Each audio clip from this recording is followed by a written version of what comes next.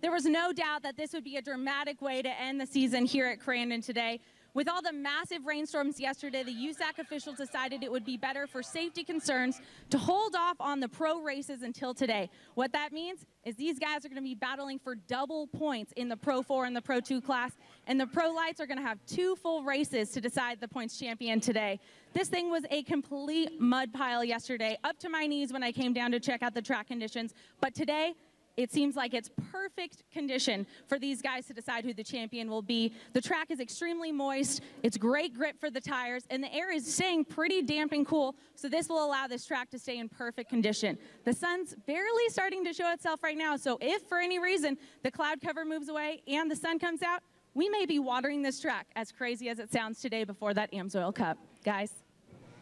I think you're right, Kelly. And you notice Kelly wearing a jacket there. It's a little bit chilly right now. The forecast has it getting in the low 70s or mid 70s, maybe even up to 80 today. Look at the points. Jared Brooks, consistency wins championship. Nobody's been more consistent than him. But you mentioned it, Keegan Kincaid. If it wasn't for the Charlotte race, he might have already clinched this thing. He's been so fast this year. That's the thing, too. And he's been experimenting, we'll call it a little bit, in that Pro 2. And he may have found a new home after Sturgis running his dad's Pro 2. But right now, I think it's all about Jared Brooks. And I'm gonna go out there and say CJ, because CJ's been, I guess, a machine. He's been bouncing back and forth from Pro 2, Pro Light, and then also now Pro 4. So the kid's really getting to learn this track, and the better you get at Pro 2 and Pro 4, the better you're going to get at Pro Light. And I think you cannot count out that guy without a doubt. No one's going to get more track time on the track today than CJ Greaves. He was signed up for the Pro 4-wheel drive.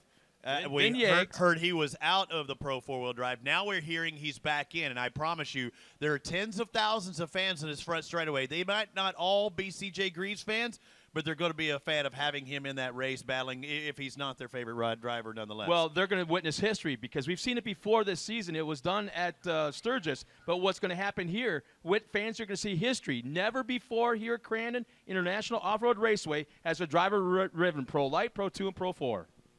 Speaking of Sturgis, you know, these are the Black Hills of South Dakota, and we had one heck of a venue for the race, but we got to kick it off there in Sturgis in a big way. Some problems for some of the drivers, but for others, it was just a walk in the park. Yeah, the elevation change was just phenomenal. I think that kind of threw a lot of the guys off base. Cam Reimers, I believe. No, that wasn't Cam. That was his teammate, Ian, having issues trying to get up. There's, once again, Jared Brooks. There's the walk in the park. Jared Brooks with that first day win. Yeah, look at that smile. Yeah, buddy. Yeah, anytime you got two hot ladies on your right and left, that's a good thing. But day 2, different story, different winner. And the track, again, the track conditions there on the second day was much better than on the first, as there was, again, the battle. And then, you know what? You can't keep out Brad Lovell. CJ Greaves off the track, comes back on, goes back up front, battles for the lead. And wins it. Yeah. It takes his, second win of the year for CJ Greaves. So Jared Brooks, CJ Greaves won both with victories, day 1 and day 2. Look at that, double row start. 27 Cowboys running. He's already cleared the field. Get the heck out of the way, Cowboy. Let's fire him up and get things going here in the Pro Lights. Here's our quick lineup. We're going to try to run it through it. Here we go. We're seconds away from the green flag. Face does. He's in the tower. CJ Greaves was just inching forward on the line. A little bump, and then he got out of it, I think, so he would not get any type of penalty. So let's find out. Looks like CJ with a good start. 4th truck from that left-hand side on the picture. Here they come into Forest County Potawatomi. Brad Lovell. And it's Brad Lovell and CJ Greaves side by side through turn 1. Now they head up into that big sweeping left-hander. CJ Greaves going to be in a little bit better position. Back in 3rd. Is that Jarrett Brooks? No, I cannot quite tell. It's either Baumgartner or Travis Dinsmore in 3rd. It's a Slico truck for sure. But CJ Greaves the lead heading into the gravel pit turn for the first time. Oh, Brad Lovell up on 2 wheels. Actually, that's Travis Dinsmore winning that 3rd spot. Sean Morris, 4th. Doug Matag back in 5th, it looks like, in the 81. Doug Matag, another guy we haven't talked about. He's in that top 4, has a chance for a championship, and he was extremely fast in the first of this season. As they cross the line, CJ Greaves has extended that lead to about 5 car lengths. Brad Lovell in 2nd, Dinsmore in 3rd, Sean Morris in 4th, Doug Matag in 5th. Matag all over Sean Morris. Morris all over Dinsmore coming through the Argonne corner. Meanwhile, CJ Greaves slowly pulling away from about 3rd on back. It is bumper to bumper. Jared Brooks still just getting roosted back there, about 2 car lengths behind Keegan Kincaid. Matag goes inside of Sean Morris at tight left-hand 180. And Matag will move up 1 spot. Sean Morris falls back. And here comes Kincaid now to the inside. He gets, you know what, there's still standing water in that starting line area, so I think if these trucks run to that standing water, that's slowing them down. That's exactly what Kincaid just did. That's the sloppiest part. One thing we also have not mentioned is the competition caution going to happen at the halfway point of this race. As you're looking at Sean Morris in the 27 there. So at the halfway, they're going to stack back up again. Keegan looks like he's aggressive. He's trying to get back up in front. He's second in points, only 16 points behind Jared Brooks. Right now, he's making up ground with Brooks behind him. And there you see the peak antifreeze, number 14 of Luke Johnson, working his way through the gravel pit turn and the rest of the field. Quick shot of Casey Curry. Yeah, Casey Curry, Good to see him in the series here this week. And you saw the 2 Monster Energy truck working his way up. Keegan Kincaid, looking at him there in the 7. Series points leader, hot on his tail. So Jarrett's trying to keep tabs on him, but Jared Brooks also has to think about 4 trucks in front of him is CJ Greaves, who's making up a boatload of points right now. Yeah, in fact, CJ's got the fastest lap of the race so far. The only driver to break the 1 minute 30 second barrier. He's in the 129s. The only driver to break the 1 minute 30 second barrier so far. Just to tell you, differential between, say, Jared Brooks in 7th. The 7th place gives you 12 points. First place gives you 25. That would be a 13-point gain just from this one race if CJ does, and the guys stay exactly where they are right now. He cut that differential in half. And now we got to throw out for the dark horse. How about Travis Dinsmore? I don't think we've seen him in the top 5 all season long, and now he's running in that 3rd spot. Almost had the whole shot coming to turn 1 at the start. Yeah, Dinsmore definitely having some struggles this season. Sits in 8th in points just behind Cam Reimers. But he was only 2 points behind Reimers, so he's trying to bump himself up in the season standings. And he's holding off Matag, one of the top guys out on that track all season long. Dinsmore just really having a great run this afternoon. So somebody just went straight through the gravel pit turn, just shot off the side of the camera angle. There's Casey Curry coming out of the gravel pit turn up toward the Traxxas launch zone. So CJ Greaves in front of Brad Lovell, Travis Dinsmore in 3rd. So 1st to 3rd, about a 5-second differential. Doug Matag into 4th, Sean Morris 5th, Keegan Kincaid back in 6th, Jared Brooks in 7th, Luke Johnson 8th, Cam Reimers, followed by Casey Curry rounding out the top 10. Meanwhile, CJ out in a zip code all of his own. He's halfway to Rhinelander right now. And that place is 30 miles away. And I thought Argonne was that way because he is gone. You are gone. That's where they come up with that name. Hometown of Kincaid, by the way. Matag, Dinsmore right there in camera off to the right side. Sean Morris. There's a great shot of Dinsmore running that number 43 Sleeko entry. They're really starting to gap out quite a bit. I'm kind of surprised. I expected a lot more light tire action, but then you think about it, this is a 1.5, maybe 2 width track rider. Somebody's pulling into the hot pits right now, I believe. Somebody's pulling the hot pits. Brock Hager, yeah. I want to say it's Brock Hager in the 12A pulled into the hot pits. There's the one bad thing, though. I think with all that water is nobody really wanted to get out of that one racing line down that straightaway. I almost wish they would tear up that straightaway a little bit and try and make it, you know, a multiple line like they would typically. Just chew it up, make it even, you know. And it looks like now Matag has gotten around Travis Dinsmore, so Matag's moved up 1 spot. And Matag 4th in points, tied with CJ Greaves. CJ Greaves still leading this thing. There's a lot of pressure going on with Jared Brooks trying to get by Keegan Kincaid as they're in that back section. Jared's starting to look a little racier now. I think he wants to pick off Keegan before this halfway point. Both those guys got to get forward fast because they need to get in front of as many cars as they can before the competition yellow. We used to say, you know, on other tracks, take your time, play the game a little bit, play that competition yellow, and then go for it in the second half. At a track this size with these speeds, you got to get as much as you can before that competition yellow, that halfway point. In the stack field too, it's not just like a couple of guys, like 2 guys out there that are highly competitive. you've got 4, 5, 6, 7 guys, anyone that can win this, from Brad Lovell to Dinsmore to CJ to Sean Morris for that fact, Keegan Kincaid. There are several guys that can win this race. You don't have any time to wait in the pro lights. And there's CJ Greaves. He got a quick shot of how big of a lead that he has right now Testing over Brad Lovell, yeah. And look at that. There's one of our Traxxas trucks, the GoPro camera monitor, right at the past the Traxxas launch zone. But CJ, you think he's taking mental notes for Pro 2 and Pro 4 for later in the day. And there's the competition yellow. Everything that kid worked for is now gone. But you know what? I don't think he minds so much. I think he's got the confidence that he's pretty much, at this point, got the field covered. Remember, he had that gap. They will close them up, and we'll see the second half of Pro Lights here shortly. When you take that checkered flag and you're standing top on the box, you're proud to have AMSL on your shirt. But I tell you what, when you take that motor apart in the dyno room and you look at those bearings and you see how great they are, you're really proud to be an AMSL driver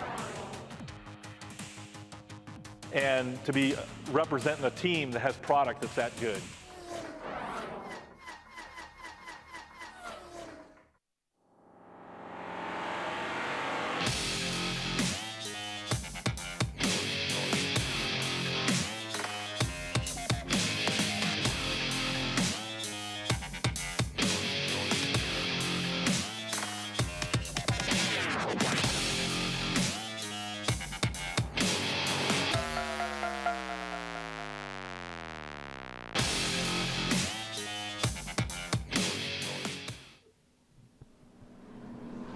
And we're back one more time as we're under competition yellow here at Crandon International Off-Road Raceway. We're at the halfway point of the Pro Light race, and we have got CJ Greaves up front, had a big lead up to that competition yellow. Now that's all gone away, and we got a brand new race. Yes, we do, and they go single file as they'll make that final straightaway there, take a right-hand turn, and along this front straightaway, they'll get back on the throttle again.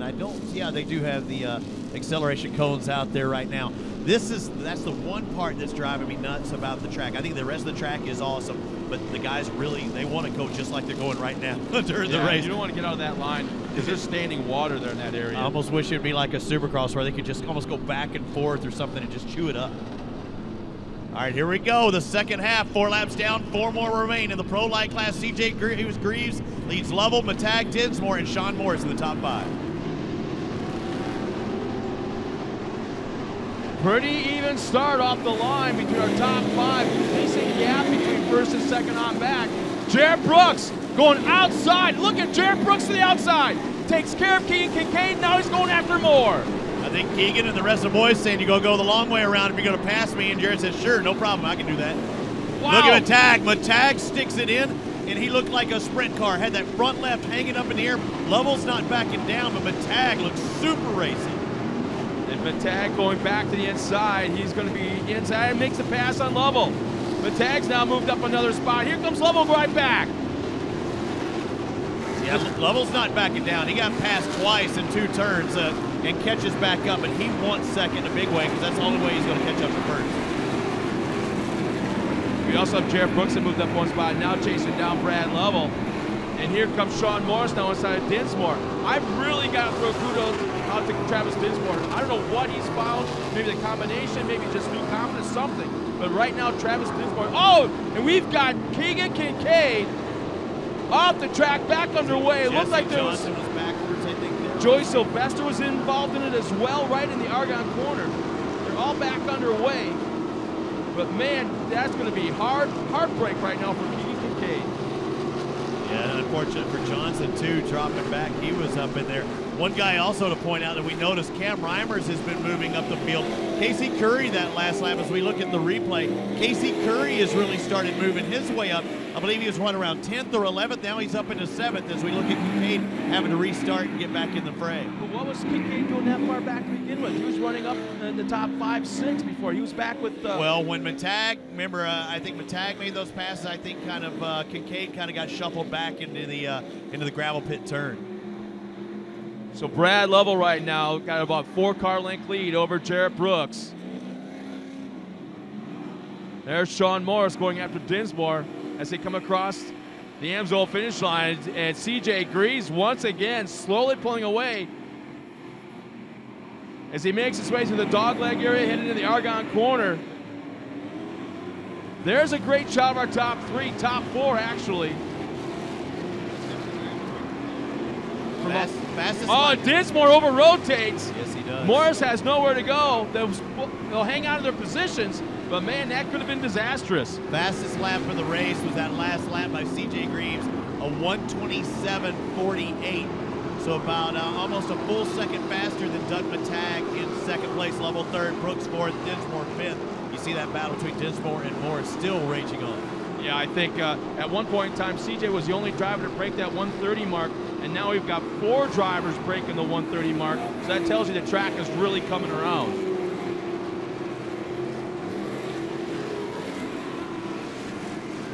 Again, it's an 8-lap race, 5 laps complete. There's a replay of Dinsmore in the Argonne corner over-rotating. Morris has nowhere to go. You know, it doesn't look so bad looking at it now, but boy, when it was happening at live speed. In slow motion, that hurts.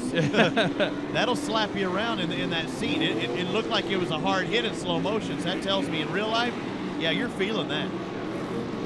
You know, it looks like C.J. Greaves doesn't have quite the lead he had at one point. Matag in second, Brad Level third, fourth, Jared Brooks, as they cross the Amsoil finish line another time.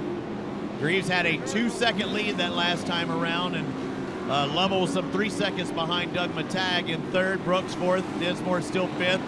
Scott Beauchaw's been hanging right around the top 10 as well. Cam Reimers in 8th. Casey Curry new to the series for the first time this year. Yeah, he's moved a couple spots. He's gone up to 7th. See if he can close in on that Morris-Dinsmore battle. Man, I'm telling you right now, the guy's got to go. Oh, Brad Lovell doing that Scandinavian flick. Oh boy! From about third on back, they gotta find something, because right now C.J. Greaves is just pulling away. The only one that really has an outside shot right now is Doug Matag.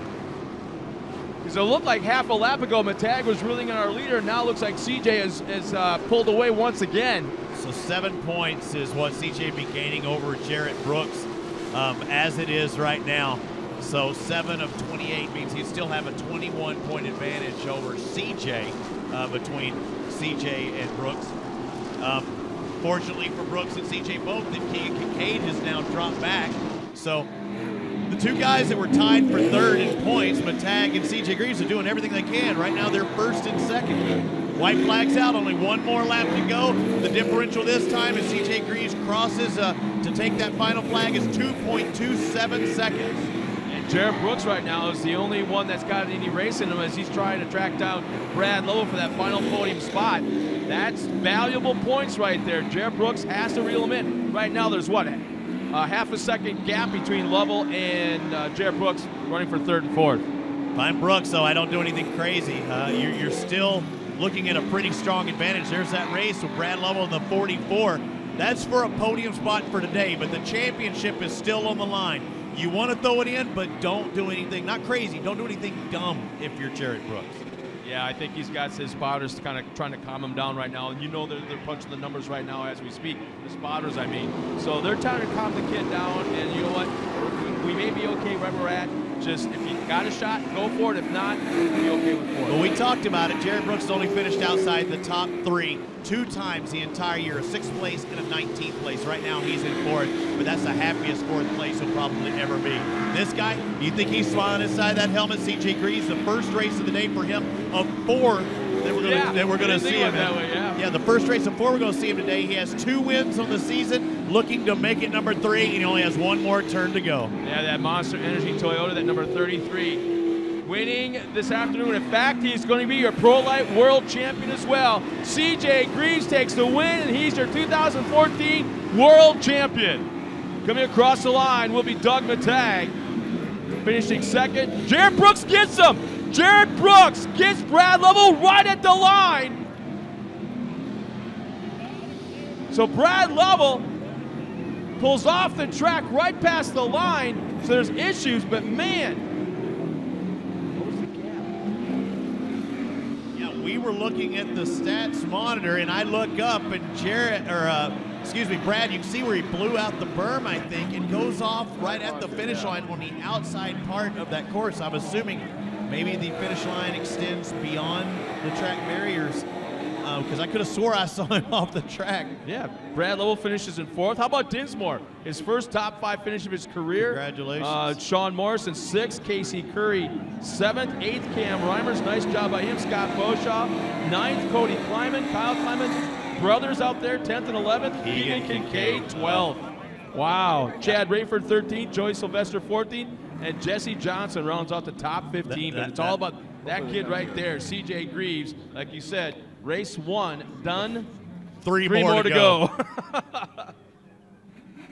We'll hear from the podium here shortly. The Pro Light winners in just a moment.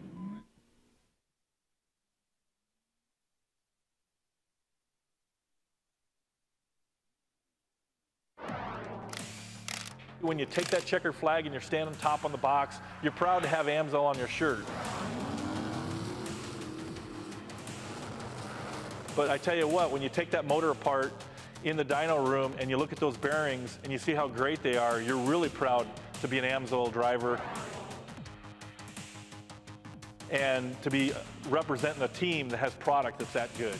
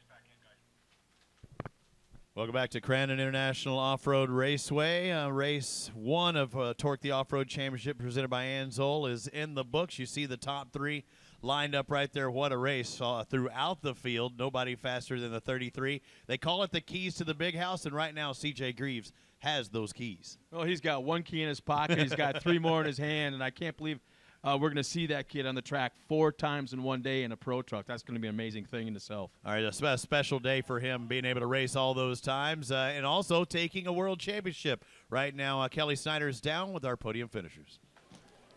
Well, thanks, guys. We'll step up here with the man who's still leading the points here in the Pro Light class, Jared Brooks. What a battle that was for you out there. Talk about that last turn in the pass on Brad Level there. Oh, yeah, I ran out of tear-offs halfway through, so I was kind of battling. I was going to just stick out for 4th. You know, today was a good points day, and, you know, I thought I was going to come home with the 4th, and I saw him. He kept making mistakes, so I just watched him. All of a sudden, I saw him make that mistake, so I was like, all right. So came in that last turn, and I saw his nose in there, so I was a little nervous, but my Cooper tires were hooking up awesome in this pretty wet track, and these guys did a good job on prepping the track, and it was still pretty fun. And Ridge Industries, Maxima, Fox Shocks, and RJ, he helped me out with a little sponsorship out there, and everyone helps me out. I'm super pumped to get up here, and today was a good points day, and we're hoping to do the same in our next race a little later. So quickly, a lot of pressure coming into today with Keegan, I think about 16 points behind you. After his not-so-good finish right now, CJ Greaves, I think he's, if you finish 24 points behind him, he could potentially take the championship today. Is that a lot of pressure on you for the next race? Oh, for sure. You know, these guys are both really fast, and you know, a little mistake, just like anything could happen. So I just want to get a good finish again and hopefully lock this up. Well, congratulations on your 3rd place, guys. Give it up, 16-year-old Jared Brooks. And moving on up to 2nd, it didn't look like anybody could catch CJ, but Doug Matag, you were so close. You kept pushing and pulling on him. How hard is it to race against a guy who's so good at this track here at Crandon? Yeah, for sure. He's fast, and it's awesome to be up on the podium in the big house. You know, this is a dream come true for most, so I'm just stoked to be up here, and I guess I'm going to have to roll a little forward on the start next time to get a win. But, you know, I'm just trying to do it fair and square, and I'm pumped with the 2nd place. I was catching him a little bit, lost him in some spots, but we're going to have to go for it in the next race, and I can't thank all my sponsors enough. Cooper tires were hooked up out there, AMSOIL, COD, everybody, Walker Evans, everybody that helps me get up here, thank you so much. If we did the math correct, you're 2 points behind CJ going into the next race. What do you think about that? Yeah, I think we're out of the championship, so now we're just going for broke. We're going for the win. That's all we want. We wanted the ring for the first race, but we're going for it the next race. It's kind of like your own mini cup race. Yeah, for sure. Checkers or wreckers. Guys, give it up. 2nd place finisher, Doug Matag. And the guy on top of the box in the Pro Light class, CJ, what a battle that was for you. Once you got out front, though, you were gone. We know this is by far one of your favorite tracks, your home track here at Crandon.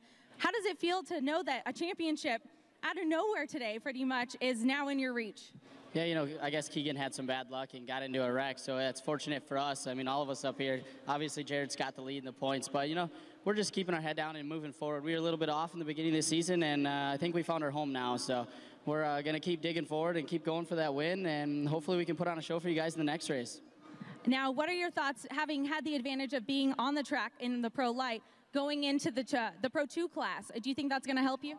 Oh, yeah, for sure. I mean, these guys, for the amount of rain we had, did a phenomenal job on the track. I mean, it's almost just as good as it is any other day. The back's a little bit more wet, but the rest of the track by the Cup race, it's going to be phenomenal. So hats off to those guys, and we're just looking forward to it and taking it race by race, and hopefully we can come out on top. But I couldn't thank all my sponsors, my family, my crew, everyone that comes out here, all you fans. You guys are the best. Monster, Toyota, Maxxis, AMSOIL, Forest County Potawatomi, Method Race Wheels, Troy Lee Designs, everyone that helps us out. Big thanks to them. I think there's a few CJ Greaves and Johnny Greaves fans out here. What do you think? Well, that's what I thought. Well, guys, let's give it up one more time for our Pro Light podium for the first race of 2 today. Jared Brooks, Doug Matag, and CJ Greaves. Doug Matag used to popping that bubbly there, as well as Jared Brooks, CJ. We'll see those guys again. The Pro Lights will get a full race a little bit later on after the Pro 2s and Pro 4s. We still have sportsman class racing today. A lot to offer here at Torc the Off-Road Championship, presented by AMSOIL, Crandon, Wisconsin style.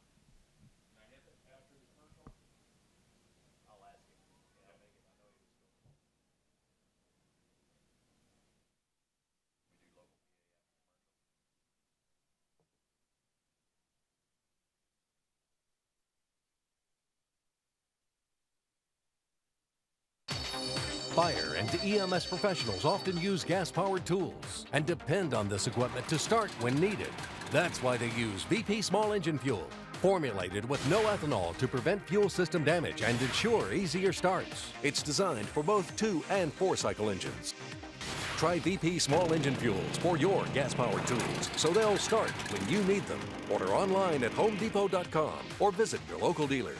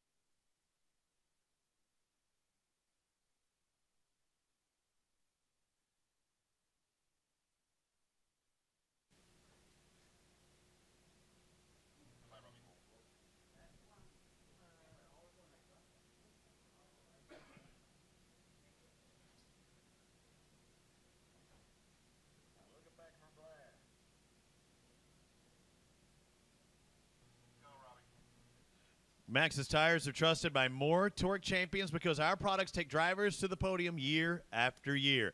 Be sure to visit the new Maxxis.com and Maxxis-Racing.com and stop by the Maxxis support truck to learn more about Maxxis tire products, including ultra-high-performance passenger, trailer, light truck, and SUV tires. Husqvarna is celebrating 325 years of innovation. Really, 325? That's a lot of years of innovation this year. Over the course of their history, they've made weapons, sewing machines, motorcycles, and outdoor power equipment. Trust Husqvarna to provide you the most efficient, durable, and ergonomically designed products on the market today. Stop by the Husqvarna display area to find out how you can save 10% on your next purchase of Husqvarna outdoor power equipment. And winning Torc drivers rely on VP Racing Fuels to keep their trucks running right, and now you can use that same technology in your car. VP additives are the perfect way to clean out your fuel system and put the power back in your drive. For more information, visit vpracingfuels.com. We still have a couple of more pro classes. We'll be back with the Pro 4s here just a moment. Fire and EMS professionals often use gas-powered tools and depend on this equipment to start when needed. That's why they use VP small engine fuel, formulated with no ethanol to prevent fuel system damage and ensure easier starts. It's designed for both 2- and 4-cycle engines. Try VP small engine fuels for your gas-powered tools so they'll start when you need them. Order online at homedepot.com or visit your local dealer.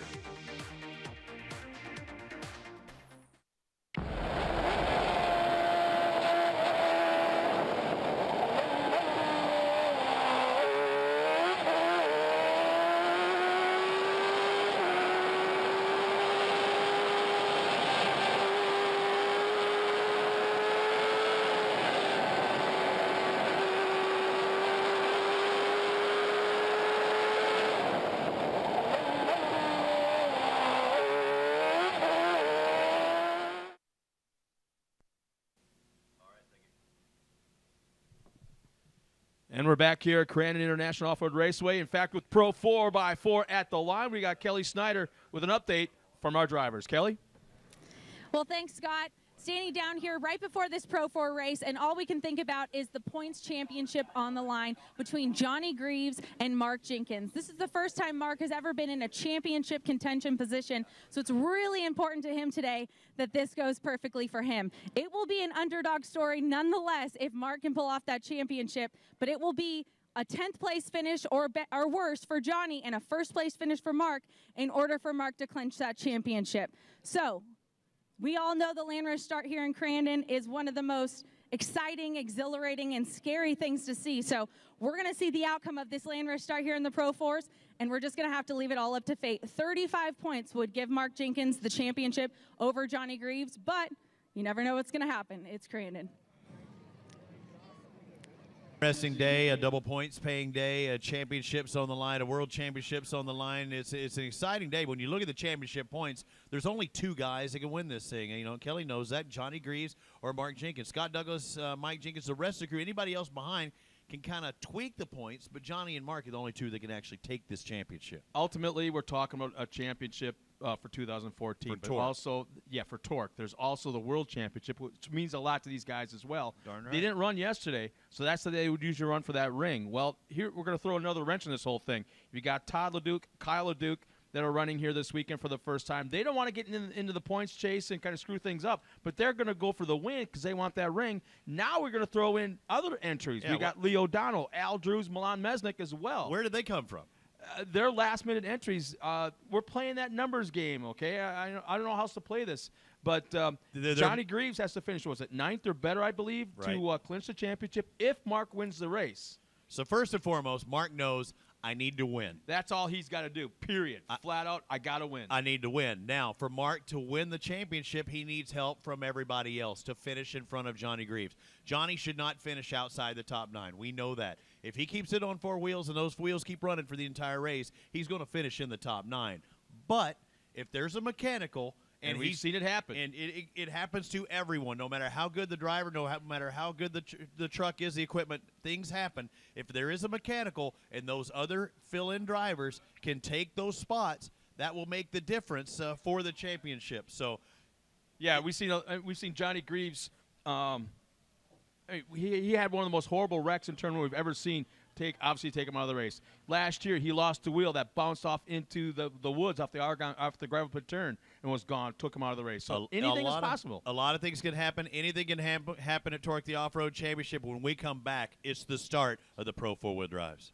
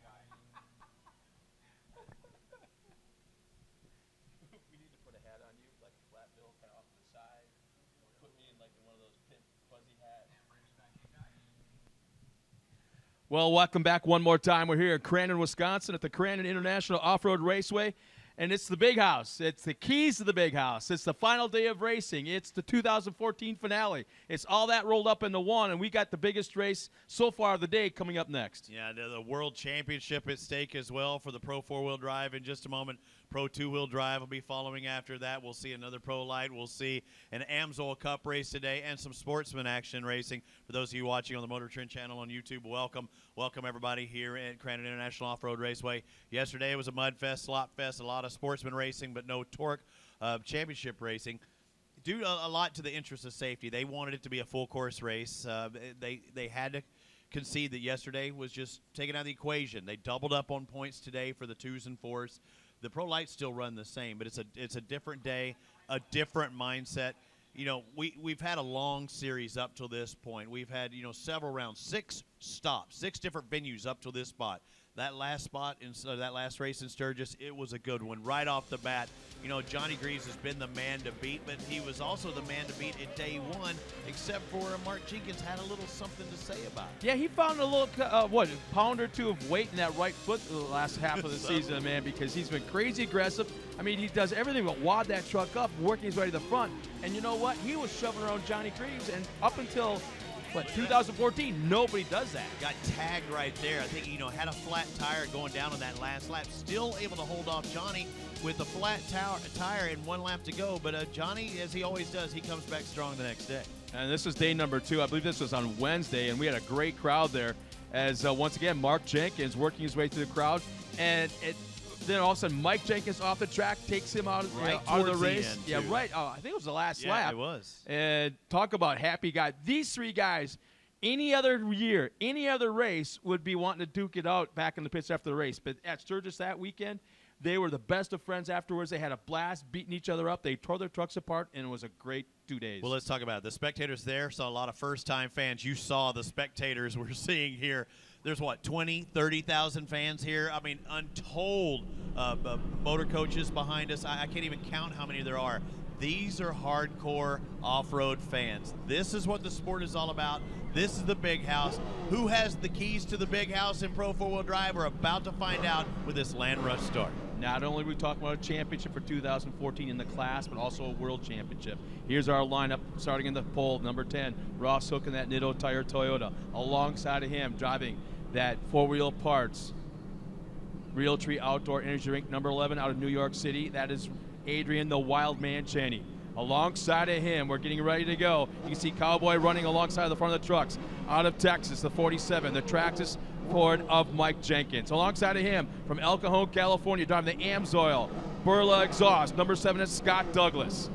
Right alongside of him, starting that fifth spot, the 25. The one man that has a shot at that man right there for the championship is the Traxxas number 25 of Mark Jenkins. Then you saw just a moment ago from Green Bay, Wisconsin, number 22, the Monster Energy Toyota of Johnny Greaves. Also out there at 7th spot. Here they come into turn 1.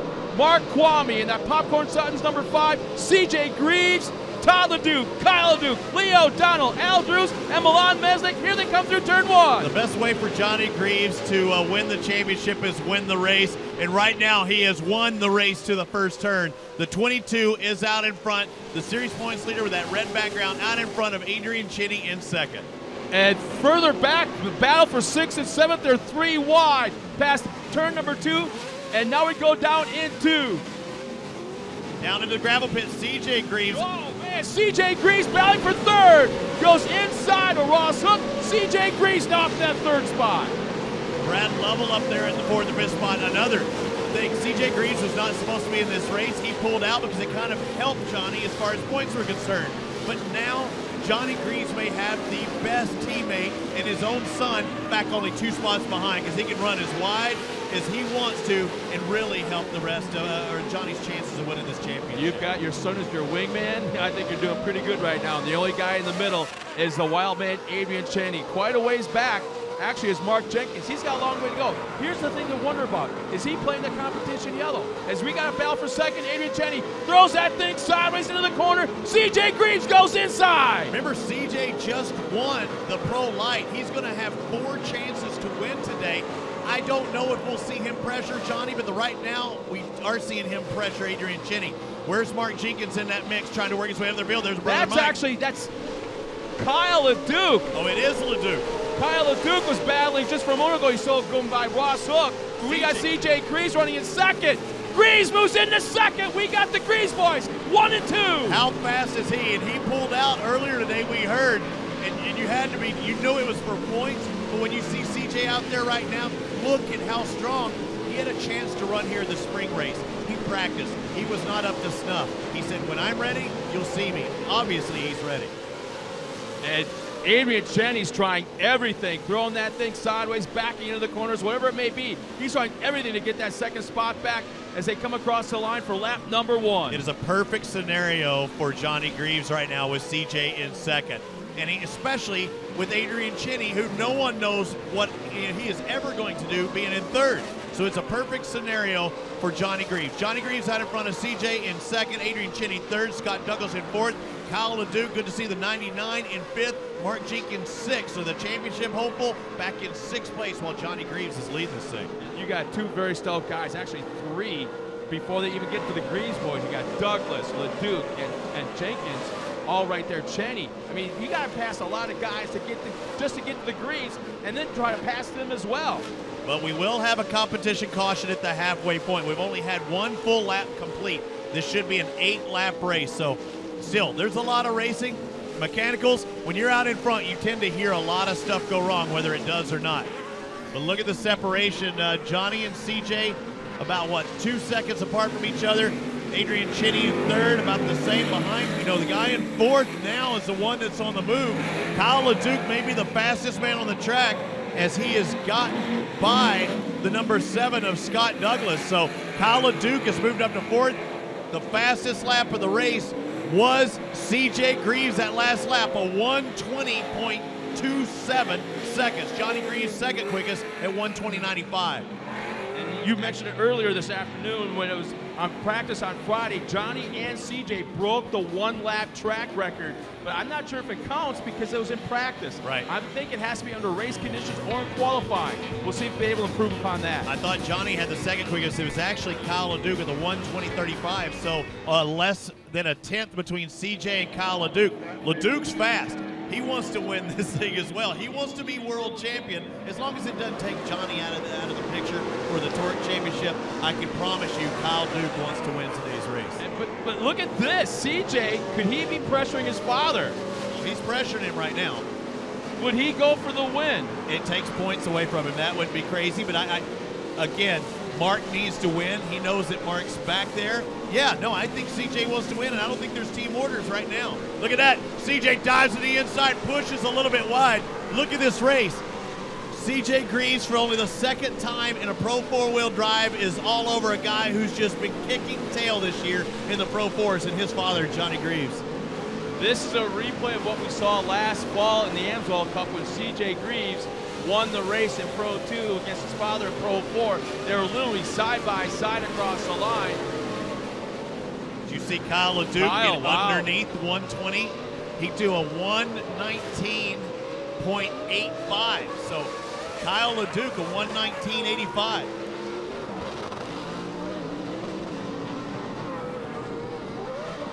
Look at the guys as they file through there. LeDuc is definitely quick. He's going to close in. It's going to be 3 monster trucks in a row here very shortly.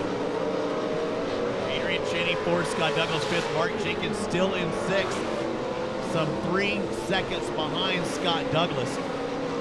Again, they'll repack at the halfway point, so. You think the boys at Monster are having a good time right about now watching this? Yeah. Wow. It makes me wonder what Ricky Johnson, who's in the TV booth, a Red Bull guy, has to be hating being in that booth right now, and maybe even Bryce Menzies. You know, a couple guys going, see what you're missing, fellas? You know, I know that there's a lot of drinking game politics going on in there, but these guys are having fun in the big house. I kind of would love to have been kind of a quiet spectator in a meeting that CJ had with his dad. Okay, if this scenario plays out, what do we do? If that scenario plays out, what do we do? And there's the competition yells that comes out.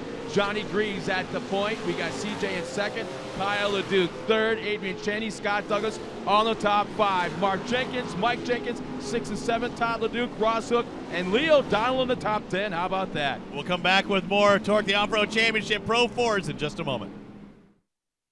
When adventure calls, count on the Trail Grappler to get you to your destination, wherever that may be. Large, innovative tread blocks provide additional biting edges to help you command the most challenging terrains as you discover new trails. The Trail Grappler's 3-ply sidewall and thick rubber construction aids puncture resistance and provides durability when you need it most. Nitto Trail Grappler, where road meets trail. What is it that makes a Husqvarna dealer a Husqvarna dealer? Well, just look close at the engineering in our outdoor power equipment. We're known for high performance and reliability in everything we make. So is it any wonder your Husqvarna dealer is also known for high performance and reliability in everything they do? With a nationwide network of Husqvarna dealers, there's one just around the corner.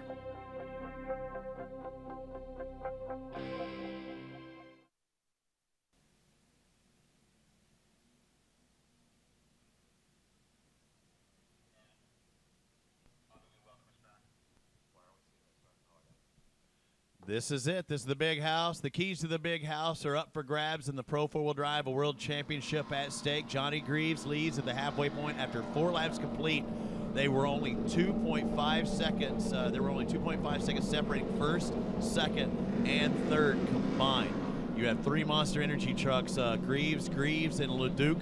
Adrian Cheney back in 4th, Scott Douglas 5th, Mark Jenkins. Now he has to turn it on. He needs to win this thing and hope for some problems for Johnny Greaves. He's going to win the championship. Johnny has an absolute perfect scenario with himself out in front and his son CJ back behind, who may be, you know, one of the he's no question one of the fastest, maybe the fastest guy on the track. Kyle Duke has the fastest lap of 1:19.4. Look at that, under 120, and Johnny Greaves a 1:20.1, the second fastest lap. Watch for a crazy bonsai move by Mark Jenkins at the start. Oh, look at LeDuc right off the start. Right now. LeDuc dove out at the start. That he did not want to settle for third. And there goes Mark Jenkins. Jenkins inside of Cheney, trying to move up one more spot. Mark Jenkins has to win.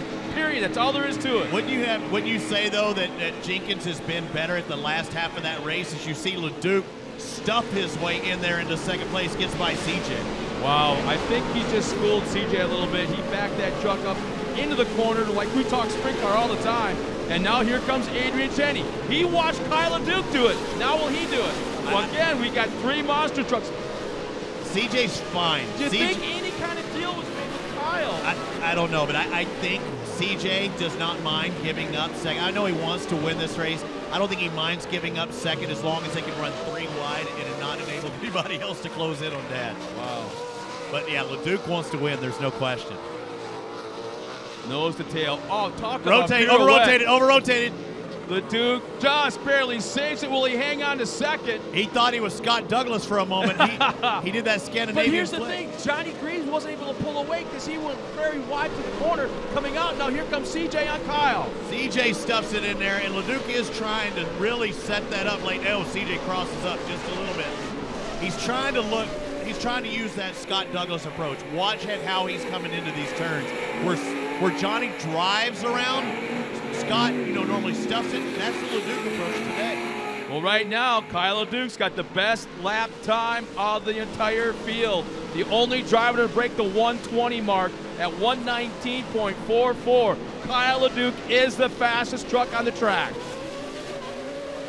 Kyle LeDuc is going for the lead. He sets up on the outside again. Look, trying to dive in. That's something we saw from Adrian Cheney at the spring race, trying to double up and going to the inside there.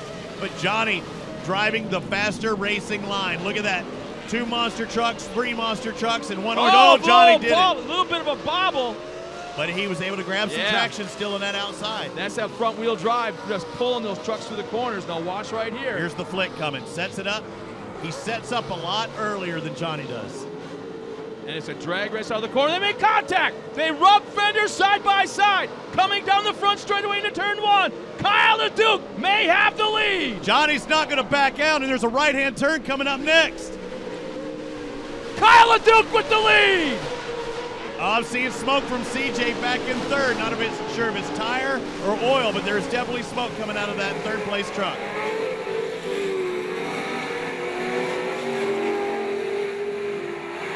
Johnny's not backing down. He's still trying to set up, going to the outside here. He's in a totally different line looking for something extra. He's doing some research right now. He's watching Kyle. Kyle is just crazy aggressive right now, throwing that truck sideways. Meanwhile, back and forth and fifth, Mark Jenkins struggling, trying to get around Avery Cheney right now. Kyle LeDuc ahead of Johnny Greaves by 0.9 seconds last time around. CJ in third, Adrian Cheney fourth, Mark Jenkins into fifth, Mike Jenkins sixth, Todd LeDuc seventh. Make that Scott Douglas seventh. The smoke we're seeing out of CJ, I believe, looks like it might be an inside right rear seal, axle seal, the way it's coming out. It's not tire smoke, it's not coming from the motor. So I'm guessing right now it's an inside rear axle seal on the left side. And we got fire on Mark Jenkins. Jenkins is pulling off the track. The only driver that has a shot at the championship over Johnny Greaves has just pulled off the track. Mark Jenkins may have a transmission fire. Now you'll see Johnny Greaves throw everything at it. Maybe it's a little too late as they're only going to have about a lap and a half left. Now that he knows that he's assured the championship, I thought we'd really see him stuff it in there on Kyle, but I don't know. Can he make up that difference with about a lap and a half to go? We'll find out real quick because I can't believe there's a couple spots. I just saw one spot where there's Blue Groove and Johnny's. And look at CJ, he's still heavy on the throttle. These three guys are just going for it right now. Well, the championship has just been decided in this race. Now it's up for the World Championship of the race as the white flag comes out. One more lap to go here in Pro 4s. The crowd's cheering them on. Pretty equal gap from first to second and back to third. Man, will CJ go after Dad, I wonder? You can. If the pass is there, make it, because like I said, he's wrapped it up. They've already talked about that. He's about to go a lap down, Martinez. But remember, he had to win this race. Yeah, there was no choice. Johnny had to finish 9th or better if Mark Jenkins won. Well, guess what? Throw off that scenario altogether as Kyle LeDuc looks so strong right now. He is pretty much taking it to Johnny, and I think it kind of caught Johnny off guard 2 laps ago when it all went down. I think so, but I don't think Johnny could race as aggressive maybe as he wanted to. Once he knew he clinched the championship, maybe he could turn it up, but it was a little bit too late. Right now, Johnny's going to get pressure for the young buck behind him. Who is this kid? Look at CJ, the son, trying to give it to Dad. Oh, man. Only about a half a lap. Actually, 2 more turns remaining. 1 left and 1 right. It was just a few years ago that Johnny Greaves was calling CJ Greaves his 401k retirement plan. How about this for a moment? CJ Greaves inside of Johnny. Well, it was a long time coming, but the kid's doing it again, all the way from California. The son of Kurt LeDuc taking the win, Kyle LeDuc in that Monster Energy number 99. Second will go to Johnny Greaves. Third, CJ Greaves in that Monster Energy Toyota. And ladies and gentlemen, you're looking at an all Monster Energy podium with Johnny Greaves, your 2014 Torc Pro 4 champion. As we catch our breath up here in the booth, we'll be right back at the podium in just a moment.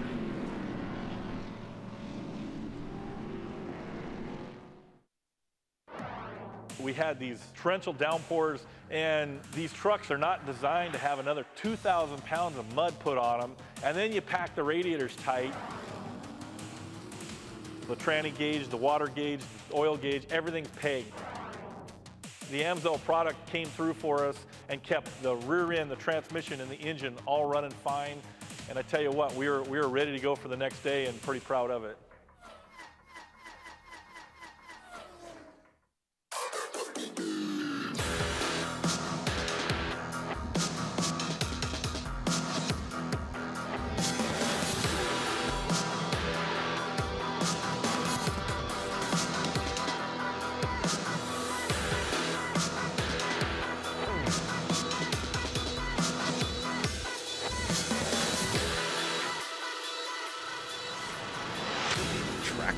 the fastest name in radio control.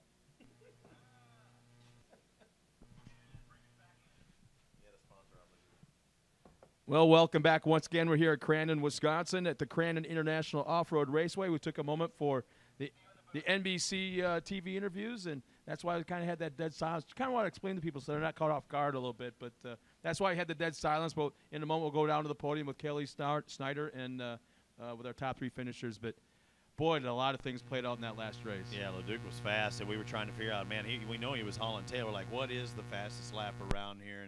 And Dave told us, a 1:19.03, and we were at a 1:19.4. So we're kind of around that spot. We might develop into that fastest lap ever at Crandon at the AMSOIL Cup here in just a moment. If they keep working on this track there, you see a live shot of Johnny and CJ walking up onto the podium. Kathy right there as well. It has to be, CJ would want to win this thing. Johnny would want to win this thing. But it has to be a special moment for Johnny to know that he's wrapped up the Torc championship and have his son on the podium with him in the race that he did so. I think it's going to be hard. No matter what he does from this point on, it's going to be very hard for him to beat that moment when his son won the AMSOIL Cup last fall. Right. But right now, I mean, the accolades are going to come in. I think if they keep doing the 1-2, 1-2, 1-2 thing, that's going to be quite a career right there. And then what about the people? What about the people at Monster? Yeah, and then there's Monster. Yeah. Something tells me this podium is going to make a lot of pictures around the country. And the Monster girls maybe even one of the better parts of that picture. You see Kyle looking at the crowd going, this is awesome. He loves it. His whole family has loved this place for so many years. I know his dad, Kurt, is here in attendance. I'm not exactly sure who was spotting for Kyle. Maybe Kurt was actually doing it himself. I'm not sure. But Kurt's won a lot of races here, won some championships. And right now, that's the man in the hour right there. He did it in a skillful way where he won the race without taking anybody out of the points championship themselves. You can't get any better than that. Yeah, he was charging hard. Again, I think Johnny was trying hard to win the race, but he didn't want to put a championship on the line. I think earlier on he didn't run as hard as LeDuc was, but we'll have to find out for sure from them. Kelly, Snyder's down there trackside with our podium finishers. Well, thanks, guys. Standing by with our 3rd place finisher. You just saw him dominate that Pro Light class. Now, for the first time, landing on the podium in the Pro 4. This is what your fans have been waiting for all season long. You told me Crandon, the brush run, that's when you're going to see this Pro 4 excel. Yeah, I mean, what do you guys think? Monster 1, 2, 3. Hopefully we put on a show for you guys. I mean, that was everything we had. We had a championship to win as well. So, it was a last-minute decision to throw that truck out there. But I can't thank my crew, Monster, Toyota, Maxxis, AMSOIL, Forest County Potawatomi, Method Race Wheels, all you fans for coming out here. Fox Shocks, glad to have this guy out here. Hopefully we can do some more battle in the Cup race. Well, I think he's coming for you guys. Have you made the decision, Pro 2, Pro 4? We'll see after this next race. Well, congratulations, and congrats on unofficially, we're still calculating the points, but Johnny Greaves with the Pro 4 champion this season. Yeah, 2 times. Next year might be a little bit tougher. Uh-oh. Congratulations, guys. Give it up, CJ Greaves, 3rd place finisher. And now, I'm pretty sure the most excited guy on this podium today. This has been a long, hard-fought battle for you this season. Just talk to the fans about that race out there in particular, but more than that, it's the 2014 championship race that you just dominated. So congratulations, Johnny. Thanks a lot. And I got to thank these fans for being here. I mean, look at this crowd that never goes away. And, man, I came up here by Vic Ferrari last night and partied with them for a little bit, and they wouldn't let me go back. So I wasn't sure how I was going to react today. But we're having such a good time here. And I got to thank the Crandon Raceway. They're doing such an awesome job at getting us through what Mother Nature throws at us. And, my team, I mean, we're just hanging in there. And we had a lot to think about going into that race because I really had to, use my head. And it was like, do we go for a start? Do we lay up? Do we count points? And I said, you know what? Screw that. I'm not the kind of guy that lays up for anything, so we're going for it.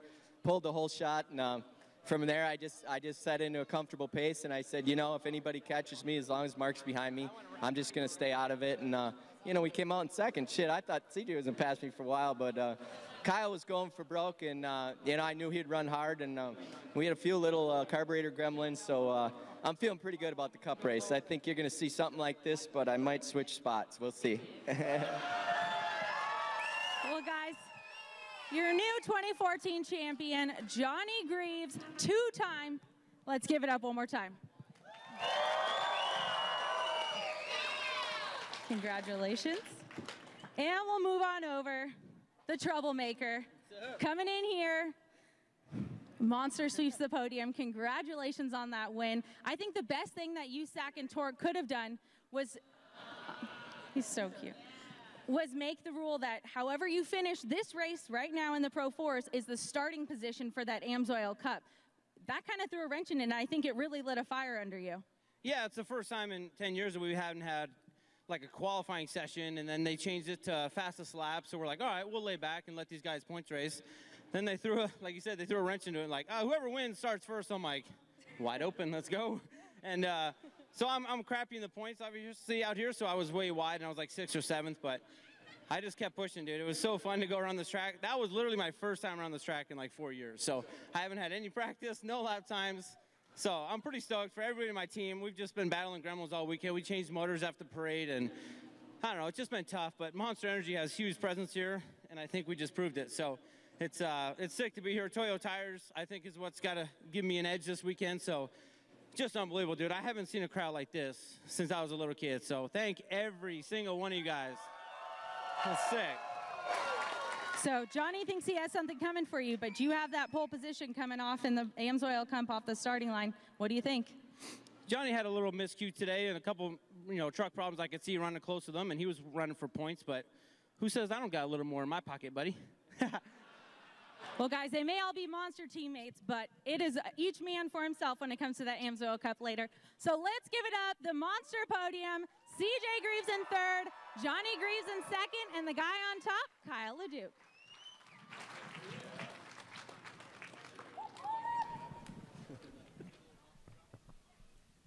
Happy times up on the victory podium. Thank you, Kelly. And, yeah, Monster's loving this, and they still get to see those guys as well as the next class we're going to see in that AMSOIL Cup a little bit later. AMSOIL is our presenting sponsor, and they put their money where their mouth is with that AMSOIL Cup coming up at the end. And that's going to be a good one that we haven't really talked about because we throw the 2s and the 4s together, and they're racing for points in there now, which is a little different than usual. Or no, they're not racing for points. They're just racing for big dollars, yeah, and a big trophy and your name and infamy on and that the pride trophy. of knowing that if you're a Pro 2 driver that you could possibly beat a Pro 4. Even though it's a staggered start, it's still quite the accomplishment. But in the spring race, we saw that happen with Chad Hort. Chad Hort not only won the race, he dominated and actually ran away, pulled away from the Pro 4s. It was everything Adrian Cheney could do to try and reel him in. And you know what? We got a lot of racing to go. We've got the AMSOIL Cup you mentioned, but more so than we've also got the Pro 2 coming up next. And right now, we'll take a step aside, take a quick break, and we'll be right back with our Pro 2. Emergency safety crews depend on their gas-powered equipment to start when they need it. That's why they use VP small engine fuels, formulated with no ethanol to prevent fuel system damage and ensure easier starts. Designed for both 2- and 4-cycle engines. Try VP small engine fuels for your gas-powered tools so they'll start when you need them. Order online at homedepot.com or visit your local dealer.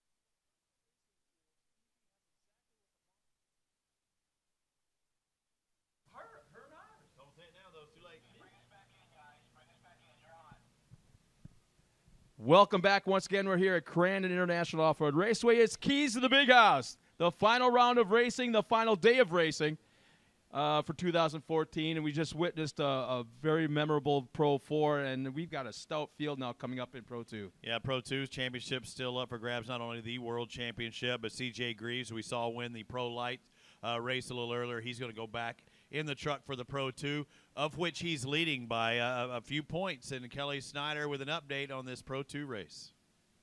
Well, thanks, Robbie. With 28 points right now separating Chad Horde from CJ Greaves in the top spot, this race will also decide the new 2014 champion. We just saw the last race. CJ has podiumed twice now today. First place in the Pro Lights, third place in the Pro 4s. Now he's jumping into the battle where he's currently the points leader. So this is the most important race for him. He's had some really good luck, but never count out Chad Horde. He is a competitor, and he will not go down without a fight. Another fun thing to watch for, Sheldon Creed, 16 years old, driving the number 47, the Traxxas Black Pro 2 out here. Sheldon's only 16, has raced here for the first time on Friday during the practice round and had the third fastest practice time. So first time at Crandon, third fastest truck. That's a pretty good story to talk about. But this is going to be the battle between Chad Hordes and CJ Greaves, so look out. Those guys are going to be battling for the championship. Thank you, Kelly. You're exactly right. The thing that's kind of tough when you're the leader in this and you know that you have double points, when you look at those points, 28 points separate first from second.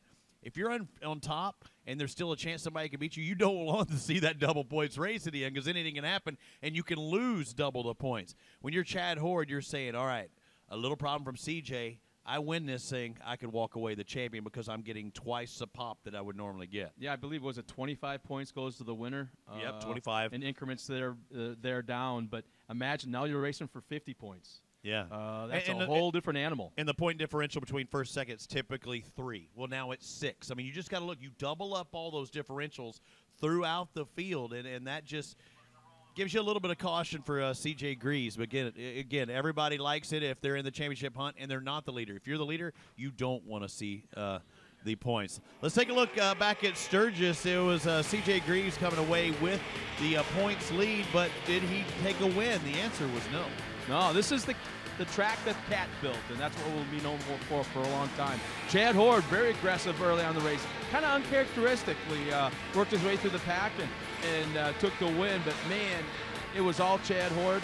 There's a Barlow right there, kind of giving him all his one of the guys. Very good run for Barlow, though, by the way, too, in that Cat. The surprise in the Pro 2 was Kincaid. Not that Jeff Kincaid wasn't in it. It was Keegan actually got to drive his truck. And for the first time, he goes out there and shows just how fast that truck could go, and Keegan wins the thing. Well, it was Jeff's truck that he wadded up, Jeff did, on practice, so that truck was out. He got Mike Jenkins' Pro 2, ran Jeff's number with his name on it, and he showed the way around the track. And oh, my gosh, was he fast. And got points for the team because that as a combined entry, it's like an entrant point. He just filled in for that particular race. There's your 2 championship hopefuls.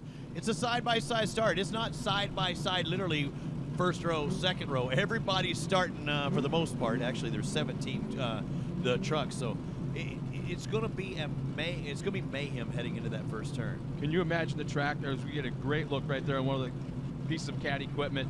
Can you imagine what this track was like? That if we didn't have these things here this weekend, what this track would be like? Talk about the track that CAT built. It looks like they're building rebuilding this track.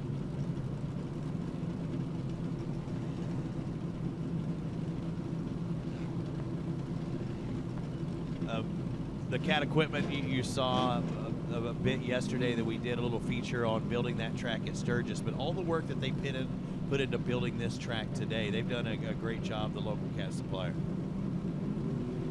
It's good. It's nice to have good equipment, but I mean, you know, you've got the professionals driving it, but you've got all this nice, fresh stuff. My buddy had to go to Medellin, Colombia to build a track there, I think, for Endurocross or something. he talked about, I basically had this CAT this week, and I had to drive a turd down in Colombia. And he said, oh, God, it makes all the difference in the world. All right, you see Tony Bachkoven down there doing a little, that's actually going to be the stand-up for the NBC show. And I know I could go ahead and cannot talk too loud. It looks like it's all one row. There's 17 trucks in the lineup, the largest field of Pro 2s, all in 2014. It looked like all in one row, so there won't be 2 rows. We'll get another look at it possibly, but yeah, I mean, Jason Becker from Caterpillar, and he's got his staff here this weekend. We hope they're having a great time. And what better way to market your equipment with heavy, sloppy, gooey mud being shoved out to the side? Then you got to try and work it back in. I don't even know what the diesel fuel bill is going to be this weekend. For all you do, this mud's for you. Hey, oh, never mind. It's like I knew I've heard that before. Just replace the B with an M. So Chad Horde still has a chance at this championship. Look at that field. I see one truck back there on the second row possibly. Nick Tyree on the inside, and that white number 91 built and I believe prepped by Key Stamper from right down the road. 12 races so far. You know, we've been at 6 different venues, 2 races at each stop. 12 races. Hey man, is that a I'm looking at the lineup right now, and I only see 2 trucks in the second row. And that's a choice. You can either go to the outside, which somebody is way to the right side of this track. But they're going to get in that dry line. If they get into that racing line where there's been a lot of grip, I would almost say, okay, I can deal with a longer way because I know I'm going to be faster than maybe a sloppier inside line. So typically, I would never do that, but in that case, if you can get on that single track path, you know you're going to be hooking up. Well, it all depends on how smooth it is because there's actually 2 very pretty stout bumps on the way into turn number 1. So I'm not exactly sure.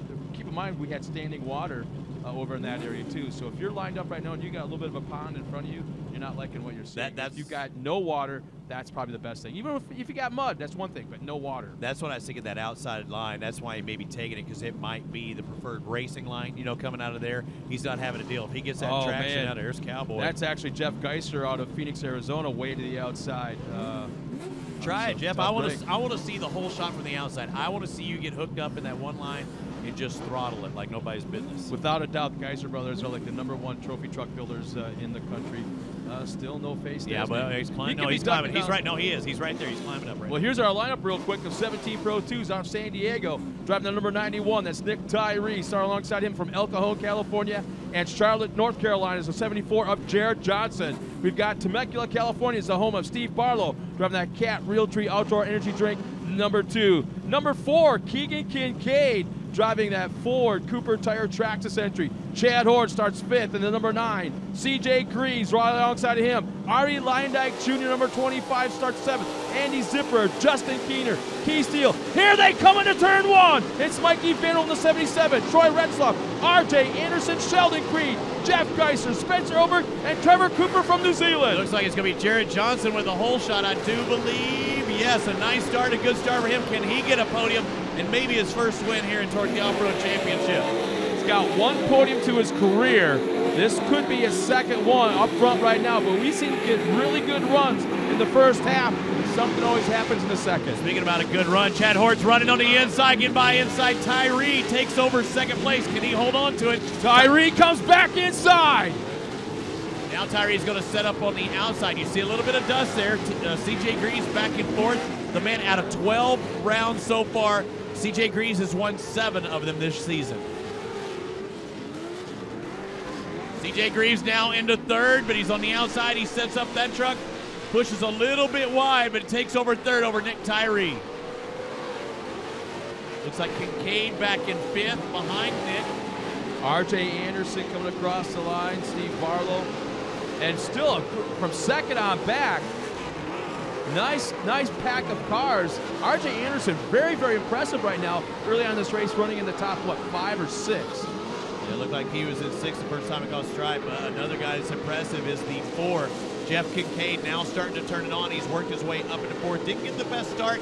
He's in 4th, has a little gap in front of him. CJ Greaves, the next driver, the one that, you know, he's been trying to beat all year and has done so on a couple occasions in other classes. But we're talking about Pro 2s here, and he has 1 win to his credit. Chad Horde on the outside going through turn 2, down the backstretch, past the skybox, trying a different line. There's a shot of that Monster Energy Polaris of RJ Anderson. And look at Chad Horde. You can see he's setting up Jared Johnson. CJ Greaves trying to sneak to the inside. for every setup that Chad has on Johnson, CJ is able to dive inside on a line that he might want to take a little bit better. You can't drive looking behind you if you're Chad Horde, but if you open up the door, you know CJ is going to just bust right through it. Well, in a very strange way of putting it, he does have eyes in the back of his head because he's got spotters. So he's able to judge what's in front of him and listen to what's going on behind him via the spotters. So that might be advantageous. But once again, Jarrett Johnson, great early run. He has done so much work to that truck since last year. Basically put on a 400-pound diet of that thing. Just cutting that thing apart. Husqvarna colors out in front, blue and white, red in second of Chad Horde. Chad Horde sets up to the inside. He's just trying to hold the inside period there and keep CJ to the outside. Boy, Chad, that was the approach. I'm going to slow down and go faster. He wasn't trying to throw it in there. He was trying to steer it underneath. That was something. He was going to try something. What the heck? Sometimes slower is faster. You never quite know. So he took a shot at it. CJ Greaves had nowhere to go, so he still maintains third. And how about was that Kincaid running in the fourth spot? RJ Anderson up the fifth. And RJ is the one that's kind of turned it on. Even though Chad Horde had the fastest lap of the race, the only guy in the 124.5 range, 124.58. I think RJ might be, starting to turn it up. Oh, what happened to Johnson? Johnson broke some way, somehow, goes from first to worst all in one turn. You talked about he's been up front and just couldn't keep it going the entire race. In another instance where that happens. And that's all he does is work on that truck, him and his crew, man. That thing they work so hard on it. Tough break again. Such a great first couple laps. He starts to, Troy Retzloff. I don't see where I'm going. Retzloff can't see. Something happened, whether he, no damage to the front bumper. Throw it down, pull the pins. Surely the safety crew can do that and let him go back out there. This changes the complexion. Now we got Chad Horde running up front. CJ Greaves second. Kincaid and RJ Anderson now into fourth. RJ, I think, is really worked up into that fourth spot, even though you see these top three that are kind of by themselves. When we re-rack at the halfway point, RJ is really going to be a lot closer. But here is Chad Horde and CJ putting on a show like they've done all year. CJ with 7 wins, Chad Horde with 3 on the season. And CJ Greaves tried exactly what Chad Horde did a couple laps ago. Just tiptoe into that corner and drive around. Didn't throw that truck sideways whatsoever, trying something new all on his own. I think Kincaid has a good feel for this race. He's watching what's going on in front of him. He's worked his way into third. He didn't start out in third. I think he's going to be another guy at the end of this race that's going to be one to contend with. Man, I don't know what notebook Chad Horde has been digging into, but whatever it is, it's been working the last 3 rounds of racing here at Crandon, that he has been the quickest go-to in any one of the points races or the cup races. We watch the timing right now. He's the fastest Pro 2, even over CJ, and he's getting faster. He got faster, 124.386. Well, let's compare that to what, a 119 we saw earlier in the Pro 4. That's not bad. No, 5-second gap. It is good, but remember, that was the last race we seen. We saw Chad turning quicker times than whoever finished second in the Spring Cup race. So it's not necessarily in the two-wheel drive favor right now, especially when they go back to back. So pretty equal gap from first to second, third, and fourth. No one else is in the picture after RJ Anderson. How about that? So, 22, 21 years old? And never raced here before? And good to see him here. Yeah, great to see him here with his dad, Randy, and Walker Evans. Walker Evans is his dad? I'm messing with you. Just I try to stir it up on the internet. You never know what's going to happen. What do we have? 3 laps down, 4 laps. Should be the halfway point. Chad Horde still with the quickest lap of the race, a 124.39. And for the championship in the Torc Series, CJ is in a great spot. He had a 28-point advantage. He has a guy just in front of him. He's only losing 6 points there. You win by 22, you win by 1, you're still winning. But when you have your chief rival straight in front of you, that's a good thing. As the cross flags do come out, we have a competition. Yellow, it's a halfway point of this race. Competition caution. We're going to re-rack them as Chad Horde, CJ Greaves, Jeff Kincaid, RJ Anderson, and Keith Steele round out the top 5. We'll find out who can win this thing when we come back to Crandon right after this.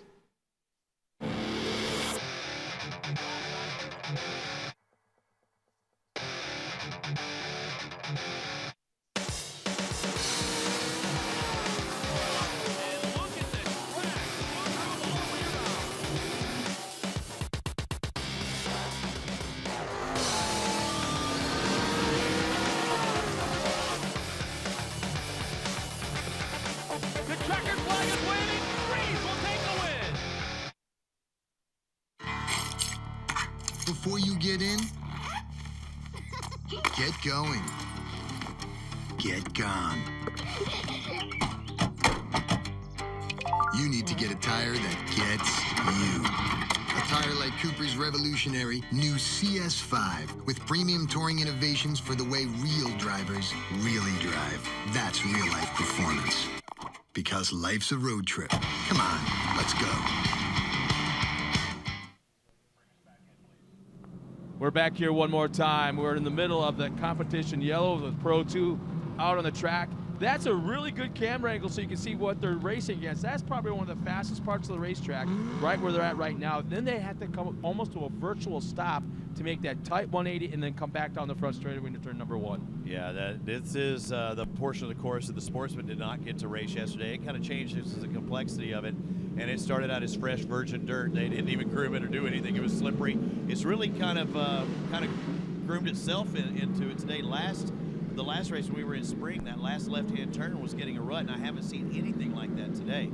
There's coming down the front straight. Look at these die-hard off-road racing fans. Look at that. I'm looking at the crowd, and then also I happen to glance over at the clock, and I see that on the last lap before the competition yellow, CJ Greaves now has the fastest lap time, a 124.1. Oh, no, it changed. R.J. Anderson got you're right. Yeah, R.J. Anderson, a 123.99, the only driver to break the 124 mark. How about that? Yeah, R.J., I said, when they regrouped, he still had a chance. Same thing with Jeff Kincaid, but Chad Horton wants to win, and he's hoping for some problems with CJ Greaves so he can win this Torc championship. It's a double points race for these guys. We're rounds 4, 13, and 14 combined, so a win doesn't give you 25, it gives you 50 points. Oh, Steve Barlow off the track. Whether he had help or not, I don't know. But he all of a sudden was off the track trying to get back on. He'll lose a couple spots. Anderson going inside of Kincaid, trying to take a spot away. And just couldn't quite get the drive. I like the effort. Might have lost a little bit of ground, but that outside line, it might be He's got to start taking chances like that. We got a couple laps to go, but he's got to start taking chances like that. What about Keegan, though? In the Pro 2s here, I mean, he's strong and running it hard in third. I think he's got something for these guys in first and second, don't you think? Well, then also there's Mikey Vanwell running in the top 4. Oh, we got big-time action at the Amsoil finish line. There's a truck on its side, nearly blocking the track. Now, it looks like it might be Nick. Is that Nick Tyree? All I see is a white body. Now it looks like a flash fire. Fire underneath the bottom of it. And I don't think the course workers can see, but yeah, a little fire underneath there. Oh, it's spinning around is CJ Greaves. Greaves goes around to that 180. He'll lose 4 spots. CJ Greaves now well back in the pack, behind Mikey Vanderbilt, behind Keegan Kincaid, as we got action at the Amsoil finish line. Chad Hoare still maintains the lead. R.J. Anderson in the second. And that's what CJ did not want to have happen, because remember, Chad Hoare is getting double points for this. If he can win this, R.J. Anderson might have. And now CJ's passing under the yellow. CJ just passed under the yellow flag. It's a full course yellow, so they're going to have to back them all up again. So he didn't see it. That was close, though. He'll give that position back up. And that's what we were talking about. We didn't see it on camera, but it was the 76 of Andy Zipperer that was upside down, just heading towards the finish line on that last lap. About 4 cars got together. He was upside down and on fire for just a moment. The crowd got to see it here. I know the fans watching around the world, you were watching that great race up in front. But, yeah, CJ has dropped back. Definitely, he didn't want to put him in the mix back there with other guys that are not in with the championship, in the championship hunt. Well, my question for you is, I'm not sure, do we have a scoring loops all around this racetrack, or just at the start-finish line? No, I think we just have. Yeah, we don't have. I don't think we have segments here. We just got information that here's a replay of CJ Greaves getting sideways or over-rotating in that tight left-hand 180. We're not sure. Maybe we can get a look at it. Kincaid. That might be where we're getting reports now. There's Zipper. Now watch closely. Where are we at here? I don't know. Live for the replay booth. We've got to see it, because we're getting reports now of something very, very big right now. And until we see it, I really am afraid to say anything about it. But you know what? You're going to see it in just a moment, because as our pace truck comes around the corner and goes underneath the Amsoil finish line, you're going to see a black flag come out for the number 4 of Jeff Kincaid.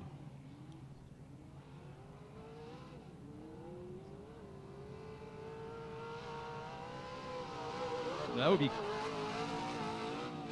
Well, it's Keegan driving. I'm sorry. Keegan's getting the black flag in that number 4. We've got reports that Keegan's getting the black flag in the number 4, but I did not see it in hand that time by. And now here's the other thing. We didn't go past the scoring loop with RJ Anderson. Before. We go to the last scored lap, so CJ gets his position back. Oh, loving that. Loving that if you're CJ, and he got extremely lucky right there. Because instead of being back in 6th or so, and again, double points, mind you, so that means double the point losses or double point loss for CJ Greaves. Now he's going to be back up in 2nd. He has to hope, as fast as RJ Anderson is, that he doesn't run him in there. How would you like to be RJ? You went from 2nd back to 4th. Yeah, and you earned that spot. He's fast. I mean, he's been fast. And we haven't even completed a lap, I'm going to say then, right? Because if you go back to that last lap, we're still only 4 laps complete, so we have still the entire second half of the race to go. So still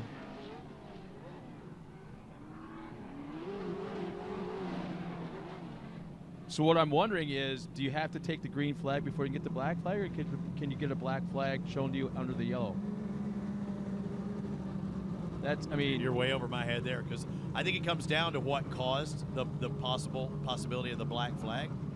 Well, we're being told you're already under the yellow, then we'll try to verify, but we were told previously that Keegan was getting the black flag. Yeah, but if you didn't have a lap, how can you get the black flag? But if you brought out the full course caution that negated that, then yeah, I can understand that. But we have yet to see what the black flag could have been called for. We'll try and get you that. So obviously, I don't think it was actually even shown yet. Super Dave up here, he's our ears. Keegan would have pulled off and served it right away, but. Now watch closely. Right there's that white number 4. Watch Keegan. We'll see if he goes into the hot pits. That means he's serving the black flag. I don't see him going in that direction just yet. So when we saw CJ in that hairpin spinning around. We got a USAC official going out into the race line. Is he talking to Keegan right now? Yeah. It looks like he is. Yeah, he is. So when they went to that hairpin and CJ spun, the cause of that spin was reportedly Keegan Kincaid.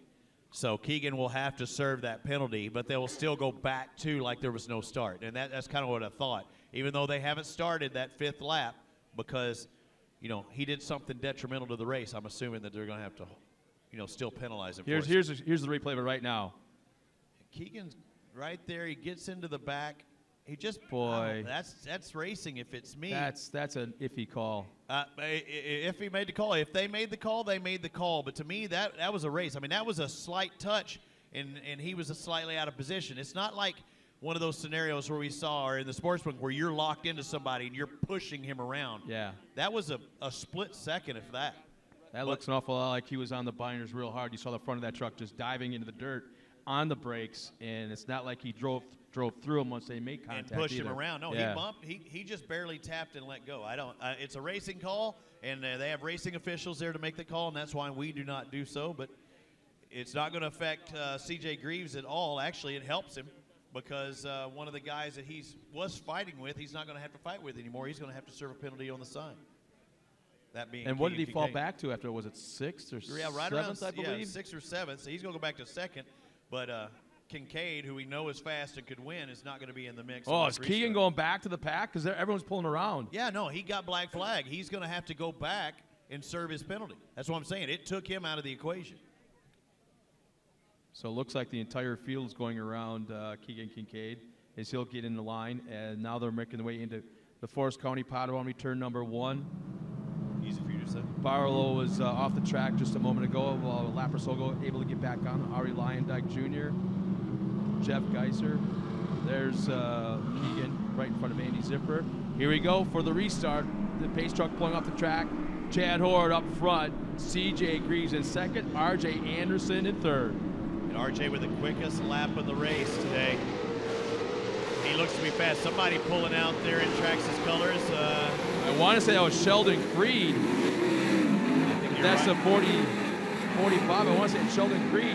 That might be an issue. reason being you have to follow the leader until you complete that first hit. Oh, he's getting something with Sheldon Creed. I think he's being told to pull off to the side and let positions go by unless he's got a mechanical issue. Sheldon Creed is falling back now. Yeah, I saw, who was it, Ari Lyndike Jr. working his way up just a little bit in that gunk truck. Former Bachelorette star. Horde, Grease. How about Mikey Vanderbilt running the top 4? Yep. RJ Anderson still in third. But we're into the second half of this race. We've already had our competition caution. Anderson, we saw how fast he was, worked up to second. And Nick Tyree goes around just at the top of the screen. Nick Tyree goes by. And we just got reports the 47 of Sheldon Creed is getting the black flag. Black flag for Sheldon Creed. Have to stay in line after that on that first jump, and he pulled out before that happened. So that's what happened for him. They call it jumping the start. So black flag for him.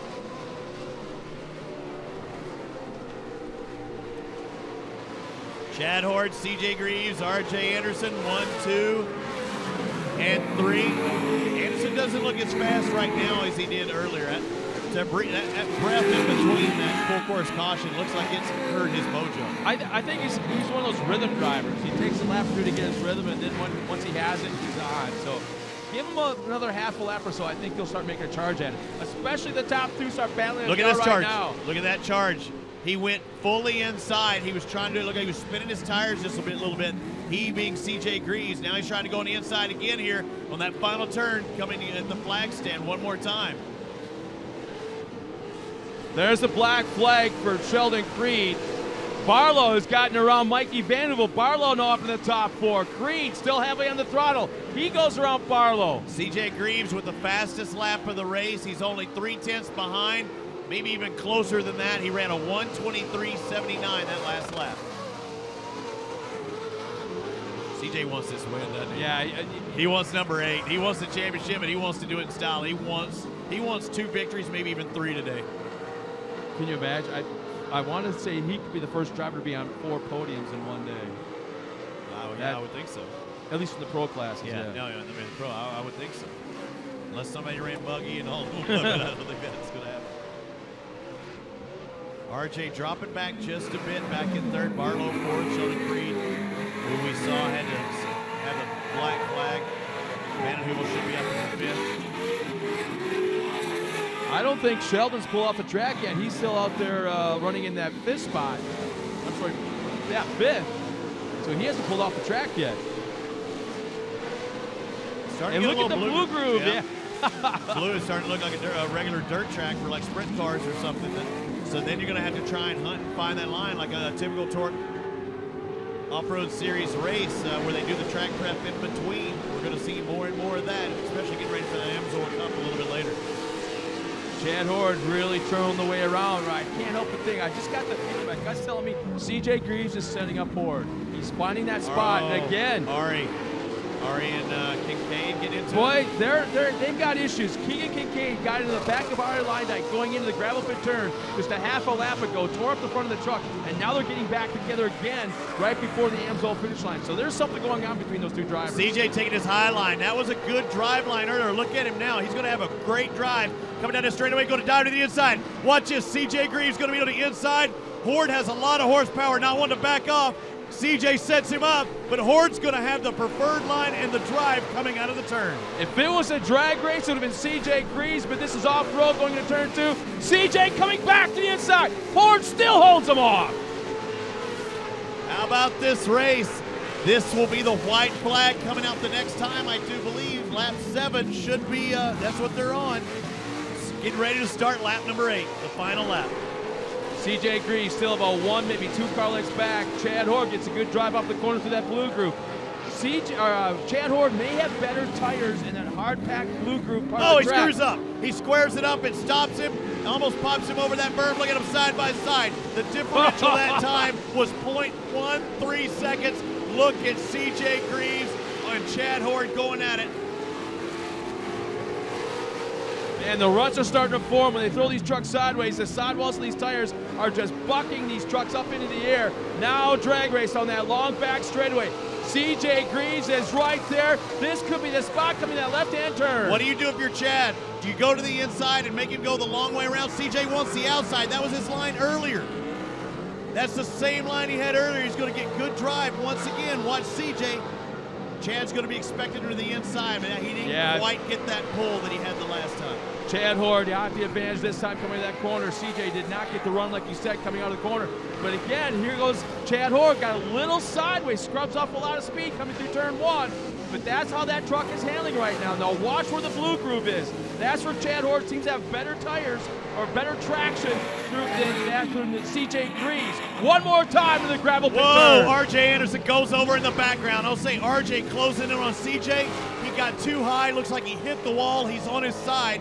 So the checker flag will come out shortly. There's yellow flags waving in that left-hand sweeper. Here he is, your pro two-wheel drive victor for today. Ladies and gentlemen, from Phelps, Michigan, does it again. Here's your 2014 World Champion, Chad Horde. And I also believe, unofficially at this point, but we're going to call it the 2014 Pro 2 Class Champion, CJ Greaves.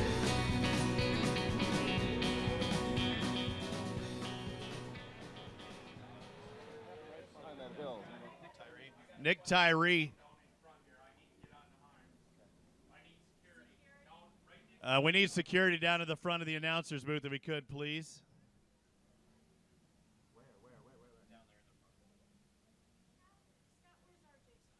So there you see the number 9 of Chad Horde, CJ. They're giving each other some love over there. They're telling them to go over to the victory podium. What a race these two guys put on. Throw in RJ Anderson in the mix as well. He ran it in there maybe a little bit too hard on that last lap, and it cost him. So Chad Horde wins the battle. CJ Greaves wins the war. So victory donuts for Horde. We'll hear from him when we return to Torque, the Off-Road Championship presented by AMSOIL right after this. Ready. Drive. And 90 degrees up on 2 wheels. Fly.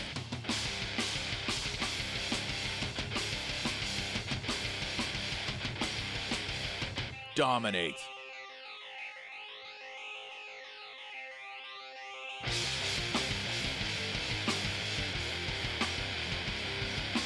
Celebrate. MagnaFlow. What is Monster? It's killing tires on the ultimate Gymkhana course.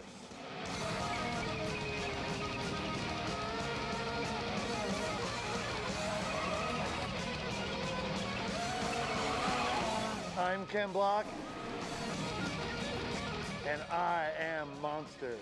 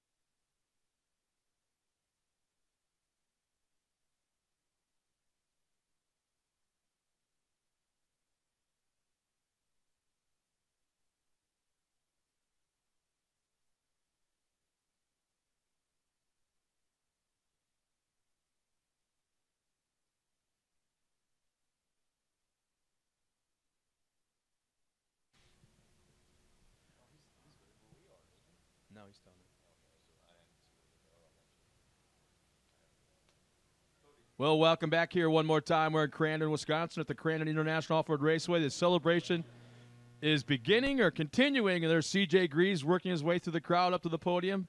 Just a moment ago, there's Chad Horde. He has a full set of trophies, a first, a second, and a third so far.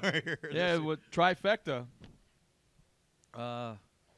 It's man, how to be so young, so fast.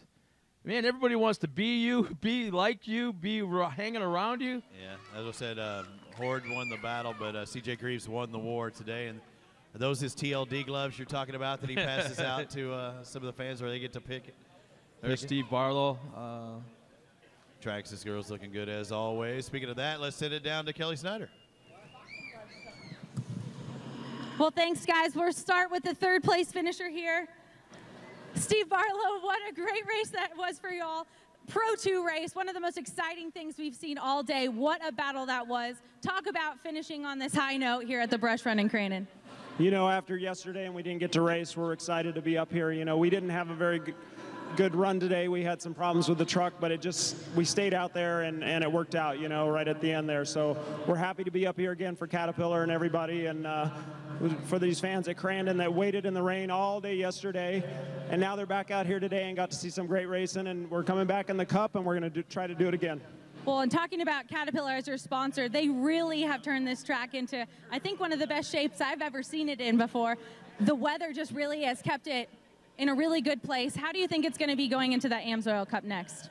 You know, this is probably going to be the most different track that we've ever raced in an AMSOIL Cup. You know, this track is usually really blue groove by Sunday, and it's so rutted from all the rain and everything, and it kind of, you know, gives a lot of dimension to it. So I think it's going to be a great race. I think you're going to see probably one of the best Cup races you've ever seen.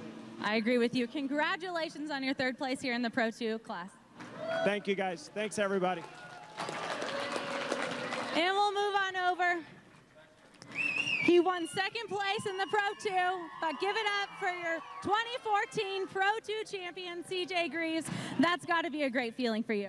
Yeah, you know, all the weight's off my shoulders, but I got to thank all you crowd, all the fans, all the racers. Chad gave me a run for my money all year. I mean, our truck wouldn't be where it is without him and all these other racers out here. We gave it everything we had every race, and that's what it took. So I couldn't do it without all my family, my friends, Monster, Toyota, Maxxis, Forest County Potawatomi, Method, AMSOIL, Troy Lee Designs, Fox Shocks, all you guys for being out here. We had a good race, and hopefully we can put a show on in the Cup race. Well, I'm pretty sure we just made history with a father-son team taking championships in the pro classes here in Torc. So congratulations on that hard-earned victory. Yeah, thank you. I mean, our team works their butt off, and I think it shows this year. So hats off to them, and I'm just excited to see what next year's got. So once again, Chad kicked my butt today. I mean, we gave him everything we had. Every time I could stick it in, I tried, and he had a little bit more speed at the end. So hats off to him, and hopefully we can do it again. 3 for 3 for CJ today. 2 more races to go. Good luck. Thank you.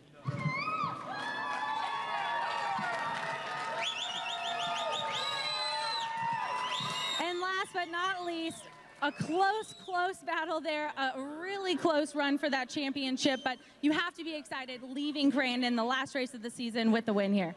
Yeah, absolutely. You know, when you win here at Crandon, it's just one of the most awesome places to win at. But I got to thank CJ for running me so clean. I mean, he kept showing me the nose underneath. I seen it, but he could have bumped me at any time. But we give each other respect. And I just want to thank all the fans here at Crandon, thank my family, my crew, and Boss Snowplow, AMSOIL, Maxxis Tires, Fox Racing Shocks, just everybody that helps put this team up here. And you Crandon fans are the best. I mean, it rained all day yesterday, packed house. It's, you know, cloudy here today. You're here just supporting, and just thank you very much. Well, we have one more race to go for you. What do you think? Where are you putting your money on?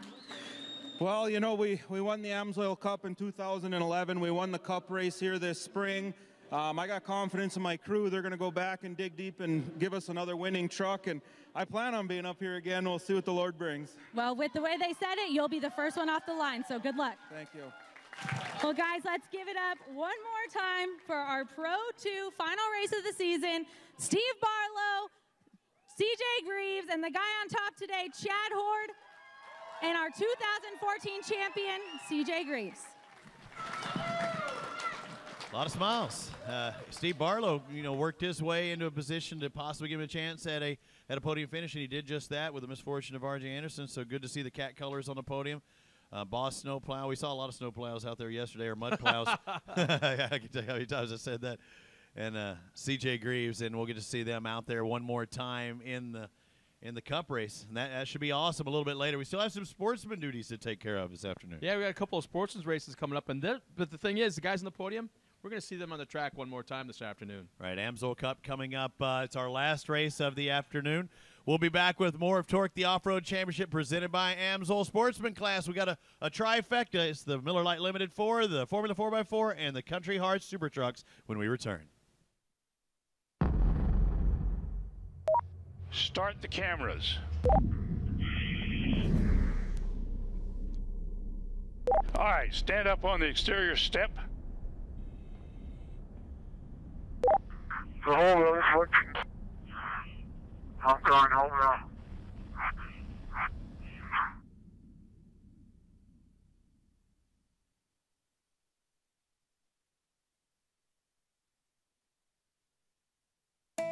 Husqvarna's latest innovation is based on a simple fact. The Earth is not flat. Its hills, valleys, and uneven terrain inspired Husqvarna to create a line of all-wheel drive mowers that help make easy work of any mowing challenge. The Earth isn't flat, but with a Husqvarna all-wheel drive mower, it sure could feel that way. Find the all-wheel drive mower at your local Husqvarna dealer and Lowe's.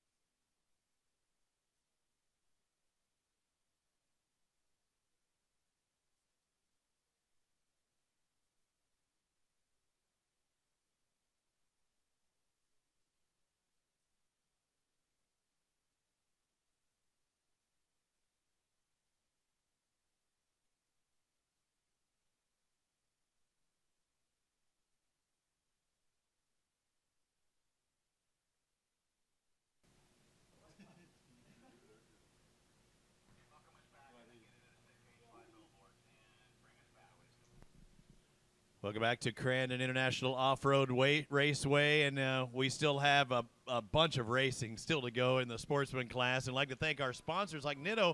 Fueling Torc this weekend is Nitto Tire. Come visit Nitto's booth to check out their full line of Grappler Series light truck tires and to receive your free Nitto drawstring backpacks. Nitto Tire, fueled by enthusiasts.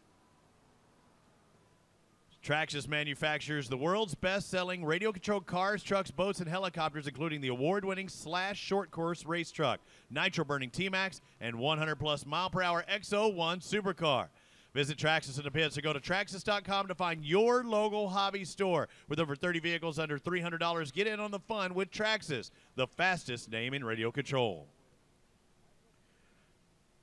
Rugged Radios is the #1 source for racing communications. From headsets, two-way radios, and receivers, Rugged Radios has all the equipment needed to take your team to the podium. Thank you, Rugged Radios, for helping out me and my son in the karting life and helping out these guys out here as well.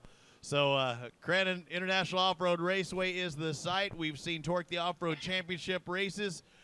Scott Rain, Robbie Floyd here with you up in the booth. Kelly Snyder's been down there on the track. I've been trying to load up on as much free swag as I can. I just got me a pizza cutter. CJ Greaves dropped off this Fox hat for you, so you are hooked up like a tow truck. Everything. They love giving out stuff here for free at Torc the Off-Road Championship. It doesn't get any better than that. Oh, you got to bring 2 bags when you travel to Crandon. One for your clothes and then one for all the fun stuff. Look at that. I got a pizza cutter. You got a hat. And those are cool. Yeah, I actually got one last year, and those things really do work. Brew Pub Pizza. Thank you. I haven't had one yet, but you make a nice pizza cutter. But great racing that we've had so far, and we still have a pro light in Torc the Off-Road Championship. We still have to determine who's going to be the champion in that class. That's going to be a good finish to the season. We've seen CJ Greaves with a first, a second, a third place today.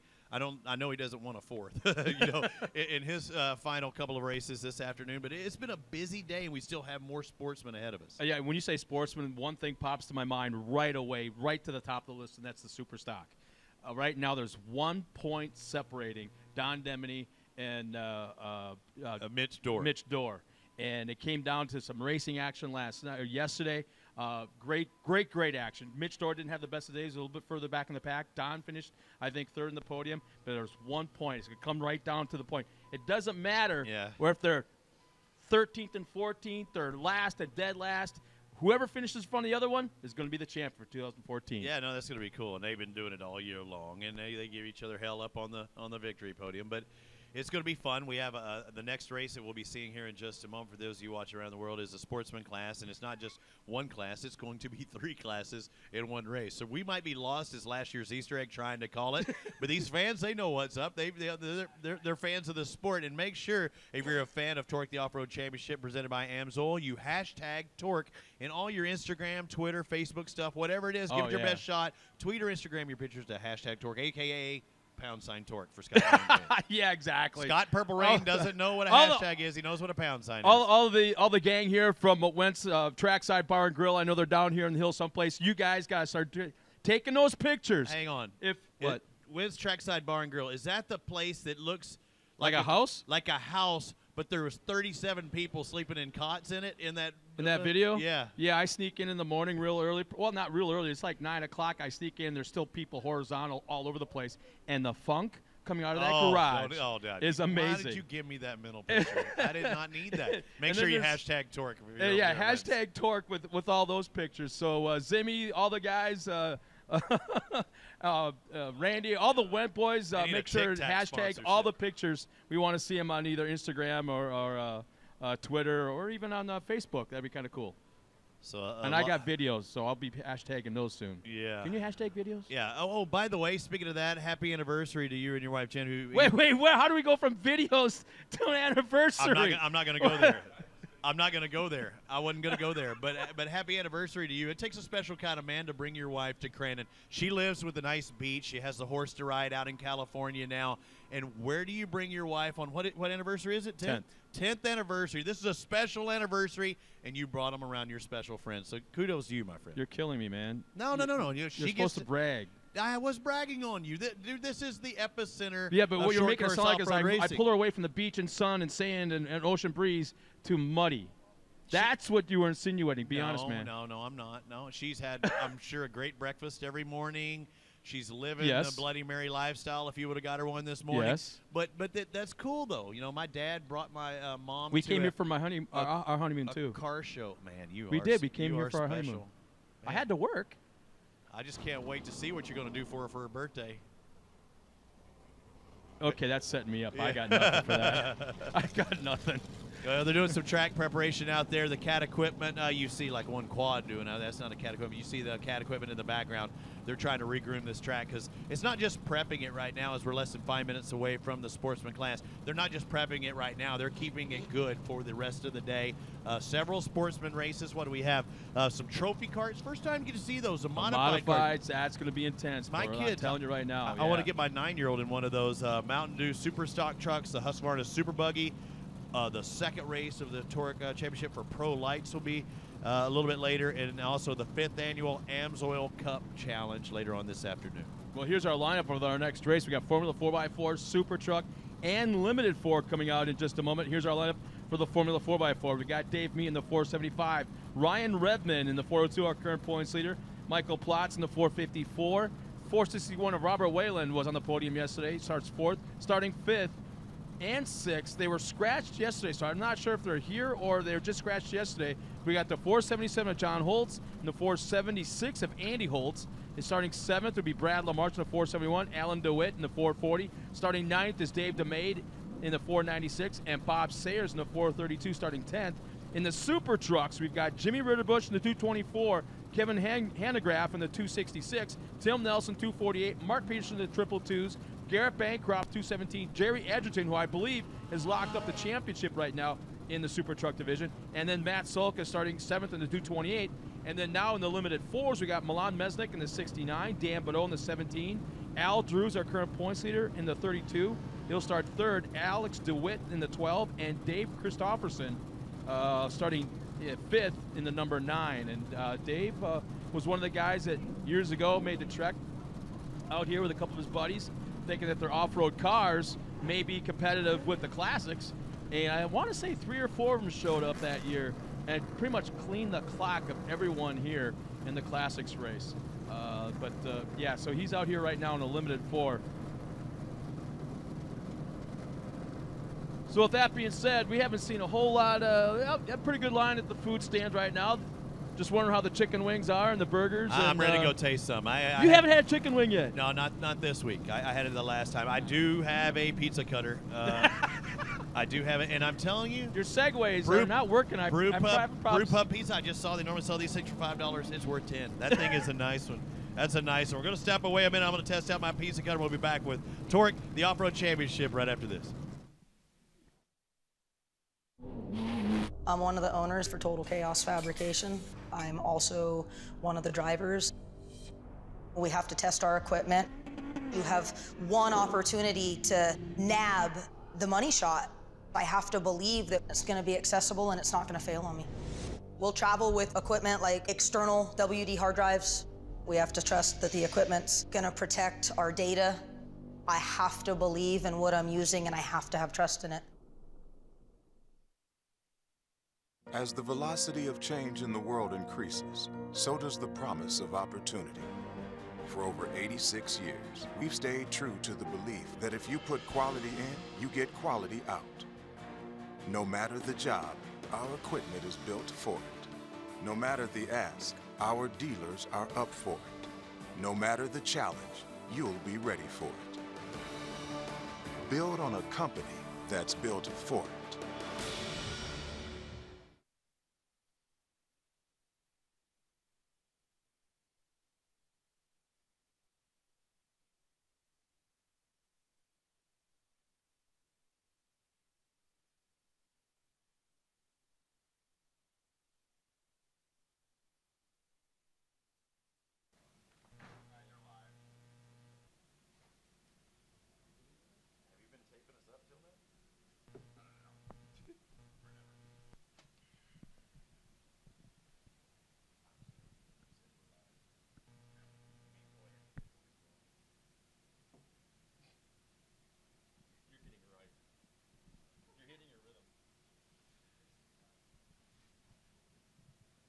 So here we are.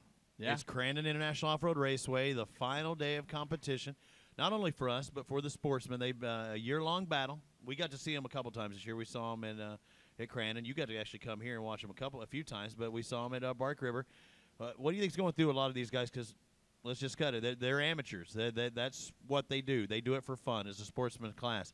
but they put all their efforts into this one weekend, and this is their last shot.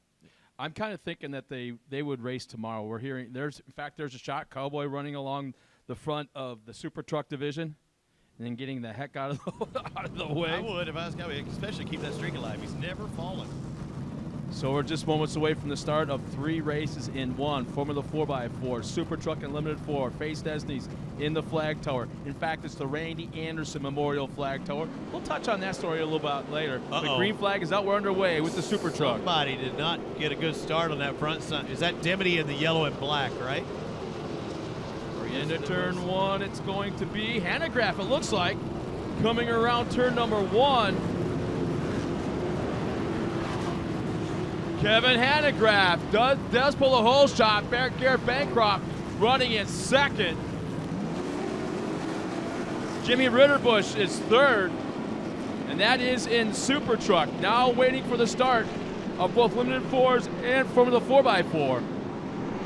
Bancroft moves into second now, coming around the gravel pit turn. Hanegraaff goes way wide. Bancroft goes inside. Here comes now our Limited 4s. Dan Badeau with the hole shot.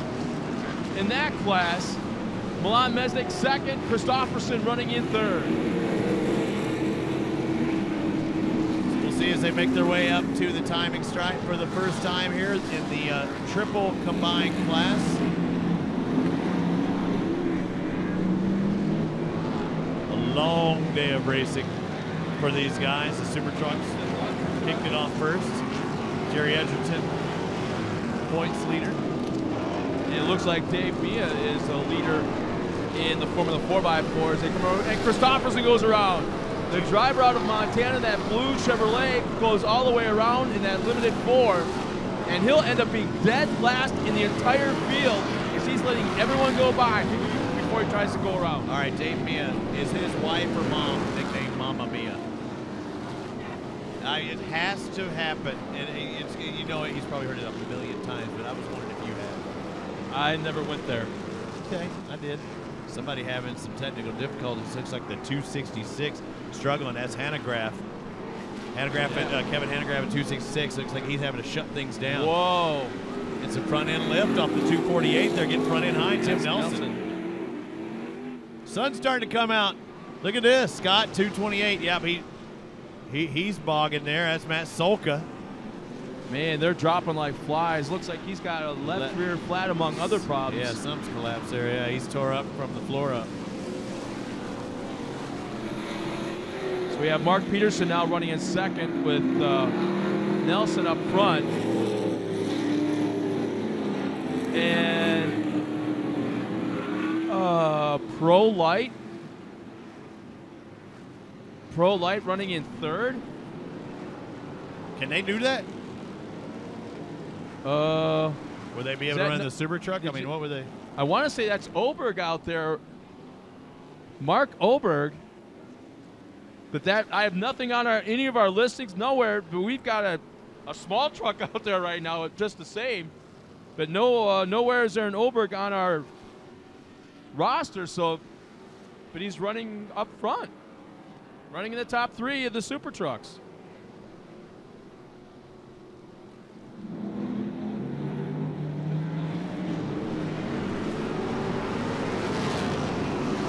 Give you a quick rundown through the classes in Super Truck. Tim Nelson out in front of Mark Peterson, third. Jerry Edgerton, fourth.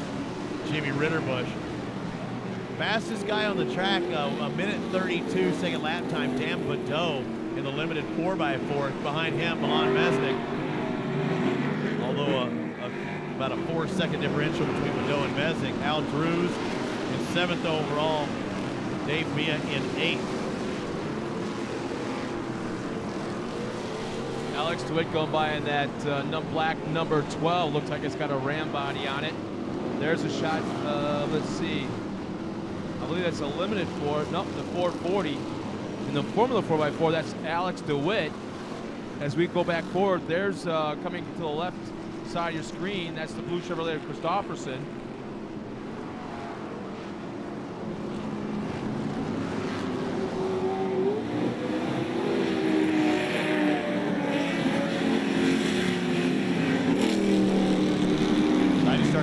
When I was talking about Demony earlier, that I was literally lost lost this last year's Easter egg, because I thought that was going to be this class. It's 3 classes, but not that one. And you see the 402 there. Ryan Redmond, that's our current points leader, I believe. He may, see, is that, that's Dan Badeau or Garrett Bancroft. I believe that's Garrett Bancroft. Yeah. Currently second in points. He's turned all the way sideways in that tight left-hand 180. I don't see any kind of body damage like he may have rolled it. But he's turned sideways and can't get that truck fired up. As our leader goes by one more time, that's Tim Nelson, that black Chevrolet, cresting the hill, headed past the skyboxes, going down the hill. He has got Mark Peterson right behind him. Is that, oh yeah. Again, he's not on our roster, but I believe that's Oberg, Mark Oberg out there in that bright green little Ford Ranger running in Super Truck. And listen closely, we have to listen if that's the 4-cylinder or if he's got one of the Pro Light motors in there. I'm not sure. Yeah, we'll have to go over what all these 3 classes, how they break them down, because we do have 3 different classes out on the track right now. So what differentiates, say, the Super Truck, the 4x4, and the Limited 4? Limited would be the lowest as far as modification, you would think, right? Well, Limited 4s is a class we're trying to start up that is a spec chassis, basically a Pro 4 with limitations, restrictor plate, movement less suspension, things along that line. And what would a Formula 4x4 be? Formula 4x4 is short wheelbase, 4-wheel drive, like a Jeep Cherokee, Comanche, but a short wheelbase, like a Ford Bronco. But a lot stronger motor than, say, the Limited? No, it's probably about the same. But right, and then Super Truck is basically a Pro 2's little brother. Right. About that.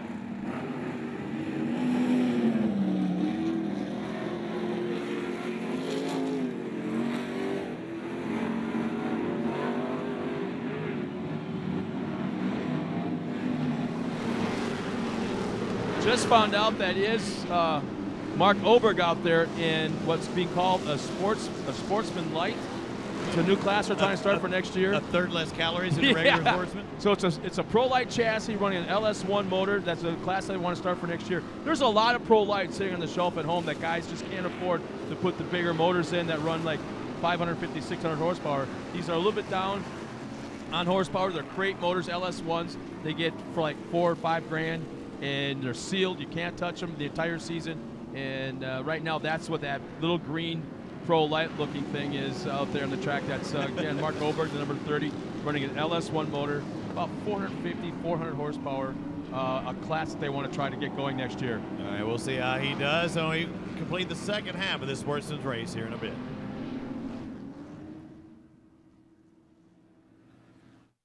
When adventure calls, count on the Trail Grappler to get you to your destination, wherever that may be. Large, innovative tread blocks provide additional biting edges to help you command the most challenging terrains as you discover new trails. The Trail Grappler's 3-ply sidewall and thick rubber construction aids puncture resistance and provides durability when you need it most. Nitto Trail Grappler, where road meets trail. What is it that makes a Husqvarna dealer a Husqvarna dealer? Well, just look close at the engineering in our outdoor power equipment. We're known for high performance and reliability in everything we make. So is it any wonder your Husqvarna dealer is also known for high performance and reliability in everything they do. With a nationwide network of Husqvarna dealers, there's one just around the corner.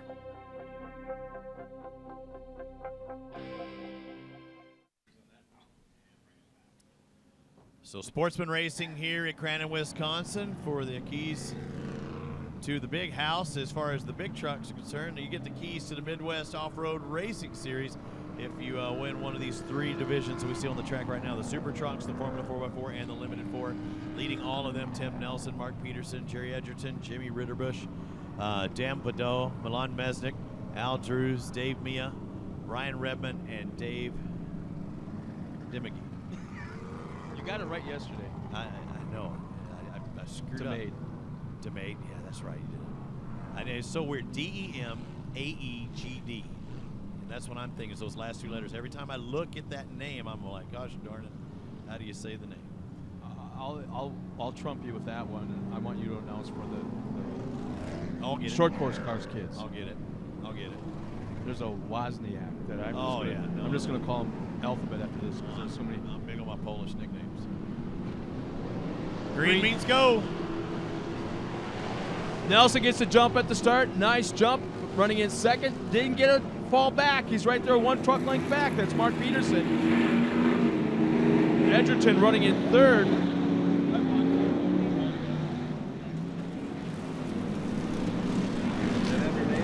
And not only do we not have information. And Peterson goes around. He'll lose 1 spot, 2 spots, maybe 3.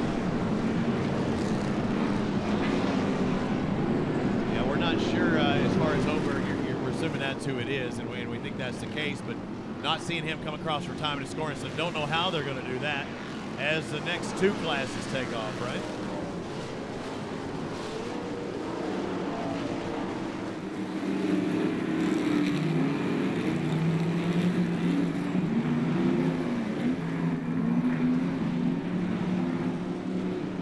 So the second half taking off for the other guys in the limited fours and the Formula 4x4s. Dan Minot gets a jump. He's already got about 20 car length lead over Jimmy Ritterbusch. And Milan Mezek, Al Drew is our points leader in that class. So Minot should have started behind Ritterbusch actually Ritterbusch in the super truck.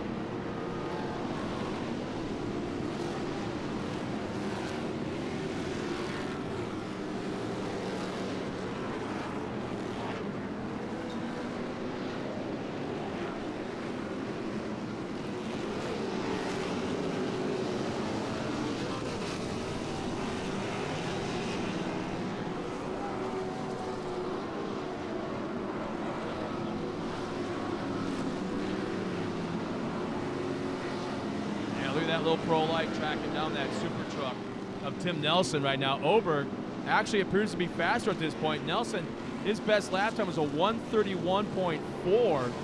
And he had the quickest lap of the race. Yeah, faster than Dan Badeau even.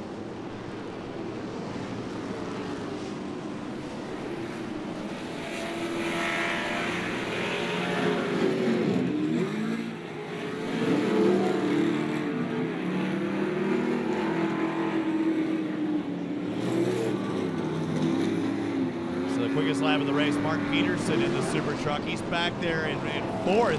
He turned a sub 130-second run, a 129.65, but he's back in 4th behind Edgerton, Oberg, as well as Nelson, who's still leading the super truck. Limited 4s, Dan Badeau out in front, ahead of Milan Mesnik, as well as Al Drews back in third. Dan Badeau now with a quick time, a 128.3, so they're starting to turn it up the second half. Has a full second at least quicker than the quickest lap previous. Yeah, the track is really starting to come around. I'm anxious to see what's going to be for the pro lights when they come out here. The track is almost in pristine condition. And the thing is that now after they took notes of what happened to this track back in the spring, where the ruts were, where some of the holes started digging up, and you can see the guys between races filling it in before it appears, and then packing it back down. If you remember, right at the end of that blue wall, there was a big, huge hole that was forming. It looks like it might be happening again. And that's just a factor of the track. You have to make adjustments. And I come from a motocross world, and you see, ruts getting too deep or the bumps getting too big. Try and take a different line. Save yourself from it. And I'm seeing a safety course truck out on the track for some reason. 228 there on the front straight. Oh, there we have it. Oh, and now we got a T-bone because everybody else is trying to check out what's happening. So I'm not sure what happened there, but somebody is turned around facing backwards on the front straight. You have... That's Matt Solka. And then we've got another, I believe that's 440 or 4... I think that's Alan DeWitt. We saw somebody totally sideways, get T-boned. You have to think that the caution was out. They see to the end of it. They get on the brakes, and all crap just breaks loose right there. Yeah, you got to figure they're coming around that corner 80-plus miles an hour, and you don't have a whole lot of time to react at that speed, plus you're on dirt. But we lost a driver. We lost that low pro light out the track last time by, so Oberg didn't come around on the last lap. As we go back up front, Tim Nelson has the lead with Jerry Edgerton in second. Edgerton, I believe, has locked up the championship. As, let's see, yeah, he's going by right there. As you can see, Sulka is being pulled off the track to the inside, right here in front of the crowd. Quite a few oh-no moments there heading towards that front straightaway. I mean, it's got to be tough for the safety crew, too. But when you see all those yellow flags, people flying around, literally one of the fastest turns you'll see in racing, off-road racing. And then downhill, everything else, all of a sudden somebody checks up. Things get a little squirrely really fast. Mark Peterson's really charging after Jerry Edgerton for that second spot. As we look now, Milan Mesnick and Al Drews are battling. Al Drews in the red and yellow. Al Drews in the limited fours. Our current points leader, I believe he can clinch the championship if he can get around Milan Mesnick, and just flies into the gravel pit turn. He'll go wide. Milan will come back to the inside. Al Drews should get a good run out of the corner. Down the straight up towards the tracks. It's launched some. Milan still able to hold him off. We are seeing a little dust starting to stir up a little bit. Sun's coming out at times. The track workers, course workers, taking care of business. In between the races, we still have, what, trophy carts. They won't do much damage to the track. Mountain Dew Super Stock Truck, Husqvarna Super Buggy, and Pro Lights before we even have our Cup race. So they're going to do a lot of track prep. That CAT crew is going to be out there in between the races taking care of business. Triple deuce, Mark Peterson trying to get on the inside there.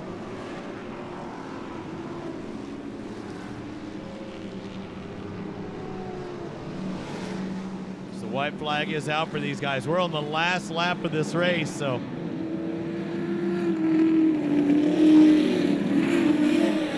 Super trucks should be next trucks up to the line. Yep, white turns to checkered and taking the victory today. It goes to, it looks like the 248 of Tim Nelson, unofficially with the win. Try and get you the full rundown, but Tim Nelson unofficially with the win.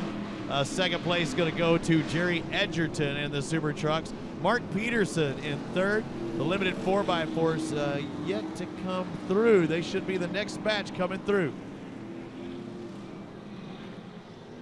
We still have a couple of guys still out there on the track. 2 more races. Oh, it's side by side. Now they get into it. Uh-oh.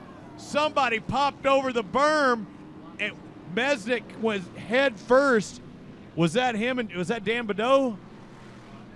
Al Drews is who he was with, facing the other way, coming into oncoming traffic. That could have got ugly fast, but man, Al Drews, Milan Mesnick come across, take the checker flag in the limited fours. That was a crazy finish to this race. We'll have more, and we'll hear from him on the podium here in just a moment.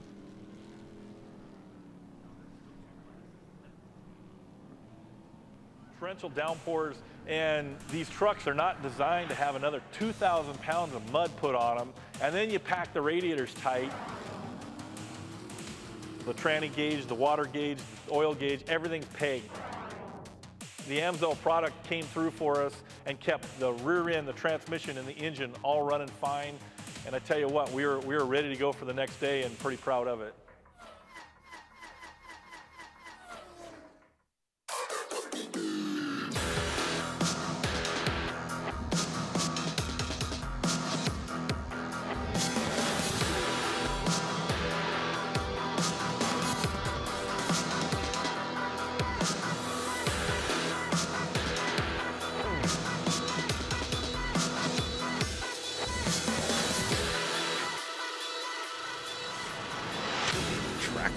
The fastest name in radio control.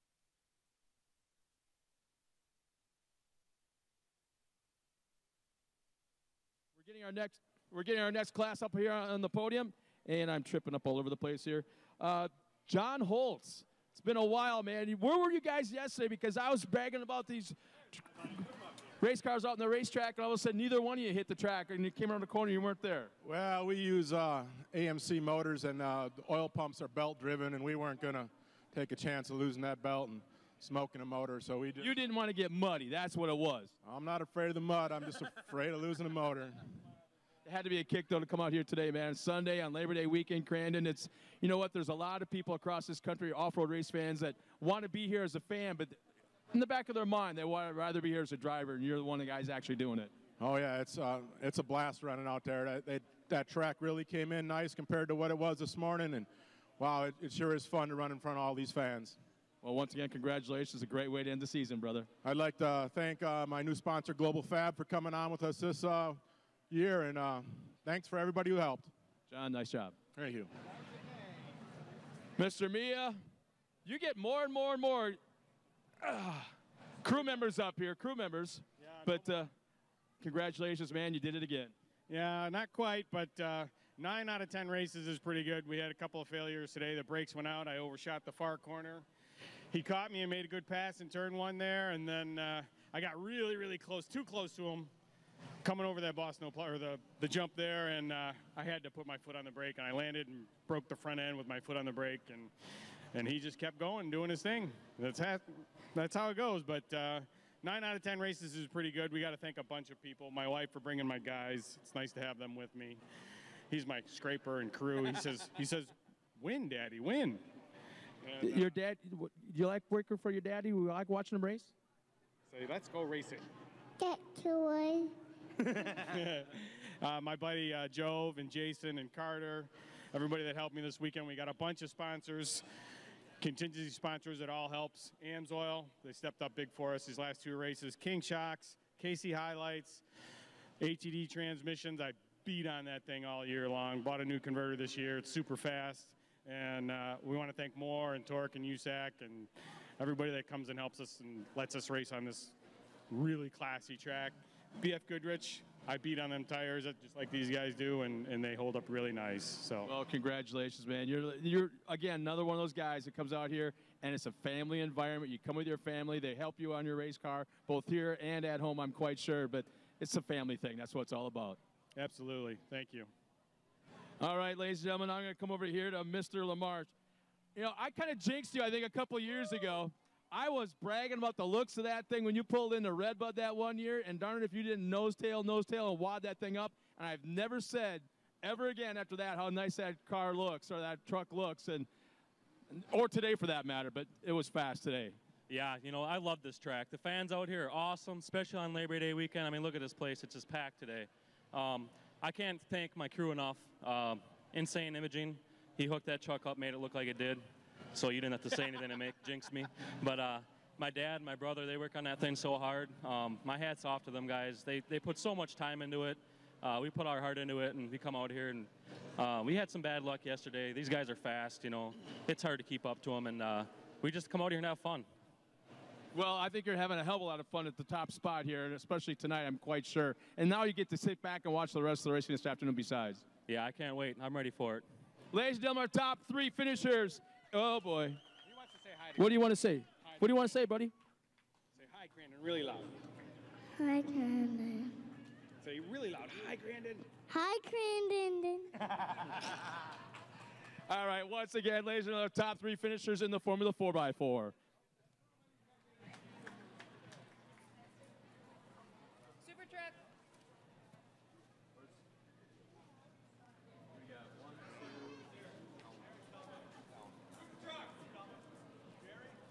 Is he getting a burger or something?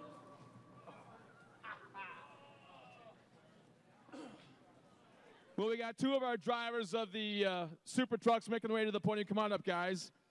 Sounds like Jerry's inside grabbing a burger or a beer or something. Not exactly. Jerry, you're being wanted on the podium. Jerry Edgerton. If you, oh, dang it. I was about to say if he doesn't make it on time, I was going to take the big check. Mark, you were crazy fast out there, man, but it's like, you know what, every time you got around somebody, it's like I don't know if they roosted you or something. My guess was, and I was calling it, that you had vision problems because it looked like you would come up on these guys so fast, but as soon as you got to them, all of a sudden something happened, you couldn't get around. Yeah, we on the restart there, we got lost some brakes down in the gravel pit turn, so I got spun around there and had to work through and shift a little different, so I had to change my driving a little bit, but we got back up there. The truck was really good, real fast.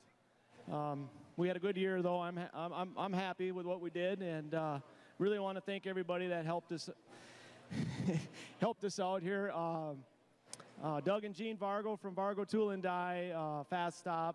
My dad, my brother, my mom from Peterson Dairy. Mark Ward, Custom Homes, Quartz Graphics, Corey's Crank and Nail.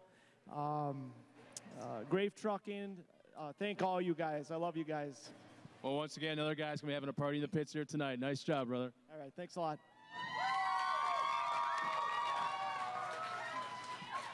Late to the party, Mr. Edgerton. Congratulations, brother. I guess we can actually say it now, the 2014 class champion. How's that feel for it? I think you're correct. We did win the championship this year. That's all you're going to say? That's all I got to say. Well, you got in trouble when I talk up here. So. You got too many people lined up right there that you can't thank. If you're not going to do it, I'll do it for you. This is my entire family. They're here to cheer me on for the championship. Even my 82-year-old father and 81-year-old mother made it to a race. So thanks for coming, everybody. Josh, thanks for helping me all year. Thanks, Scott, for putting up with me on the podium every weekend. Is anybody out there having a good time today? Let's hear it. Are you having a good time? Let's hear it for Monster Energy for all they do for us here at the racetrack. And remember that when you go to the store. Matt Chapman, you're out here someplace. Thanks for everything that you do for me. He's my motorsports manager at Monster Energy. You do a great job. We'll be here next year. I thought you had nothing to say. Still working on it. Congratulations, man. Got to thank Wolverine Performance Motors. Kyle Cooper, he's my spotter. He did a great job today. And J&H Transmissions in the truck all year long. Thanks, everybody. Also, AMSOIL's been helping out the sportsmen all year long. And without them supporting us, we'd have to be spending a lot more money. Thank you, AMSOIL. Remember to buy AMSOIL when you go to the parts store the next time. Thanks. You got to beat that now, okay? All right. And we'll explain the reason for the loaf of bread in a minute, but man, you were shot out of a cannon, and that truck, that one lap, I thought you were going up backwards, but that kind of made you pucker just a little bit. Little bit there, yeah. We were on the truck today. The truck ran great. Just, happy to be out front. We got an opportunity to pass a couple guys down by the start there, and got out in the front and just, put the hammer down. So, well, Tim, it's got to be a great way to end the season. Yeah, after Crandon 3 weeks ago here, being up on the podium twice, and then, yes, this is a great way to end the season. So, well, congratulations. It's going to be a scary thought to see what you can be able to do with that truck during the offseason coming into 2015. Yeah, we're looking forward to it. I'd like to thank Country Hearth here, AMSOIL for all they do, Max's Tires, Auto Trans Design, Charlie and Mike, and Kirk Greaves for all his help this season. So, all the fans, family, appreciate all the hard work you guys do for us, and look forward to next year. All right, Tim Nelson, our last winner of 2014. Congratulations. Thank you very much. And you can see it one more time, our top three finishers of our Super Truck division. And you can see they got loaves of Country Hearth bread, and if they were able to finish the race with a loaf of bread in their truck, right there's a $100 bill going to the winner, Tim Nelson from Country Hearth.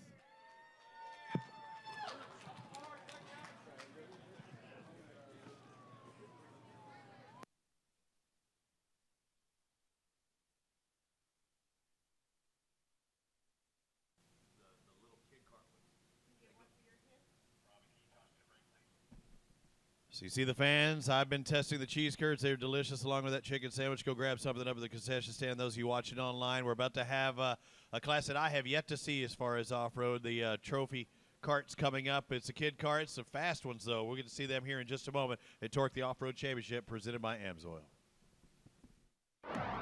We had these torrential downpours, and these trucks are not designed to have another 2,000 pounds of mud put on them, and then you pack the radiators tight. The tranny gauge, the water gauge, the oil gauge, everything's pegged. The AMSOIL product came through for us and kept the rear end, the transmission, and the engine all running fine. And I tell you what, we were ready to go for the next day and pretty proud of it.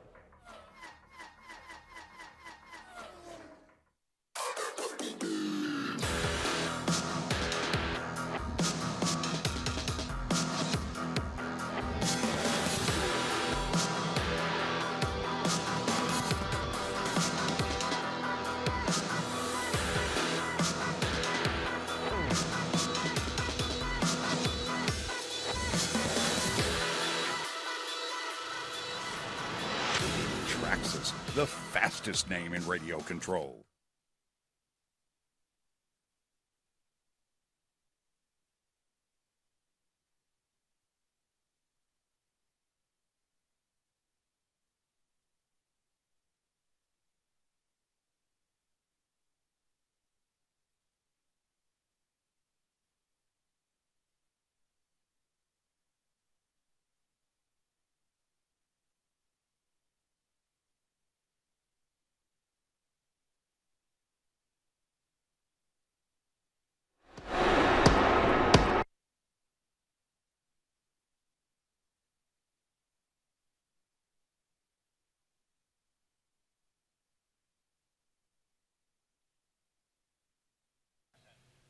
This is the key. You could have the keys to the big house at Crandon International Off-Road Raceway. These guys might have the keys, but they're not old enough to drive. It's the trophy carts coming up next. I have yet to see them. I'm looking forward to it. They are the next class on the track. Let's take a look about what this class is all about.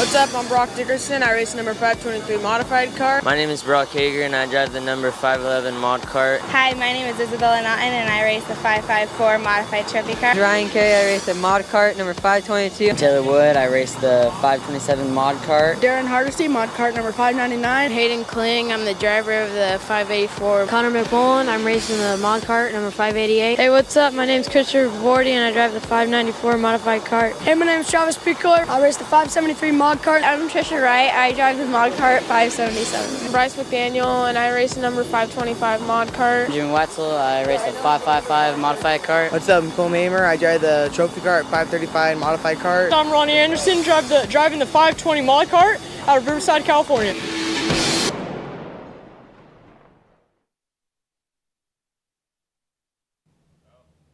And here they go. I'm looking at a 450cc cart. It's cool. Sounds like a motocross race, but everybody's just pinned with a lot higher RPM.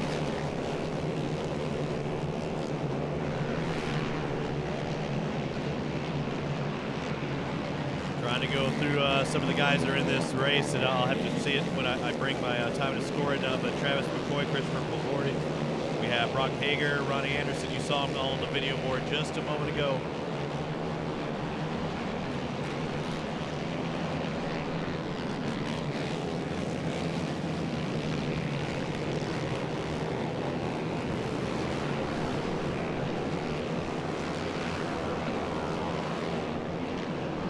These guys dive into that first turn. Look at them on the throttle. A couple of guys, one on his side, a 520 getting into the, I can see something with the 9 there. Might be either Trevor Briscoe or Darren Hardesty. Dude, I want to get in one of these. Forget about these kids. Something 99. That's Daryl Hardesty Jr. that's on his lid. And just hitting it, dude. It looked like Pro 4s out there. They're going so fast. 535 was on the outside there. That's Cole Mamer, maybe M-A-M-E-R, however you want to say it. Cole Mamer, again, the first time I get to see these fast cars. See more like the kid car class. That was Travis McCoy's in front of the 573. Cole in second. Darren Hardesty It's actually dropping back. He was in third. Brock Hager up into third. Taylor Wood in fifth. Christopher Pavord. One lap down, still plenty more to go, and I'm assuming they'll still have the competition yellow for these kids as well. Oh, look, coming down that front straightaway, 3 wide as a drag race coming down that front straight. 571 or 577, Tricia Wright on the gas, the lady leading that trio down the front. But look at that, left rear, that means that thing is hooked up nice. 535, Cole, I'm gonna say Cole Mamer, who was in second place, was still just on it. And in cars and stuff like that, if you don't have a tremendous amount of horsepower, it kind of helps that kart steer around a little bit more, at least in sprint type karts.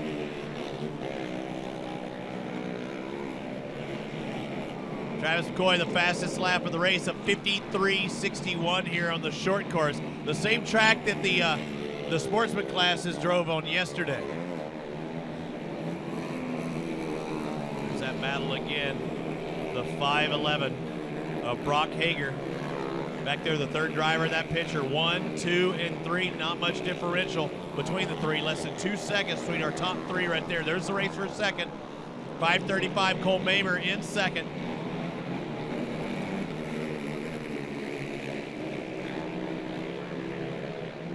Eager in third in the powder blue truck. Darren Hardesty Jr., the 599 and 4, Taylor Wood in fifth. Scott Rain after that long track up here now getting to join me. I was kind of looking forward to these trucks. I haven't seen them. I've seen them on TV. I was looking forward to seeing these trucks, but I'm more impressed now than ever. These things are hauling booty. Yeah, the thing is, they handle better than you would think. They're not as tipsy. They're not top heavy at all. They're very, very stable. And they're a kick. If you can fit your body inside one of them, then they can make them, so they do. I'll make it. You'll never race go-karts again. You'll always be in one of these. Yeah, no, this is it. And this is the race for second place. Cole Mamer in second. Brock Hager in third. Actually, Hager now into second. Yeah, and dropped Mamer back to third. And I believe Brock is also going to be in a pro light. He wasn't a pro light earlier today. And I think he exited the race early, but we'll see he'll be coming out later on. Also, up on 2 wheels. He saves it. How about that? But not right away. He kind of rode it to his own little Joey Chitwood deal. Yeah, you got to stay on the throttle and drive yourself out of it without letting off. I mean, completely. That's nice. That's driving. That's just not just driving, though. That's actually racing. That is very smart because he could have easily let off the throttle, turned into it, and slowed down, but he didn't want to give up position. But it looks like he may, as Mamer dives to the inside here in the red, white, and blue truck. These two have been going at it the entire time. Travis McCoy has just been out there running away, but this race between Hager, Mamer, and Hardesty have been just, you can't get a better race than this. Yeah, you go back out to California, and it's the same kids, and these are some of the best of the best, and they're so talented, well beyond their years, and they can virtually step right into a pro light at this age. You get a seat that fits them, they'll jump in a pro light and be just as aggressive, just as talented. You mentioned one of those kids in a pro light at the same time. So this is what R.J. Anderson came out of. This is what Sheldon Creed came out of, and stepped right into a pro light and a pro 2.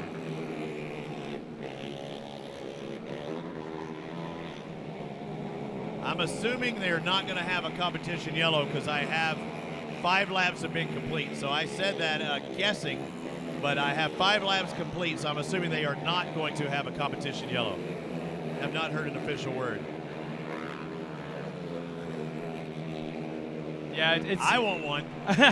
I was kind of hoping to see a little bit more jumps, a little bit harsher of a track, so you can see how these things handle jumps. I mean, they can easily do anything a Pro 2 or Pro 4, or Pro Light for that matter. They can jump 20, 30 feet in the air, 20, 30 feet, 40 feet in distance without a problem, and they just keep on going. That's what these things are built to do. Look at Hardesty on the inside here. He got a really good run, but just in front of him, Hager just kind of, whoa, Hager goes down, and they're there to dump it back over. Now watch this. They'll get him up over on the side, so they'll hit the starter, and they'll take back off again. He's like, you all right? Yeah, I'm all right.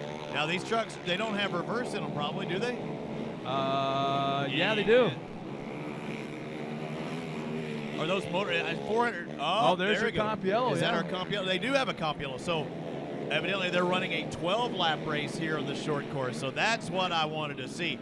So Hager gets dropped back to 10th, but still has a chance of working his way up to the podium. I don't know, though. Hardesty was pretty darn fast, and he was in third.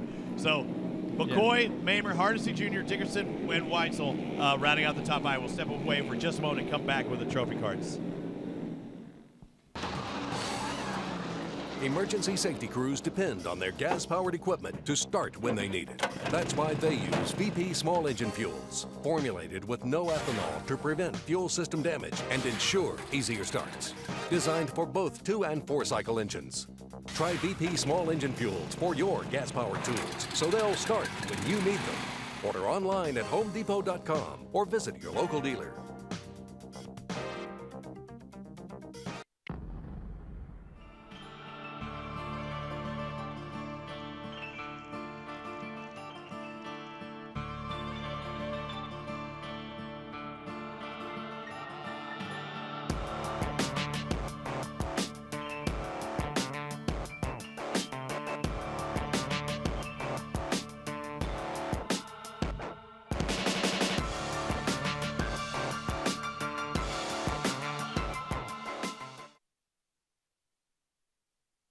Welcome back. Trophy cards on the track. Competition yellow. They'll take the stripe one more time coming across. Should not count against their laps completed. They'll make a left-hand turn and head back towards the front straightaway. There will be some acceleration cones. They have to start somewhere between those acceleration cones. The man setting the pace will be the 573 of Travis McCoy, who's been out in front, checked out a little bit. But that race for second, third, and fourth, it was awesome, but unfortunately fourth is dropped back, or Brock Heger's now in 10th. We'll see if that powder blue truck can close back up and get up there near the top 3. The second half of the race gets off right now, 6 laps down to this 12-lap race. I'm sure they'll let it fly because it's just a trophy car, so an exhibition race, but the Anderson car pulled out a line and passed, I believe, 2 or 3 carts before he crossed the flagman's line, but you know what? They're out there having a blast. And look at the speeds they're carrying down in that gravel pit turn. Oh, Heger, that can't be good. I mean, it was a 3 wide going into the gravel pit, and Heger was on the inside like there was nobody next to him.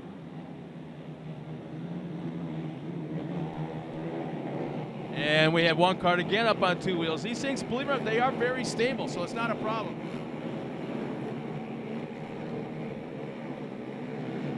So McCoy, Mamer, Hardesty, 1, 2, and 3. See 4th place in there, Brock Dickerson.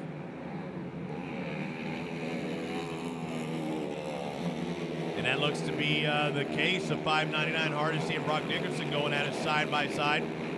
First half of this race. Want to end up there on the podium. They want to talk to Scott Purple Rain here at Crandon. And they will be crowned a world champion too. Forgot about that. Correct. Right? They did not have the race yesterday. So this is for a world championship in modified trophy carts.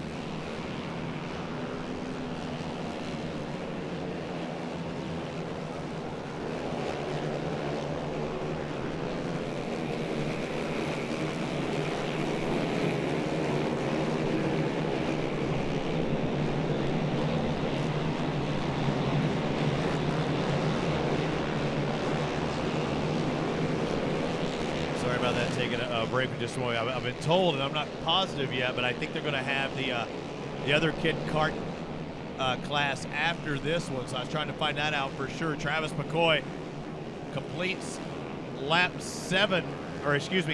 8. Green flag still go for him. A 1.3 second advantage over Cole Mamer. Darren Hardesty in 3rd, Dickerson in 4th. Brock Heger has dropped back to 10th, now up into the top 5. Watch out for the powder blue truck coming down that freight straightaway. Brock is teed off, and he's closing in on those front 4, and there's still, 3 laps left in this race.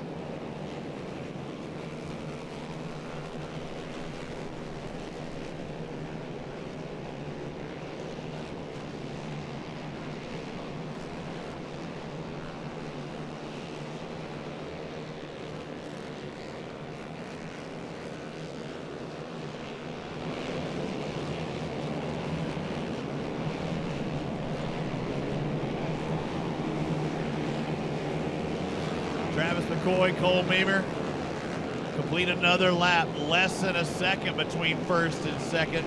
Less than 2 between first and third. Hardesty. Heger is less than 5 seconds behind the leader right now. And 9 laps complete, so we still have 10, 11, and 12 still ahead of us.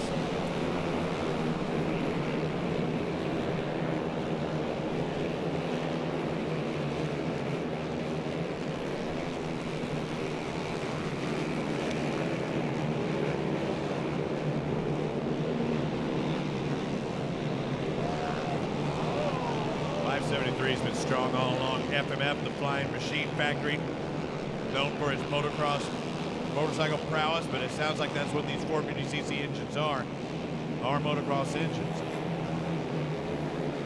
Cole Mamer doing a good job holding off for Dizzy, holding off Darren Hardesty, but Hardesty was about as close as you could get just behind. Brock Heger comes across, losing a little bit of ground that time. Still a good job moving into the top 5.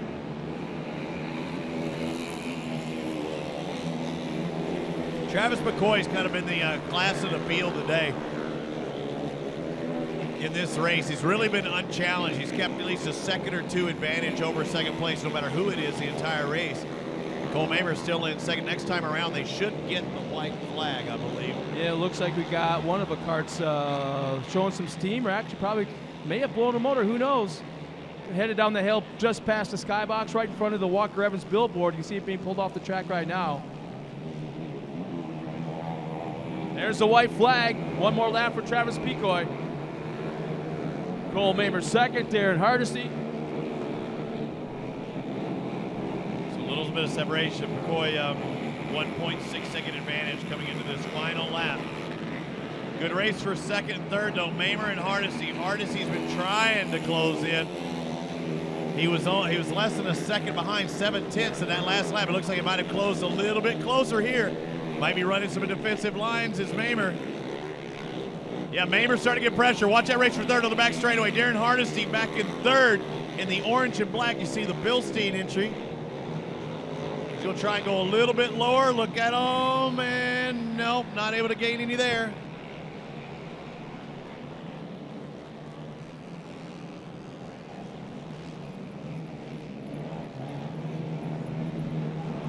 Checker flag out for Travis McCoy, taking the win. Mamer second, Hardesty third. What a run for them. Brock Dickerson comes in fourth. Ronnie Anderson moves up into fifth. Heger must have had another problem in that last lap as Weitzel in sixth. Heger finishes seventh. Connor McMullen eighth. Ninth goes to Taylor Woods and Isabel Naughton rounding out the top 10 unofficially. So I was told that we were going to have the other kid kart race immediately following this. I'm not quite positive of that. I'll try and get some word on that, and we'll be back with more here in just a moment.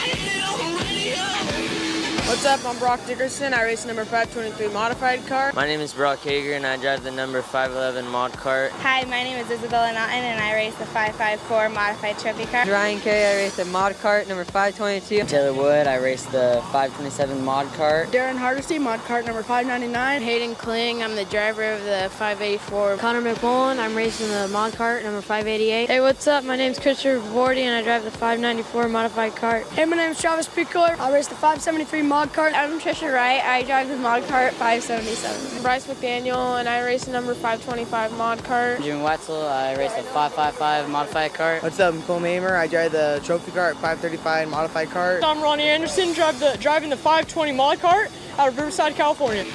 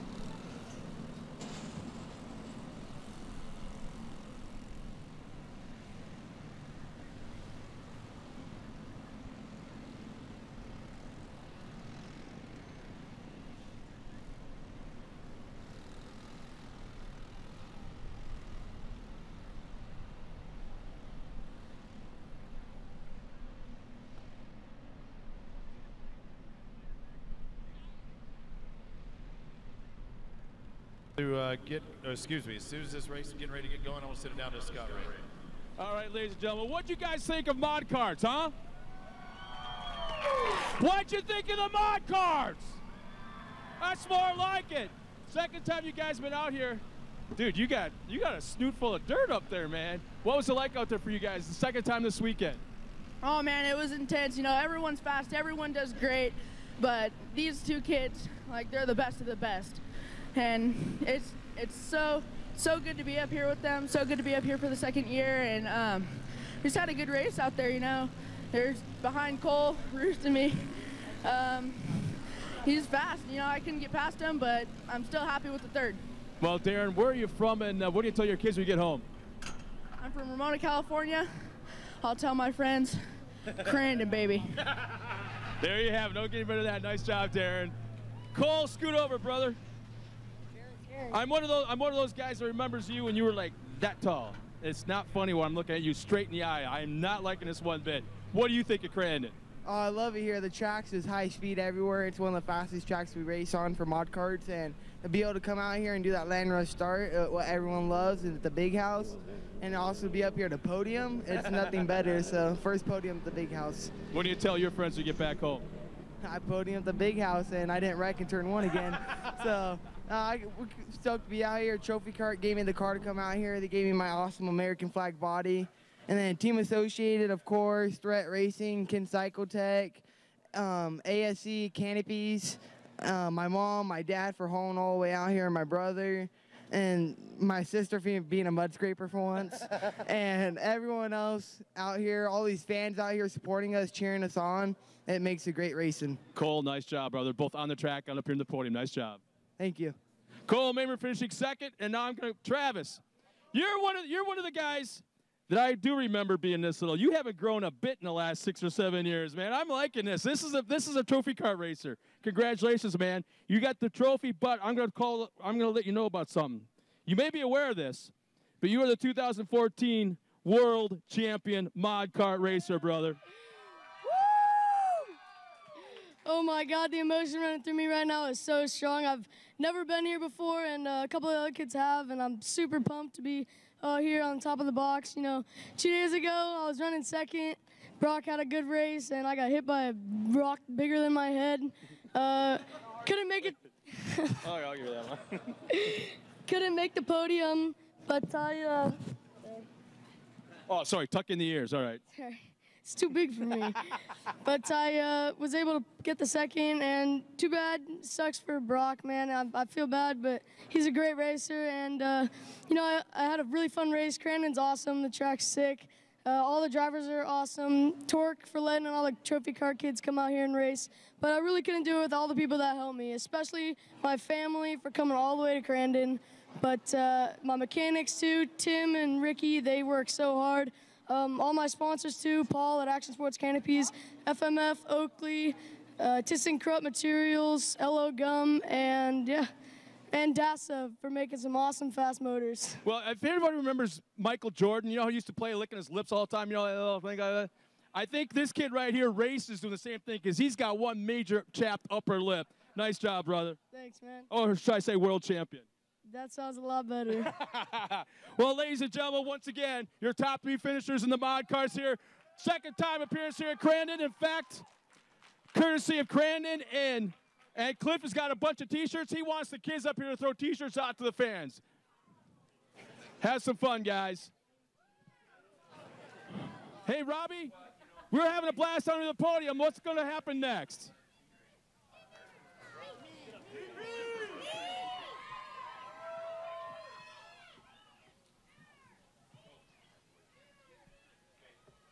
So one trophy cart is done. The other of our kid-type carts, so the younger group and more stock-type machinery coming up next.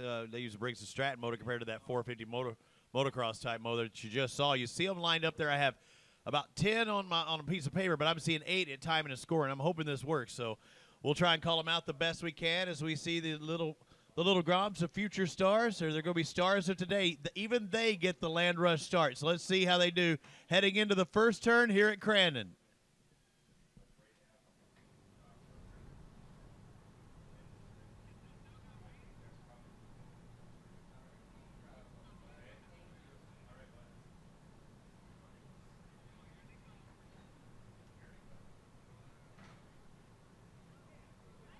Look like they're having to clear the track just a moment first, but still waiting on the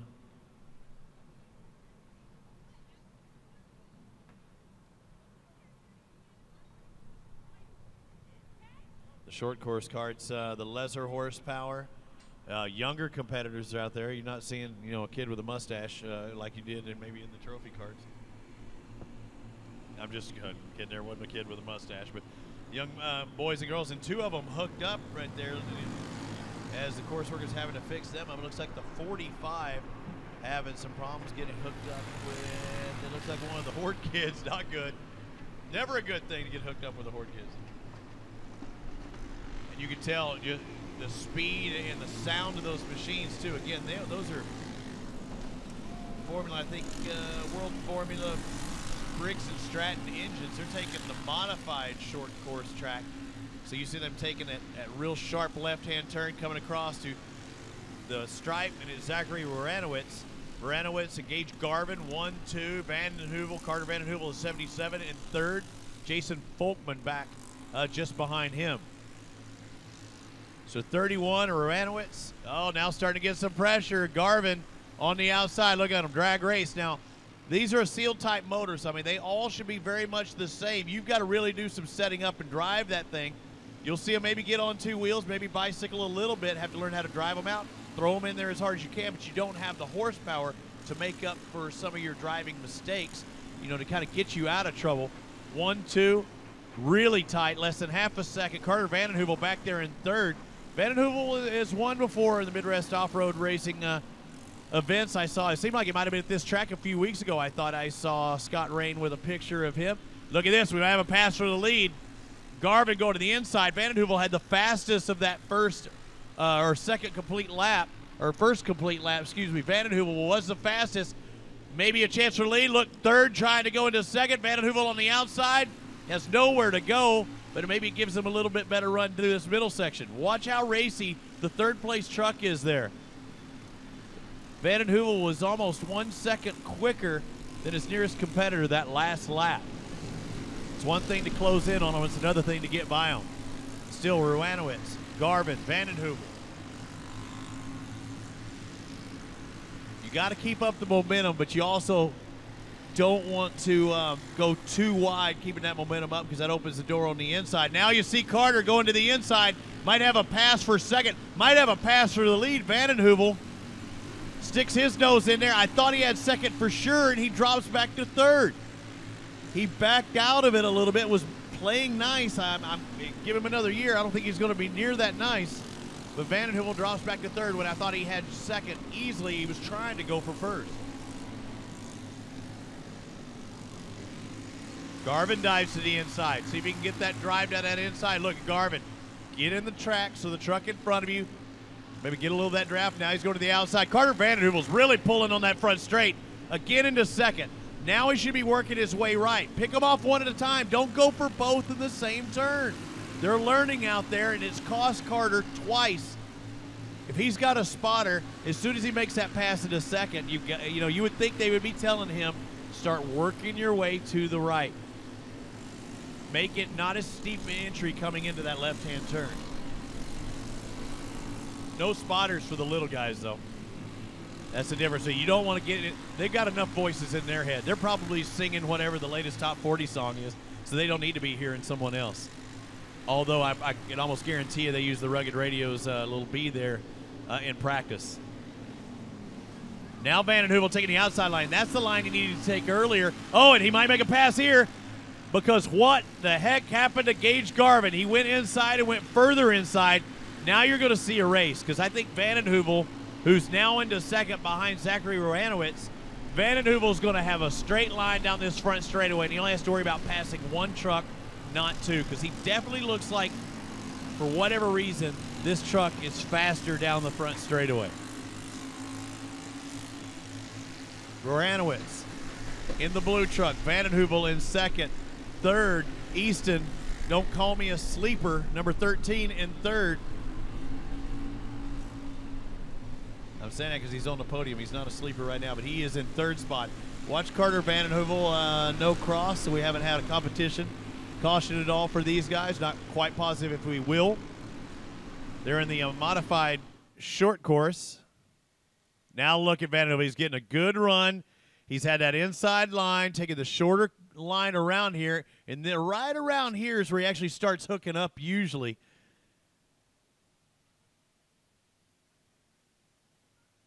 Moranowitz taking that middle of a road approach, saying, I'm not going to give you too much. I'm not going to give you enough room to the inside to get underneath me, but on that same note, I'm not going to let you drive around me on the outside too. Vandenheuvel squares it up. He's going to get a good line down the finish line straight there for them. And now lap traffic could be a problem. Sleeper in third, Beauchamp in fourth, Gage Garvin dropped back to fifth after a problem earlier, Aiden Ord in sixth, Owen Van Eperen in seventh, Jason Folkman eighth, 9 is Moranowitz, Paige Moranowitz, and Ashton Horde in 10th. Ashton must be the one that was hooked up on the hole shot straightaway for that land rush start.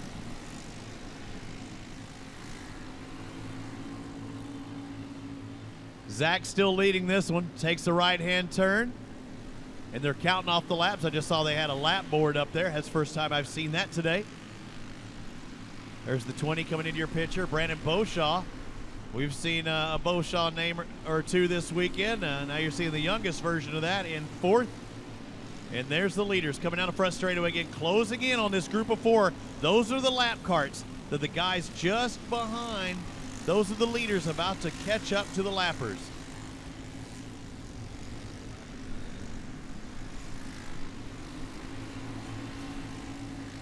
The lead's coming up to take another lap. White flag, this is the last lap. Watch the race. I don't think they're going to catch into the lappers yet. Watch the race in front. Zach Moranowitz. Carter Vanderheuvel. Carter, this is your time to shine. He's diving into the inside. He's trying to get a run to that inside, though, but watch him down this straight. He needs to go inside, outside, build that speed. There he goes. Carter going to the inside. Carter Vandenheuvel, the crowd started to cheer him on. He was waiting to make that move on the last lap. The one thing that gets him, he keeps holding this tight line. This time he drifts a little farther wide. That could make a big difference. He has one more turn to negotiate, and that is this right-hander. How about it, ladies and gentlemen, for Carter Vandenheuvel, taking the right-hand turn, taking the win. And the points, did that take the championship for him? Possibly, he's right around there, but taking a world championship for the little guys. So congratulations goes to him. Zachary Rowanowitz had the race the entire time, but lost it on that front straightaway the final time. Easton Sleeper, a podium finish in third, actually had the fastest lap of the race on the last lap of the race. Good job by Easton Sleeper, 37.12. Brandon Beauchamp in fourth, Gage Garvin in fifth. Sixth unofficially goes to Owen Van Eperen. Seventh, Aiden Horde. Jason Folkman in eighth. Paige Moranowitz in ninth. And Ashton Horde in 10th, rounding out the field. So that's it for the little guys. Scott Rain will talk to him here shortly at Torc, the Off-Road Championship presented by AMSOIL.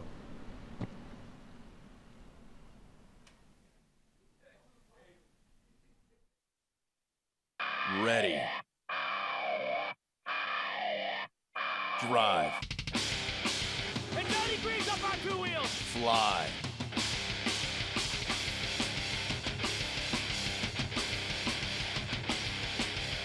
Dominate.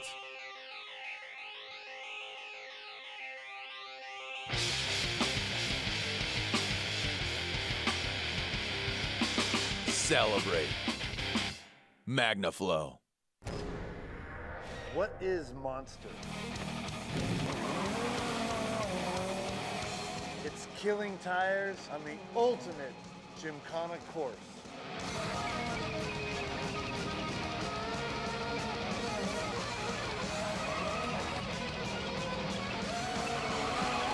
I'm Ken Block, and I am Monster.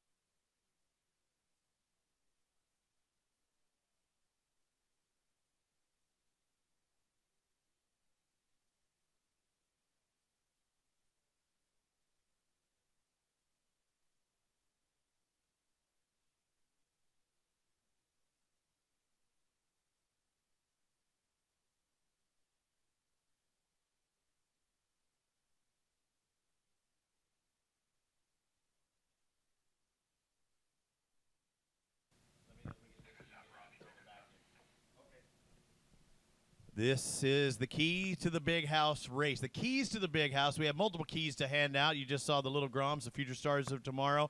At Torc, the Off-Road Championship presented by AMSOIL and representing AMSOIL, like always. Jeremy, good to have you on board with us. I want everybody to see what you look like because you're the man here, that a presenting sponsor for Torc, the Off-Road Championship, and what a great relationship not only your company has with off-road racing, but another form of racing that I deal with in AMSOIL Arena Cross. And it's good having you here in appearance. I know snowcross is big in these woods too, dude. Your name's everywhere. Well, you know, snowmobile season starts next week with hay days when we go over to Minnesota, so it never ends around here for us. But like I said, AMSOIL Arena Cross, Torc Series, you know, presenting sponsor here since the beginning. You know, so many things. Supercross, AMSOIL GNCC. We talk about it every year when we come out here, how much we're involved in power sports and motorsports and racing in general, and we do it. We're very loyal to the places that we go and we get into, and we have a lot of fun doing it. Well, that's what it comes down to, is you want to help support the people that support the sport. And you look at these fans out here, I don't know, 20, 30,000 fans here. I mean, they're just loaded from back there to all along the side. These are the people that buy your products, and they buy for a good reason because it's a good product. Yeah, you know what? Hey, we're a Wisconsin company. Superior, Wisconsin, 4 hours. It's a nice, easy trek for me to make every year. You know, I don't have to follow you around to Baltimore and Kansas City and other places that ill repute, I guess. They say, yeah. We'll just move on from some of those stories. But these are your people. I mean, you're speaking to them, and you see you out there, and you're giving back to the fans. Yeah, you know what? Hey, we ride, you know, we test our products throughout the winter riding snowmobiles. We test our products throughout the summers in UTVs and ATVs. So, you know, we ride these same trails as a lot of the fans that are out here, and, you know, we bump into them at local watering holes at gas stations, and, you know, a lot of dealers. We have a lot of dealers in Wisconsin and Michigan and Minnesota that really have helped build AMSOIL throughout the years, 40 years of doing business, and we couldn't have done it without our dealers, who are our customers as well. Well, there's some of your youngest customers. Those are future stars, but I'm sure they're using your products already out there. I think Scott Rain's down on the victory podium. Let's send it down to him for just a moment. We'll try and talk with you when we come back. Scott Rain is with the victors of that last race. Thanks a lot, Robbie. Now, you know how I hate stealing the thunder away from Mr. Myers up there, but we got 3 really excited kids, and you know what? I'm going to start with Mr. Sleeper over here. Well, you can hang on to your trophy. What's with the smile? You had a blast out there. How cool was it? Fun. You're looking at those mod carts before. You want one of those things? Yeah. Yeah? How fast was it out there with these? And you were making some passes, making your way through the pack. Was it pretty fun? Yeah. What do you think about now you're at the big house? You survived turn 1 like everybody else in Pro 2, Pro 4, Pro Live. What's that like? It's really fun. You're not helping me out at this. Where's Mom and Dad? We got to work on him for next year. They help you out doing this? Yeah. Yeah. You going to be doing it again next year? Yes. Yeah? Okay. Anybody you want to thank? My mom and dad, RC Havoc, my grandma and grandpa, Excel, the Wiggums, High Weather Motorsports, AMSOIL, and all my other sponsors. Well, congratulations, man. Nice job. You had a great season. It was a blast watching you guys out here. Nice job. Okay. Thank you. And I'm coming over here to Mr. Smiley, Mr. Rohanowitz. Nice fire suit, by the way. Brand new. You got a little bit dirty, but you don't really care, do you? No. Not at all. No. You're like kind of upset because you didn't win. Yes. You got that look. Yes. You're really upset. Jeez. Yes. You're at Crandon, the big house. You made it through turn 1. You were out there on Labor Day weekend. This is the biggest off-road race in the world, and you're just upset. Yes. Did you have fun, though? Yes. You come back and do it next year? Yes. You like school? No. I thought I had him. I thought I had him. You're going to come back out next year and try to win that championship? Yes, I am. You swear? Yes. Pinky swear? Yes. Well, pinky swear me. All right, deal. Congratulations, man. Thanks. I tried. Now, dare I say, I am now talking. Come on over here, man. Come on over here. All right? Sit down. Sit down. No, I don't want to sit. Sit down. Yeah. I'm now talking to, dare I say, the youngest ever world champion, Carter Van Den Heuvel. Congratulations, brother. Well, say something for him. It's really cool to be out here. I got both championships today, points and world. I like your Uncle Mikey hair too. Yeah, that was my idea. So what are you gonna do? Where do you go from here? How do you get any better? You've got it all, man. You did it all. 2 championships and the world champion. Win every race of the season. That's how I get better. And who's gonna help you do that? My crew, my family, my sponsors. Yeah? And what about you turning some wrenches once in a while? I help on the cart sometimes. Between video games?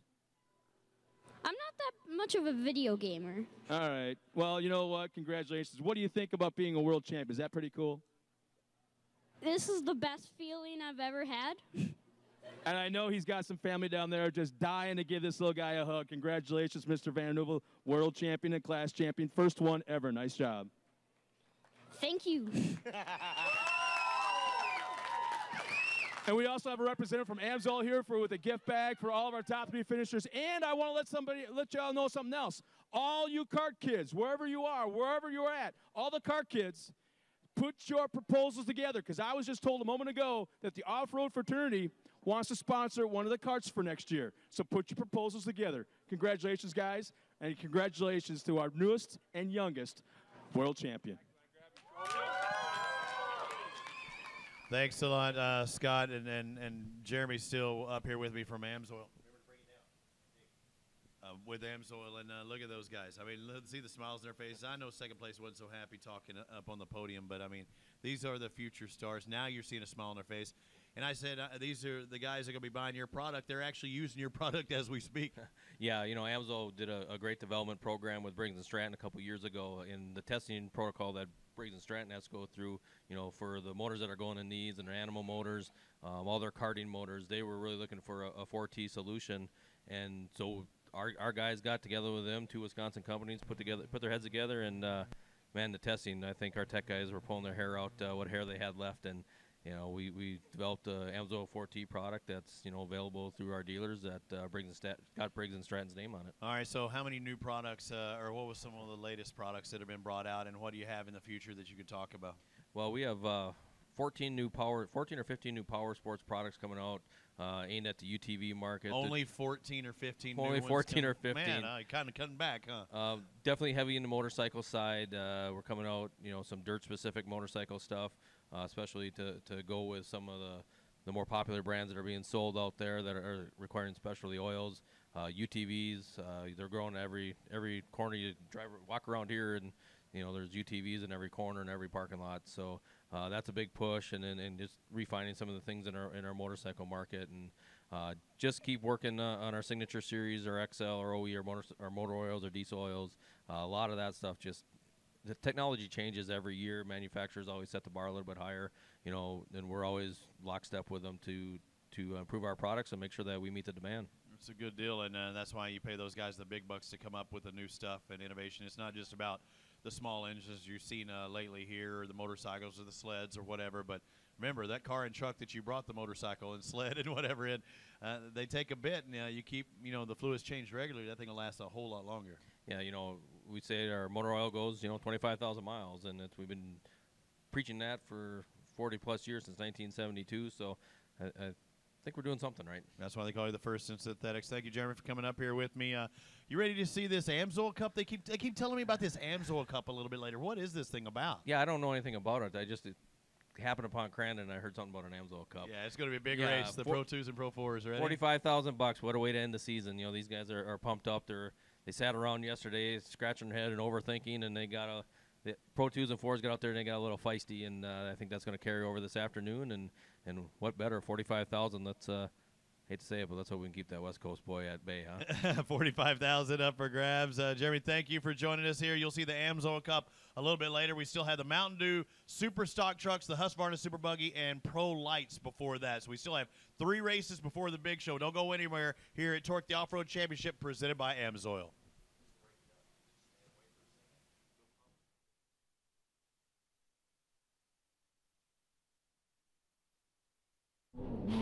I'm one of the owners for Total Chaos Fabrication. I'm also one of the drivers. We have to test our equipment. You have one opportunity to nab the money shot I have to believe that it's going to be accessible and it's not going to fail on me. We'll travel with equipment like external WD hard drives. We have to trust that the equipment's going to protect our data. I have to believe in what I'm using and I have to have trust in it. As the velocity of change in the world increases, so does the promise of opportunity. For over 86 years, we've stayed true to the belief that if you put quality in, you get quality out. No matter the job, our equipment is built for it. No matter the ask, our dealers are up for it. No matter the challenge, you'll be ready for it. Build on a company that's built for it.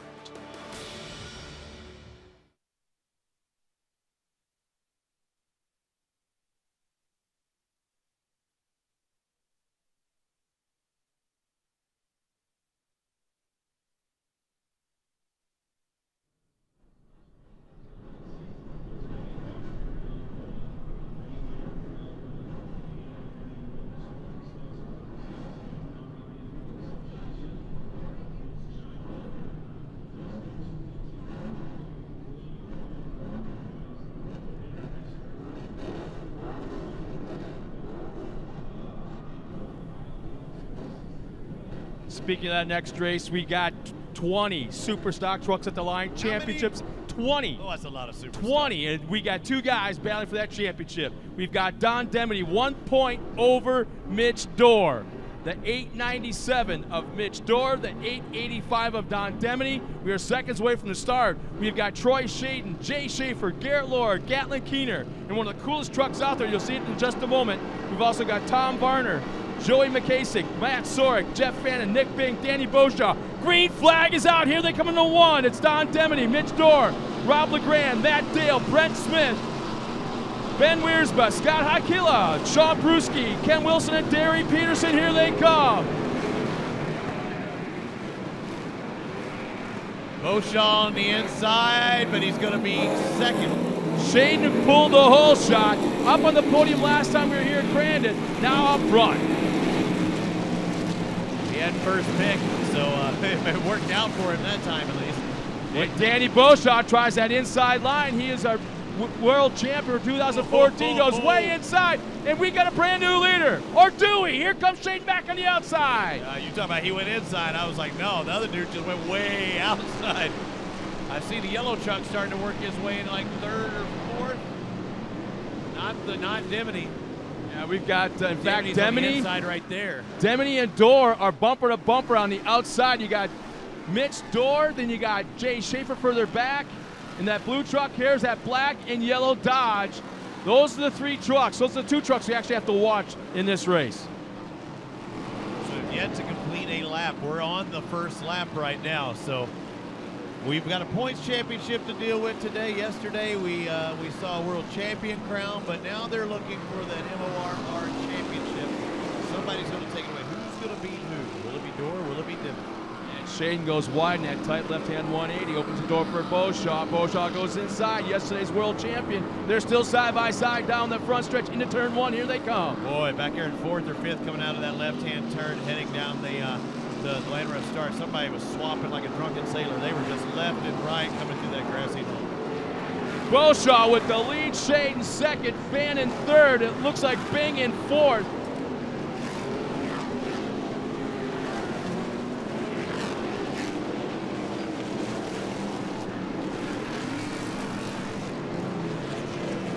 Headed down that backstretch. Danny Beauchamp already pulling a while, and here comes Fannin now in second. Fannin in second into the gravel pit turn. Shaden third. Nick Bing fourth. Fifth. Things really starting to dry up, too. Yeah, you see that gravel pit starting to get a little dusty, and you know the guys getting ready for that Amsoil Cup probably looking at this going, maybe I might go with this time. Right now there's one truck separating. Yeah, Demity moves up one spot. I believe Dorr has as well. Dorr's now gotten around Shaden. Yeah, Dorr with the black front, white back. Demity with the yellow front, black back. Oh, and somebody goes over right at the timing stripe. I believe that's Jay Schaefer. 877 Matt Dale? No, 880. 887. 897. No, that's Mitch Dorr. 887 is Jay Schaefer. Jay Schaefer's the one there. If they can't get that thing right and out of the way, they're going to have a full course caution. You see the safety crews out there. They'll have a little bit of time. They've got one more straightaway to try and get this thing corrected, or else they're going to have to start bringing the yellows probably right around that gravel pit area. Yeah, he's in a tough spot, but they actually have to roll him back over on his roof again before he can get over on his wheels. You think? They're trying to pull him from that one side. Unless they're going to try to pull him from the front back into the corner, and then so he's perfectly sideways. Be surprised those people and then back on. The guys don't just try and hold that side of the truck. All right, they got to make a decision where they're going to have a full course caution, or at least, yeah, very soon. I'm not seeing any yellow. Fourth is Mitch Dorr right now. Sixth is Don Demeny. Somebody better get out the yellow flags. I know the trucks don't know it yet, but somebody has to finally. They do it one turn before they make contact.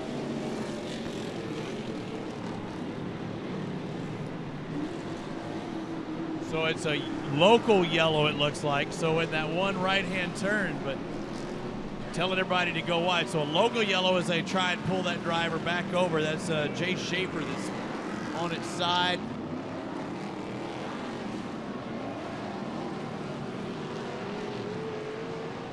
Yeah, Jay Schaefer back on his wheels, now being pulled off on the strap. So his day's definitely done unless he can get off the track and do whatever he needs to do to get it fired up. But right now, his day is done. Didn't have a good weekend as he had problems yesterday as well. As I'm looking at timing and scoring right now, the fastest truck on the track, the only one to break the 137 mark, is our leader, Danny Boshaw, with a 136 flat, and everyone else is 137 or higher. Boshaw was fast. Yeah, it looks like yesterday's lineup right here, doesn't it? Just about, yeah. Yeah, I think Crandon was right around second. Bing charged hard. I didn't know if he finished third. It was close. But Mitch Dorr and Demeny, the two title rivals, are fourth and sixth, respectively, on the track.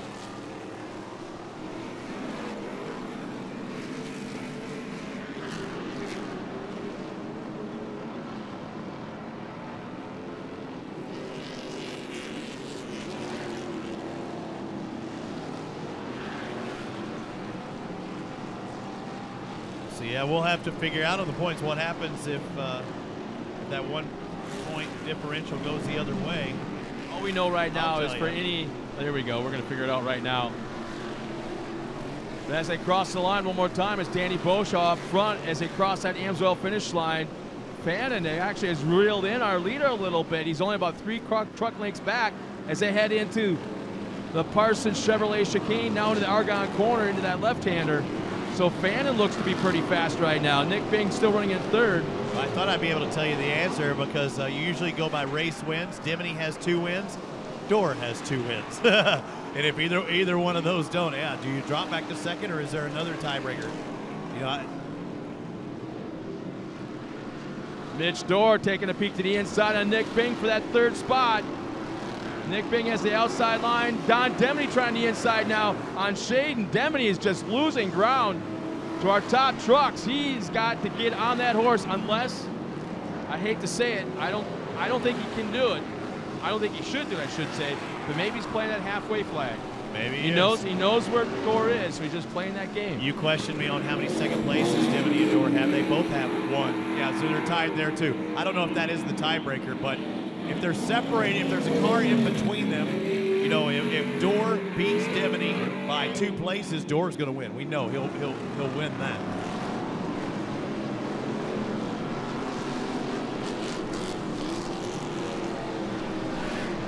So yeah, we don't know the point structure of the Midwest Off-Road Racing.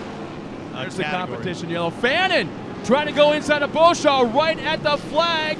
And Boshaw will hang on. Fannin second, Nick Bing third, fourth, Mitch Dorr, fifth, Troy Shaden, sixth will be Don Demeny. That's just the halfway point. Now they re-rack them, restack them, and get ready. So we'll find out how these guys can do halfway through. 4 laps down, 4 more still to go in the Super Stock Truck race to follow. When you take that checkered flag and you're standing top on the box, you're proud to have AMSO on your shirt. But I tell you what, when you take that motor apart in the dyno room and you look at those bearings and you see how great they are, you're really proud to be an AMSOIL driver and to be representing a team that has product that's that good.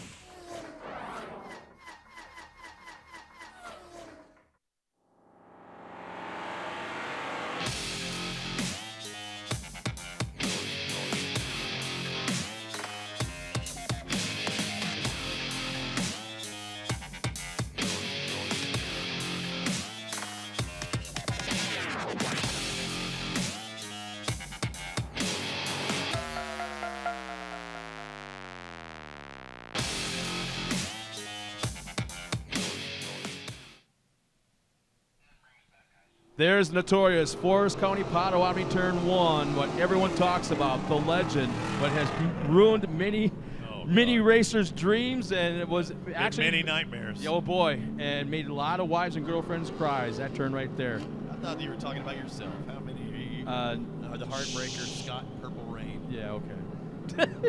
Hey, who's going to win this race? Who's going to win this championship? I don't know that one is necessarily going to be the same as the other. I think Danny Beauchamp just looks so strong this weekend. Right. He found that right combination of whether it's the gearing, the transmission, the torque converter, the tire grooving, whatever it may be, he found it. So I think he's going to be very tough to beat in the race. But as far as the championship goes, right now, Mitch Dorr is in a good position. Is in a good position, but as we figured, if they finish right now where they are, I believe it's a tie. No.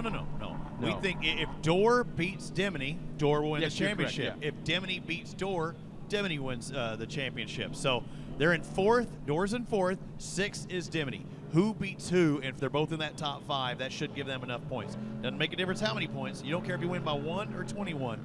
Whoever beats whoever, if they're in that top 5, will win the championship. Well, Mitch Dorr is a very cool cat, so I think he's got his dad spotting for him, and they're very even-keeled kind of attitude kind of guys. Nothing gets them really riled up. Don, on the other hand, Don Deminy, he's like a rubber band ready to snap. He's just a very excitable guy, and hopefully he's got somebody in that radio right now calm him down. I think he does. I think he's got Dorr's doing something a little bit better. Look at him. He's a 136.04. That's almost a fast lap. I mean, it is. I mean, it's a virtual tie for the fastest lap. Don Deminy, 137.71. So 7/10 different on the best lap. He's got something out there. 7/10 is pretty substantial, and he did it on that last lap. Well, the thing is, too, keep in mind that Don Deminy's been battling with Shaden now the last 2-3 laps, trying to find a way around. So it's not that Shaden may be slowing him down at all, but Don's Don's not able to take the lines he wants. But right now we're trying to figure out what's going on in that front straightaway coming to turn 1, as it looks like they're jockeying for position. They're putting somebody back in the order. That looks like Gatlin Keener, who, according to timing and scoring on our screen, it was 15th across the line on the last lap. He went to the front. Now he's turning around and. That's the Popcorn Sutton's entry, right? Yeah, he's headed off the track. So they held them over near that Land Rush start. Again, not quite sure why. This class has been, without a doubt, one of the most entertaining, if not the most entertaining, to watch all season long. As a fan, I don't care if you're a pro fan or a sportsman fan, it doesn't matter. These guys they wear their hearts out on their sleeve every single race. So so fun to watch. We talked about the other trucks and what comprised that class.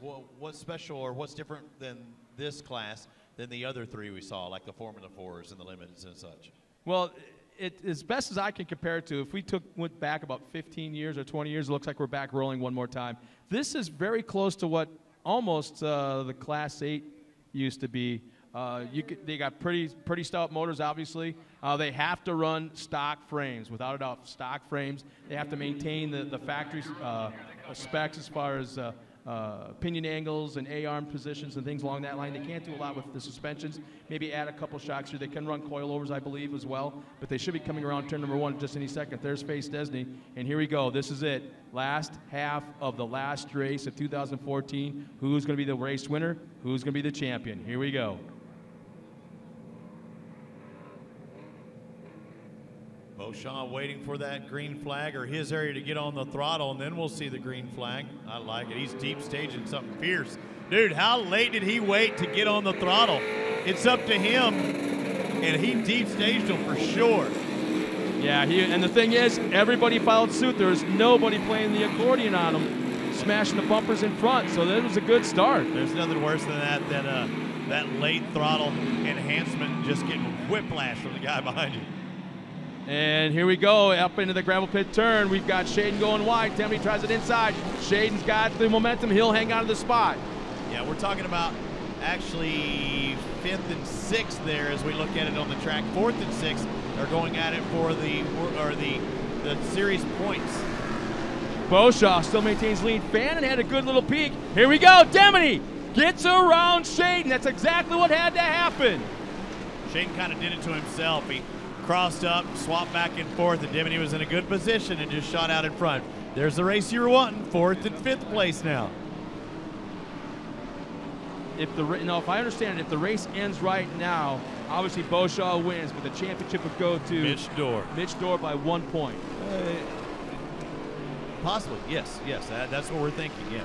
But Don Demny's got a long way to go. There's 3 guys battling for second. That could play into Don. Oh, Fannin goes around. Rotation station right there in that last left-hand turn. So now we've got, let's see, in 3rd place is Mitch Dorr. 4th place is Don Demny, but up front it's still Danny Beauchamp. But wow, talk about change of effect. That corner fights so many of the racers. And look, once again, Beauchamp pulling away from the pack. And Dorr pulling away a little bit from Demny back there from 3rd and 4th. So they move up, and what a way to cap it off if Dorr can finish on the podium and take the series title. Danny Beauchamp, a 15 truck length lead over Nick Bing going into that gravel pit turn. I like Bing yesterday. He was aggressive. I think he was the one down. Did he finish on the podium yesterday, or was he the one that got called out? He was right around 3rd place through that race, but he was very aggressive and almost took that podium spot. Looks like one of the Smith boys have pulled off the track in the infield just to the left of the Traxxas launch zone. So Brock Smith, his day's done early in the Keener truck that they kind of worked the deal out the final 3 races of the year. So tough break for them, but you know what? Good. Congratulations to get them boys back on that track again.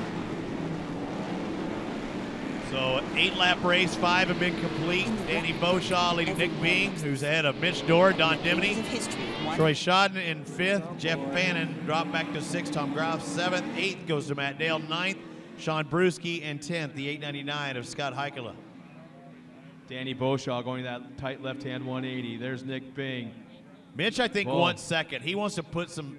He doesn't want to slow down and manage this race. He's still trying to put pressure on second so he can finish higher. Yeah, I think it looks like Dorr's coming out of the corner a lot quicker than Demny is. Demny went a little on the wider side, different line altogether. So right now I do think Mitch Dorr is a little bit quicker than Demny. As we look at the lap times, I mean, that's rather obvious. It's about almost a second and a half quicker than the last time by, even though last lap for Demny was his quickest of the race. There's Mitch Dorr right there, up around that barn jump, and now down towards the skyboxes. Real great race going on right now for the top 3 as they're starting to bunch back together. And that's what Demny needs. He needs those guys to bunch up and kind of mess with each other so he can try and close in on that gap. He only has about 2 laps left. Next time around, I'm thinking Demny may have some sort of issues. He just doesn't seem to be on it like he used to, has been in the past. I have to agree. Still no white flag as Beauchamp, Bing, and Mitch Dorr cross the line. A little bit further back, about 15 seconds or so. Actually, no, I should say. Look at that, Mitch Dorr with the fastest lap of the race. We thought he was turning it up, a 1:35.45, so 2/10 quicker than the driver in front of him, Nick Bing. Yeah, and Don's a little over 5 seconds back, so that's a lot to make up. Mitch Dorr has to make a huge mistake. Dorr about 8/10 a second. He's living lap. dangerously. Look at this. He's going after, like you said, Nick Bing. Oh, here it is. He wants second. He's going tight to the inside. Bing will go way wide out into the grass. Mitch Dorr on the inside in the dirt, and he might Dorr might have it. It's going to be a good drag. I think Dorr is just taking over second place as they're going to make a right-hand turn. They're still down that straightaway, heading into that first turn right-hander. Now right in front of the crowd. Let's see who comes out And Bing's second. not giving it to him. They are rubbing paint. Dorr's got a good drive, though. Look at this. This is for a championship. If Dorr does something crazy, it can knock him out of the championship hunt. If he loses a position, it will knock him out of championship position. his spotters had to be kind of, hey, know what you're doing. Mitch Dorr, you were in third place, but you have about a 7-second advantage. Don't do anything stupid for the championship. And Nick Bing keeps giving him the opportunity with those wide open doors in those corners, giving him a shot. It looks like the white flag is in hand. Here comes Danny Beauchamp. Can he double up this weekend? Back-to-back wins. He's got one lap to show if he can do it. Jiminy's about to lose a spot, maybe in fourth as well. It looked like Jeff Fannin has worked his way up. He's been fast, made that one bobble, and Fannin wants fourth place as well. That race is for third, though, as they pull away, heading towards Argonne, correct, and they'll make a left, a slight right, and another left.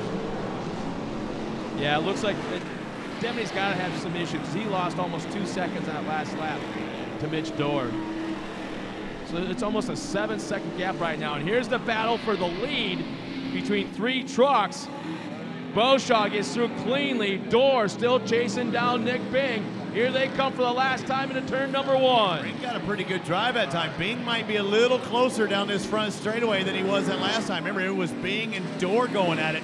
Watch this time. Danny Beauchamp in the black truck. Bing starting to close in. He's going to have a good line on his front straight. Cheer him on for the final time. Up around the barn turn, alongside the highway, down into the skybox turn. Yep. Who's going to dive in that gravel pit? Down that back straightaway. Here we go. Mitch Dorr stays on a late break into the corner. Nick Bing goes high. Dorr a little bit lower. I think we're seeing our first, second, and third. One last turn. Boy, taking that inside line, he said you're going to have to go the long way around, but it ain't going to happen, Scott. Danny Beauchamp will take the win. Second will go to Nick Bing. Third, Mitch Dorr. And the battle for fourth between Fannin and Don Deminy. Deminy will finish fourth. Fannin in the top 5. Unofficially, by our account, Don Deminy, who had a 1-point advantage. If there's a 2-point differential between second, third, and fourth, or second, third, fourth, and fifth, Don Deminy will lose his championship by 1 point by our calculations. If that is the case, with Mitch Dorr finishing third, that should give him the championship in the last race at the last moment. Congratulations to all of our drivers here in the Superstock trucks. Scott Rain's going to go down trackside and talk to him, and we'll have more from Crandon, Wisconsin right after this.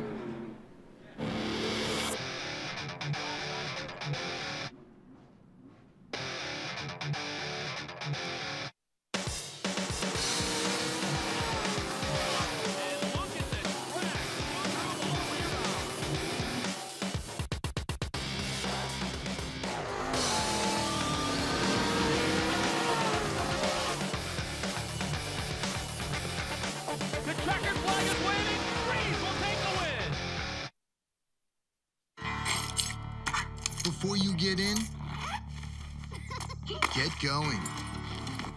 Get gone. You need to get a tire that gets you. A tire like Cooper's revolutionary new CS5 with premium touring innovations for the way real drivers really drive. That's real life performance. Because life's a road trip. Come on, let's go.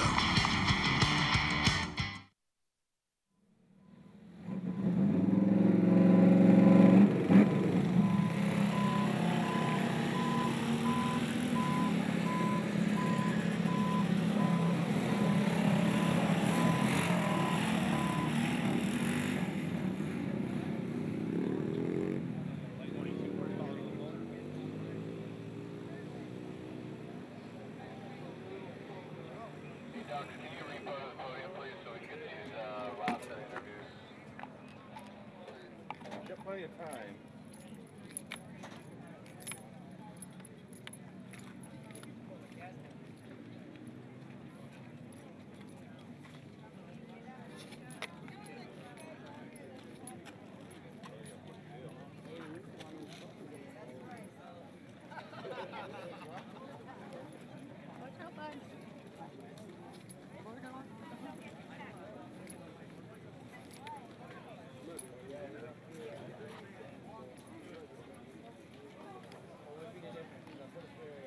Now I've got it back.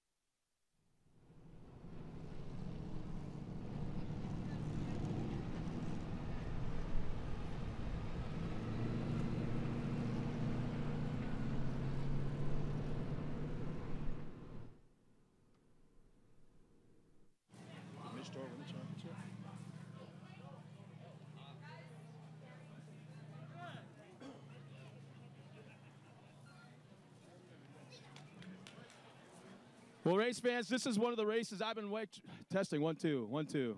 Testing 1, 2. Ladies and gentlemen, this is one of the races I've been waiting for all weekend long, and these guys have put on one hell of a season. They have raced, banged, beat on each other without a doubt. I've been calling you guys out as the most entertaining class to watch as a race fan, and you did it again today. So I'm going to start over here.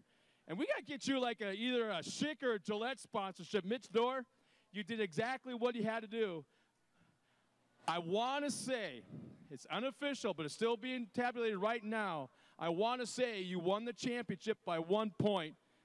So you may be the 2014 class champion, Superstock champion. Congratulations, man. Woo! Thanks, Scott. But it's been a rough season. We've had some ups and downs, and I was hoping for a podium or a first today, but congratulations to Dan. He drove a hell of a race. All season long, I think ATD, BF Goodrich Tires, High Rev Graphics, friends, family, everybody, more. It's been great. Thanks. So I'm actually getting another one of those guys. I'm actually getting a chance to see smile for the first time all season long. You know, it's like your dad's been out here for years with his career, and now you can say, Dad, I'm a champion now. Step aside because the new guy's in town. Yeah, I got about 6 to go to catch up, but hey, we'll keep going. Hopefully I can outdo him someday. Well, congratulations, man. What's it feel like? Awesome. Thanks, Scott. Nice job. Mitch Dorr finishing 3rd, but more importantly, your Superstock class champion. And darn it, if he didn't almost take it away from you. I was kind of wondering about with like 3 laps to go. Mitch Dorr, he's new, you know, he's in the position to win the championship, but yet he kept rubbing your fenders and rubbing your fenders. And Nick, I don't know how you did it, but dang it, you've been one of the guys also that's been fun to watch because you've had some controversy where you wreck the truck and all of a sudden half the community comes together, gets that thing back together, and you come out the very next race and win the thing. But yet, I don't know what it is about that truck. You've got it dialed in here this weekend. Oh, yeah. It's definitely the old girls dialed in, and it worked out good today. I just didn't quite have enough for Danny, but like I said, most exciting races here is this class, I think, personally. It's just a blast. Just the racing is so competitive, and the guys are such a good group, tight-knit group of guys, and everything is just great about it. And you know what? This is just watching you talk and how your mannerisms. They're polar opposites of the kind of driving style I see you on the track. Right now, you're so mild-mannered, kind of calm, and you don't drive like that at all. No, if you drive like that, you ain't gonna win. So you got to keep digging. But yeah. There's a lot of people I thank out there, all my sponsors and my crew. Lucas Oil is one of my big ones. BF Goodrich Tires, JR Enterprises, Aero Auto, Peterson Ford, Lee J Distributing, Nishek Auto Body. Just everybody that helps out is tremendous. And my crew, we change stuff all the time and tried different things, and it worked out today. And another thing I got to add, the truck is for sale. That's the first one I've heard all weekend long. So, you know, congratulations to being that one as well. Thank you. Nick Bing finishing 2nd. Mr. Hollywood, 2nd day in a row I haven't seen with sunglasses, but you know what? I'm going to go back to yesterday, and you're the 2014 world champion. You won back-to-back races here at the Big House. What's inside that heart of yours right now? I don't know, man. it's too bad we had a little bit of bad luck at the beginning of the season because obviously we got the truck and the team to win, but just obviously didn't edge out Mitch enough to get the championship again. But I mean, sweeping Crandon, I've never done that before, so this is a huge weekend for me. It's something to be proud of, you know, and this competition with Mitch, Bing, Fannin, all these guys, Surik, all these guys are coming around, you know, and Demney, of course, too. But, I mean, to be on top, you know, it's really awesome. My truck is awesome. My BF Goodrich tires hooked up great. I just want to thank my friends and family for all the support and just follow me to all these races, and hopefully we can keep winning. Well, congratulations, man. One of the Bark River, Michigan's favorite sons, and you sure made that little town proud. I can guarantee you that. Yeah, thank you. Like I said, hopefully someday we can get a pro program going and hang out with my cousin Scott in the pro class. Well, congratulations. We'll see you next year. Thank you. It's party time. Ladies and gentlemen, your top 3 finishers in Superstock and your new 2014 class champion, Mitch Dorr.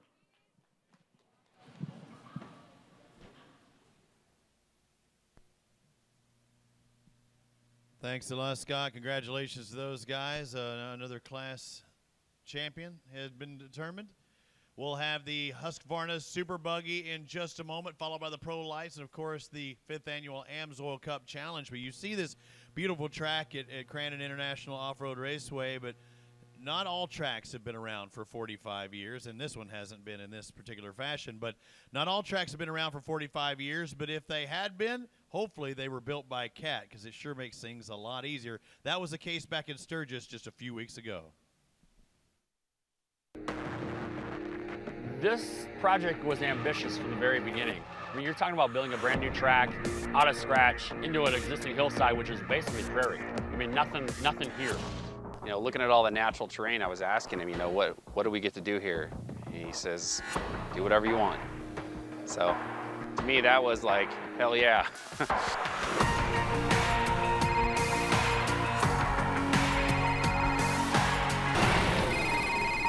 Flight of Peoria win. I'm right in the middle of building the track, dude. You know you're killing me here on my time frame. Just flying in from Sturgis, you know, it's a little stressful because I've got still a lot to complete. You know, we got a deadline to meet. We got to get this done. Torc is a lot like a lot of our customers in that they go by feel. They have an idea of what they want to build and they build it. So when this track was roughed in by Torc and their operators, Jeff Nordstrom, at that point we put that into a map, a GPS map, and that tractor will know within a quarter inch of where it's supposed to be based upon GPS tracking. Being here and seeing what I got to come for, okay, now I understand. You know, it's taking Torc to a new level, and that's what we're trying to do. We're pulling back into the Buffalo chip track out here at Sturgis and getting ready to do some work. I mean, you put a guy that's a good hand on a dozer, an operator, and you put him with technology, the results are pretty fantastic. What this technology can do for us, I think, is speed up the process of the track building. You know, we look forward to a lot of years with Torc, and we think it's just the kind of the beginning of something really, really big. You know, what it means for the track experience and our fans and everything else, we're just going to produce a lot more badass tracks.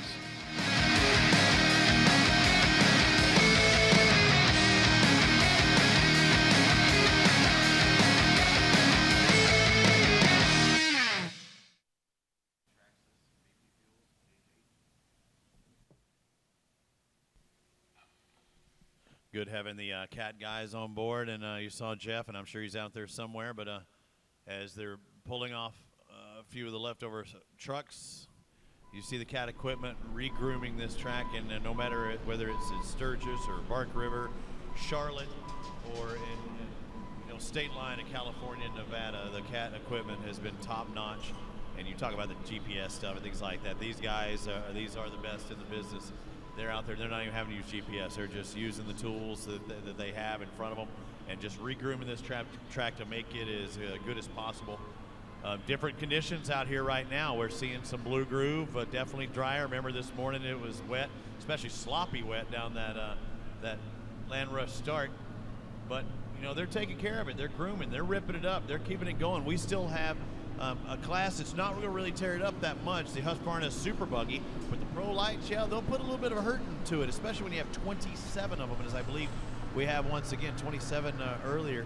I think, in the pro light class, and we will determine a champion. Just a few points separate our leaders. Still up for grabs. Two guys, either Jarrett Brooks or CJ Greaves, can win in the pro two-wheel or the pro light class today. CJ Greaves coming off a first, a second, a third this afternoon. We'll see if how he's going to finish out his last of the season races, and we still have the 5th annual AMSOIL Cup Challenge. $45,000 up for grabs for that AMSOIL Cup. Want to race Traxxas / 4x4 short course trucks against the Traxxas Pro riders? Well, you know, you could have throughout the day, and you know, Traxxas Mobile Sport Hauler located behind the grandstands. You know, the people have been trying to register to win for a spot to race those guys. They've been signing up. They go to the Traxxas vending hauler and they signed up for a chance to race shoulder to shoulder against guys like Traxxas pros like Mike Jenkins or Keegan Kincaid or Mark Jenkins. Like to thank the people at Traxxas. Thanks for coming out to Crandon this week, and remember that Traxxas is the fastest name in radio control. Thank you, Traxxas. And whether you're a sponsored pro or a weekend warrior, VP Racing Fuels are purpose-built to grab the lead and keep you there. Extreme off-road conditions bring out the best in VP. VP Fuels make more power, they're more consistent, and they're easy to find. For more info, visit vpracingfuels.com. That's what I use in my lawnmower, my line trimmer, my car, my SUV. I don't even have a motorcycle. If I did, I'd be running VP in it. I love that smell in the morning. So we still have 3 more races to go. The Husqvarna Super Buggy will the next up here in Crandon, Wisconsin.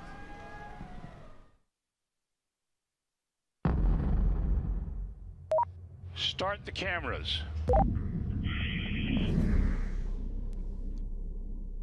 All right, stand up on the exterior step.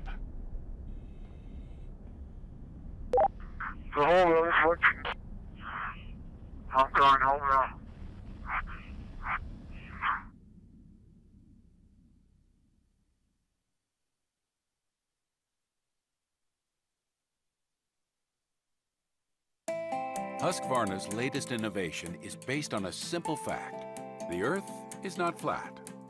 Its hills, valleys, and uneven terrain inspired Husqvarna to create a line of all-wheel drive mowers that help make easy work of any mowing challenge. The Earth isn't flat, but with a Husqvarna all-wheel drive mower, it sure could feel that way. Find the all-wheel drive mower at your local Husqvarna dealer and Lowe's.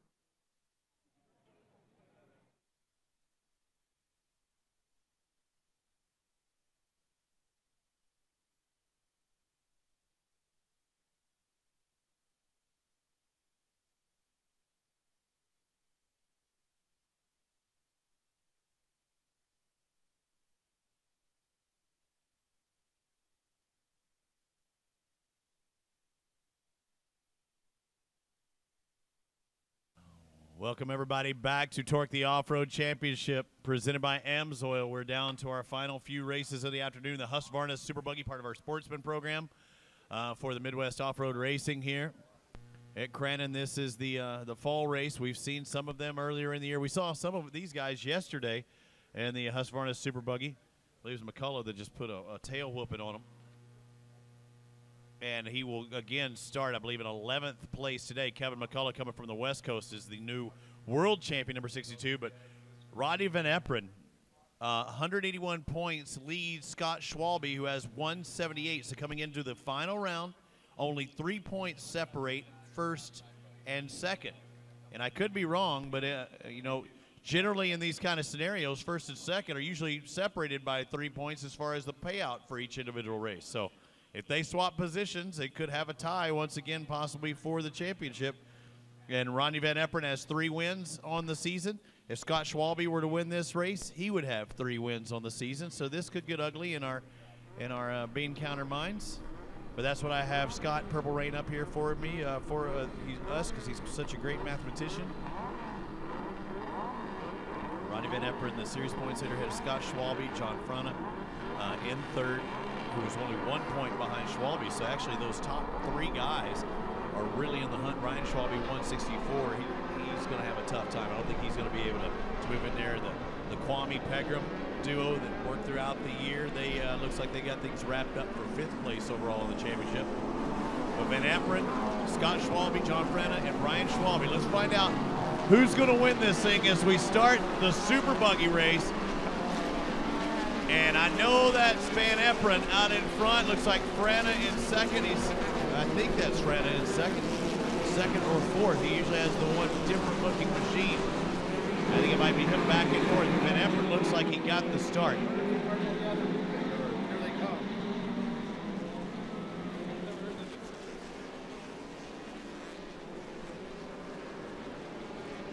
Hard for me to even tell the colors. Now I can see Frana back in 4th position. We'll see it as they come across for the first time, or not starting that first lap of the race. It is the 45 who's out in front of Rodney Van Eperen as they work their way towards Argonne. Did not get it the first time around on the list. But again, if we look at the series championship points, Van Eperen, Scott Schwalbe, John Frana, and Ryan Schwalbe, all within just a few points. Actually, Ryan's out of it, but let's see. Van Eperen, Scott Schwalbe, and John Frana within 4 points of the championship.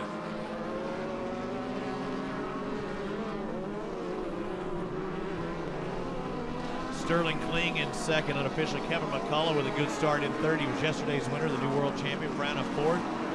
As we see Van Eperen come down the front straight one more time. They're working on the first lap. The Husqvarna colors, 45 out in front, looking strong. He knows if he wins this race, he wins the championship. Well, I'll bet you $1 million that last night Johnny Grease was in the Van Eperen pits, because they're very good friends.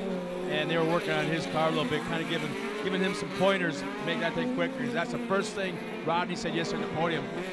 We got to figure out something to make this thing quicker, and I'm sure he went to Johnny Greaves to figure out what it would be.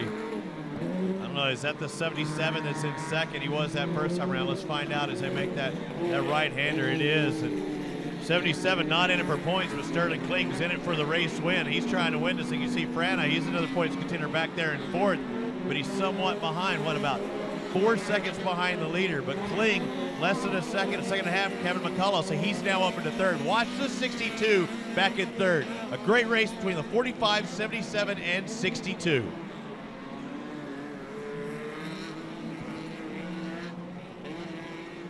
Man, I'm not. Sterling Kling is a young guy as well. I don't even think he's 20 years old. I think he's probably 17. It looks like we may have a pass to the inside. Kling took a shot to the inside on Van Eperen, and that tight left-hand 180 in the back section. Van Eperen will hang on.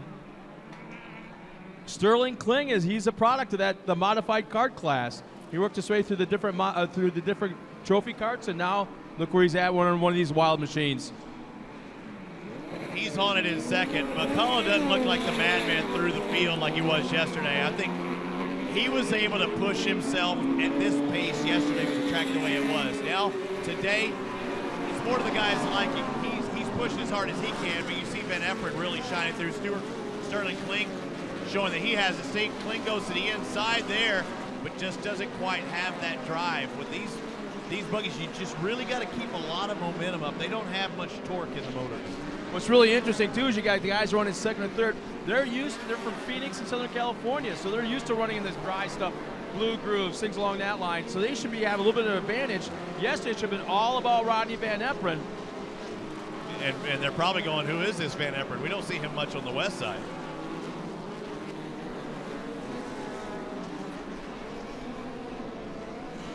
Oh, we got Crandon side. Is that? I want to say that's Frana. Or, yeah, 907. It would have to be him. He's the only 9 and a 0 we have there. So the four-wheel drive is in no-wheel drive. He's riding the roof. Well, that's something I've never seen before is John Frana on his side like that. And he's in a very precarious position. There he is, right just a few feet right before the Amsoil finish line. You almost want to roll them over to the near side, to the track side, just to get him closer and just keep pushing him. Are those buggies too heavy that you can't physically roll them over with your hands? I'd say you probably could if you had like 6 guys, at least 6 guys, because there's such a wide wheelbase. Right. And that one's probably heavier than most. Probably with the front differential and everything, yeah. But look, I'm very impressed right now with Van Efferen. Pulled away just a little bit, headed into that Polaris gravel pit turn. Oh, again, you see the different lines of Van Efferen. Oh, Van Efferen is slowing. There we have it. Yeah, he caught the yellow flag. No, yellow's there. He saw the yellow flag, slowed.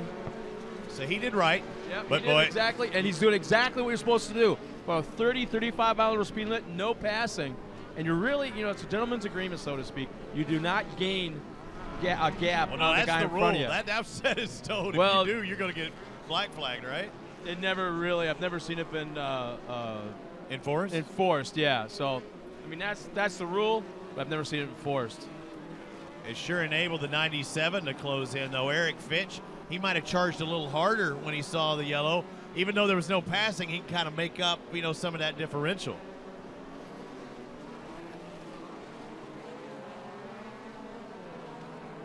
So, yeah, Van Efferen, when they come across, of course, they were nose to tail. Look at this.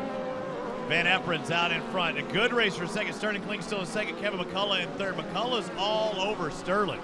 I'm kind of watching the driving styles. It looks like Van Efferen, our leader right now, is driving more through the corners. The 2 young guys are using those steering or turning brakes and just hucking these things sideways in the turns, trying to keep it tight to the inside. Meanwhile, Van Efferen, like I said, nice and smooth, hitting that apex, not throwing it sideways, not overusing that turning brake. McCullough, though, now going to the inside of Sterling Kling. Can he hold it? Nope, not there. He's still got a pretty good drive going down that downhill back towards the gravel pit. He wants to get in second, so he only has 1 guy to beat after that competition caution at the halfway point. Comp yellow should be, the competition yellow flags are coming out this time by. 1 red flag, 1 yellow. They make that last turn. Van Efferen pulled away a little bit in that last half a lap as our second and third were battling for position. Allowed him to pull away a little bit, but what he did pull away, he just lost. So, yeah, we'll bring out Richie Kuloff from that brand new Dodge Ram pickup truck, the pace truck, one more time. Get these guys bumper to bumper all the way back. We got Van Efferen up front, Sterling Kling, Kevin McCullough, Eric Fitch in that 4th spot, Scott Schwabe 5th, Zipper, Jack Hanlon, John Fitzgerald, Larry Pegram, all in the top 10. We're going to step aside real quick for a break with our sponsor. We'll be right back after this. When adventure calls, count on the Trail Grappler to get you to your destination, wherever that may be. Large, innovative tread blocks provide additional biting edges to help you command the most challenging terrains as you discover new trails. The Trail Grappler's 3-ply sidewall and thick rubber construction aids puncture resistance and provides durability when you need it most. Nitto Trail Grappler, where road meets trail. What is it that makes a Husqvarna dealer a Husqvarna dealer? Well, just look close at the engineering in our outdoor power equipment. We're known for high performance and reliability in everything we make. So is it any wonder your Husqvarna dealer is also known for high performance and reliability in everything they do? With a nationwide network of Husqvarna dealers, there's one just around the corner.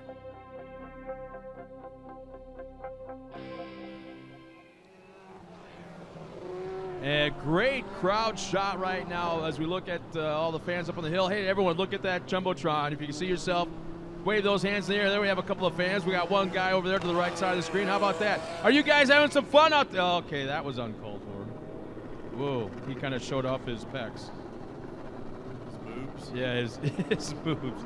And boobs. There we got a real excited guy, little guy up there in that red shirt. You guys having a good time out there? Wave to everybody on that World Wide Web because they're looking at you and you're the ones here living at large at the big house. There's a shot of Richie Kuloff. Nice close-up picture of him through that windshield. And the rest of the super buggies in tow. Dude, they load that truck up. There's 5 people in that truck. That's a VIP thing, I think. Yeah. I don't know, man. Even with Richie driving. He kind of brings the value down a little bit, doesn't he? You know what you told me earlier? Oh, no, wait. You had a really good thing going there, and then you blew it. Rodney Van Eperen leading this one, the 45. He's been doing so the entire time. Not from lack of effort of Sterling Kling or Kevin McCullough. Frana was in 4th. He dropped out of it with a rollover. Eric Fitch up into 4th. Larry Pegram into 5th. Larry, it's your time to turn it on. You're in 5th now, and you're buttoned up. But these guys in front of you are pretty darn strong. Van Eperen, we've seen him all season long in this series. He started the season with a 7th place, and he's just progressed from there. Look how tight he's holding them. You start when you want to start. Right on that downside. Right there. Right now you do it. You make that other guy. Oh, we have a car pull out of line. We'll see if they make the call on that one. You're supposed to stay bumper to bumper, nose to tail in a straight line until you pass the flag man. And I believe it was the 97 of Fitch. Oh, no. Something happened. Shut off. Lost gearing, lost drive, something. Van Eperen has just done himself in. What the heck? Oh, tough break by Rodney Van Eperen, and he's still and he's going to lose the championship right now, too, because Scott Schwalbe was in 7th. That'll be enough to win this thing for him. Oh, unfortunate. Look at the 77 trying to fight off the 62, and the 97's looking racing now on Eric Fitch.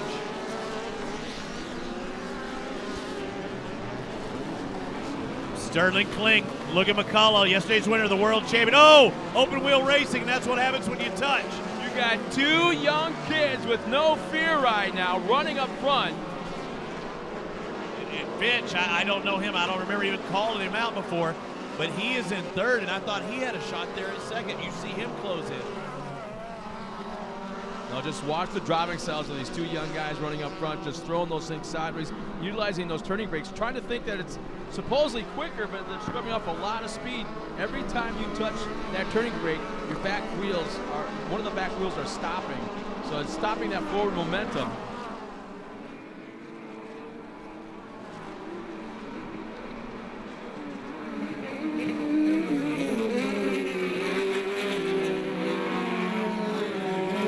Sterling Kling still leading.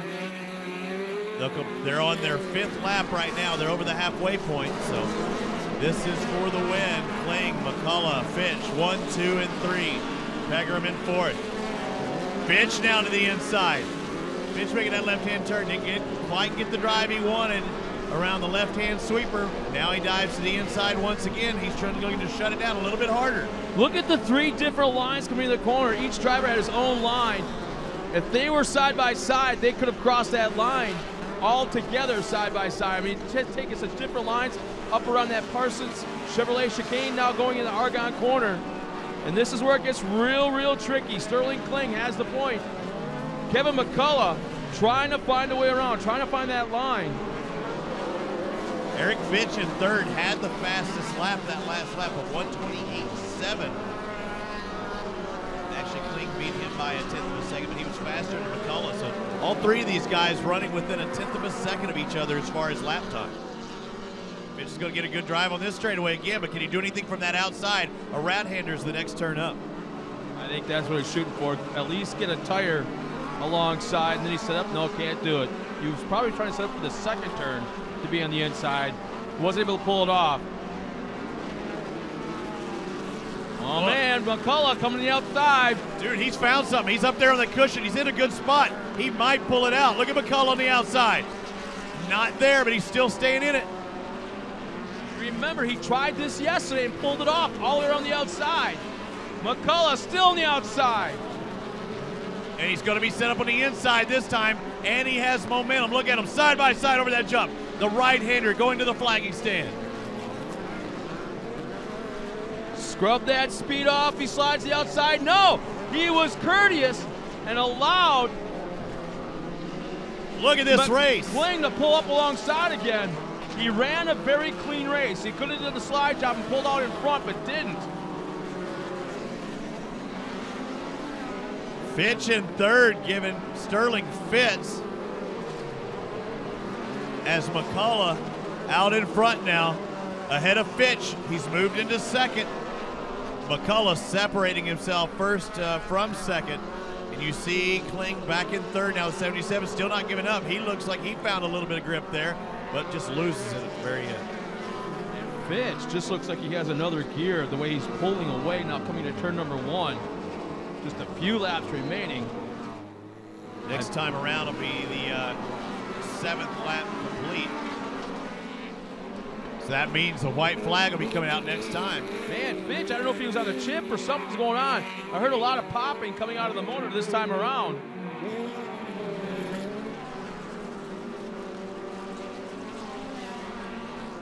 They have rev limiters? I mean, it sounded like he was popping like he might be at the top of that band. Up into that final turn.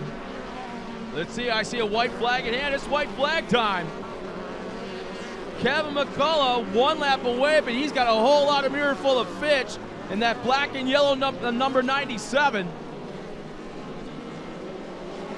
It took Fitch a while, but Kevin McCullough out in front had the fastest lap of that last lap, a 1:28.32. That was 0.3 of a second quicker than Fitch. Uh-oh, and it looked like Fitch made a little bobble there, and that's just going to allow McCullough to pull away a little bit. Yeah, these things are very difficult to shift and not miss a gear. And you hear all the time about they had transmission problems. They are so delicate, which is something I don't quite understand, how these things work, especially in the super buggies. But it's a manual transmission, and they're constantly shifting. Clutch, handbrake, handbrake, hitting the button to talk to your spotter, hitting the button for your tear-offs. I mean, there's all kinds of stuff. This, I think, class right here is the hardest car to drive in off-road racing.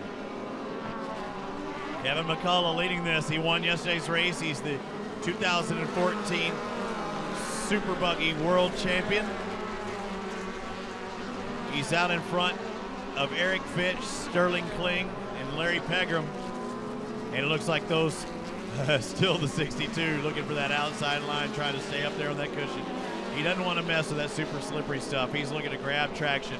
He's going to make the left hand or the right hand turn the last lap, the last time here, Scott, and he's going to take it. Yeah, there you have it. Another clean sweep, the second one of the weekend, all the way from the West Coast. Phoenix area, Kevin McCullough take the win. Fitch will finish in second. Sterling Kling third. And look at this, the left front damage on our third place car is that thing is just bouncing around. Maybe a busted shock mount or something's wrong with the front end of that car. He's able to survive and finish on the podium.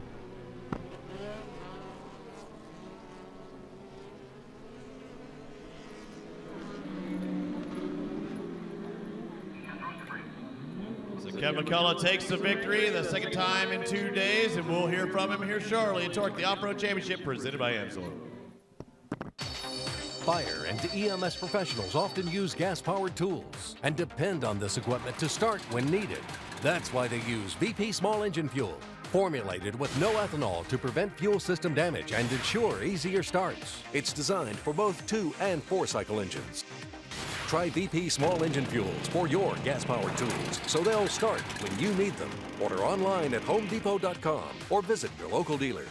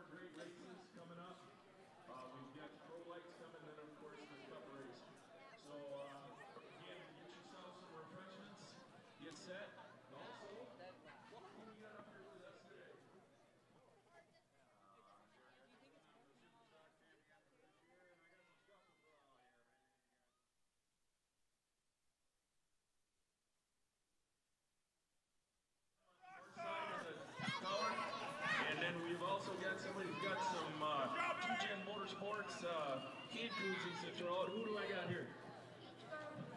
Okay, Gage. You had a good race going there. Be sure to bring it up, though. All right, he's got I'll bring up the throws too. All right, we're going to go back to racing here. BJ as well. Well, race fans, I got the top 3 guys in the super buggy class up here right now, and to say that they came from the modified kart division into what they're at right now is putting it mild, because this guy right here was one of the quickest ones in the mod karts back in the day. I can't believe I just said that, back in the day, because it was just a couple years ago. But Sterling, you were fast then and you're fast now. You came so close, but just a little bit shy. Yeah, you know, all of us Arizona boys here had a great run going, and I got by the 45 on the restart. He must have broke, and then Kevin got by me, and then me and Eric got into it a little bit, and then towards the end of the race, I blew out of shock and just did what I could and made it to the end. And your voice has changed, too, since the last time I talked to you. Yeah, we've got a little bit older since we raced the trophy karts. Ladies and gentlemen, finishing third, Sterling Kling. Mr. Fitch. Welcome to Crandon, man. What do you think of that turn 1 and the big house? Oh, turn 1's amazing, and this place is awesome. Like, the fan base here is unreal. I mean, look at the sea of people. It's crazy. Couldn't be happier racing here. It's like the best experience of my life, and to come out with a podium, I'm really stoked about it. And when you look out there, I mean, the thing is, I want everyone to realize they're not just a bunch of West Coast guys saying something they want you to hear. I'm looking at them, I'm watching their eyes as they're talking, and they're feeling it. They absolutely love this place, and I know, I'm not trying to take words out of your mouth, but you guys are actually feeling it. Oh, yeah, definitely. Like, coming from our series and back out here, this is amazing to come to such a big track. And I mean, it's the most famous race of all time, and I can't believe I'm a part of it, and I got the podium. I mean, that's awesome. Nice job, Eric. We had a great run. It was nice having you out here this weekend, brother. Thank you. I appreciate that. And another guy that I remember when he was just a little crapper and had a different tone of voice, and just a little guy running around. He used to run like on BMX bikes around the pit area, and now you're like one of the big kids. But 2 wins in a row, world championship belt. I should say ring, but the title is all yours. Just clean sweep the weekend. Did you think about that? Did you dream about that? Is it something you're like, it could happen, but I don't know? I was thinking about it on the start, and there's a lot of excuses. Yesterday it was a sloppy track, and I just wanted to say that I could do it in the good track and run Crandon and run into that turn 1 and not lift and pass a lot of people from the second row. It's just awesome. Were you kind of puckered up a little bit? No. You can admit it. Come on. No, dude, they lifted early, and I just went around. It wasn't that scary. It was fun. Well, you know what? You're one of the guys I love to pick on, and it's so much fun to watch you race. I loved watching you back in the day running that single buggy, and to hear that you're coming out here this weekend in the Super, I kind of floored me a little bit, and dude, you're more than qualified. Thank you. I just got to thank the Fitch family enough. They helped me get here, gave me food and a bed, and everybody else that bought shirts for me. BF Goodrich just swept the podium here, and I couldn't thank them enough. Fox Shocks. Everybody that helps me, Faldron Motorsports, my mom and dad, and just had a great time in Crandon. Kevin, you are now world champion, and I'd have to say you are probably now an honorary cheesehead. Congratulations, brother. Thanks, guys. Woo!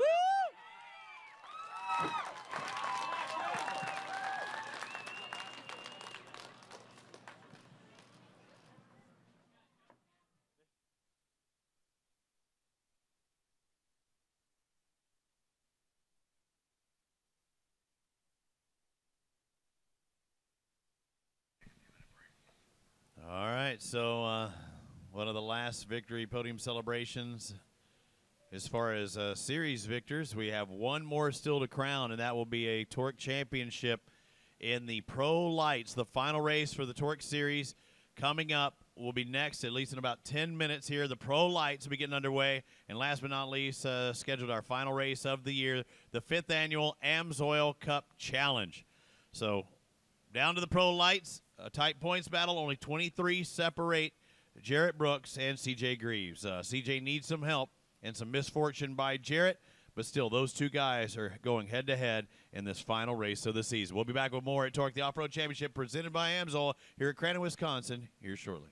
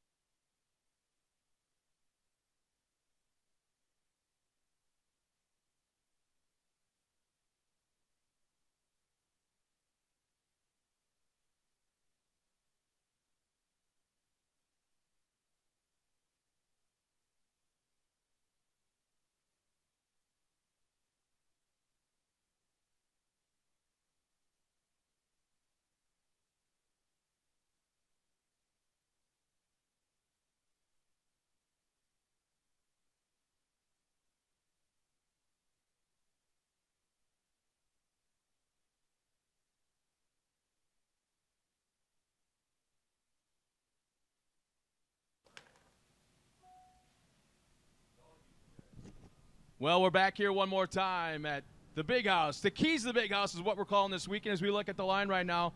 The Forest County Potawatomi starting line. There are our pro lights. Yep, and on the line we have 27 guys going into that first turn at the same time. One's going to get the whole shot, but who's going to win the race, Scott Rain? And we have a race for this individual race, the final one of the year in the Torc Series.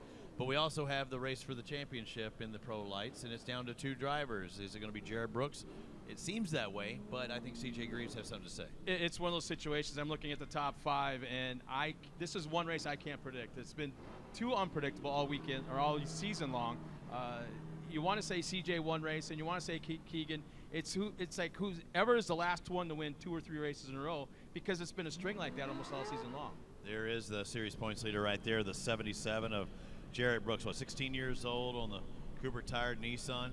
He's been fast. He was so strong, throughout the year. And we said it earlier. I mean, the kid's only finished out of the top 3 2 times, a 6th place and a 9th place. That 6th place was here at Crandon at round number 7, but at Bark River, I can't even remember what happened. He had a flat tire, whatever. He threw something. Yeah.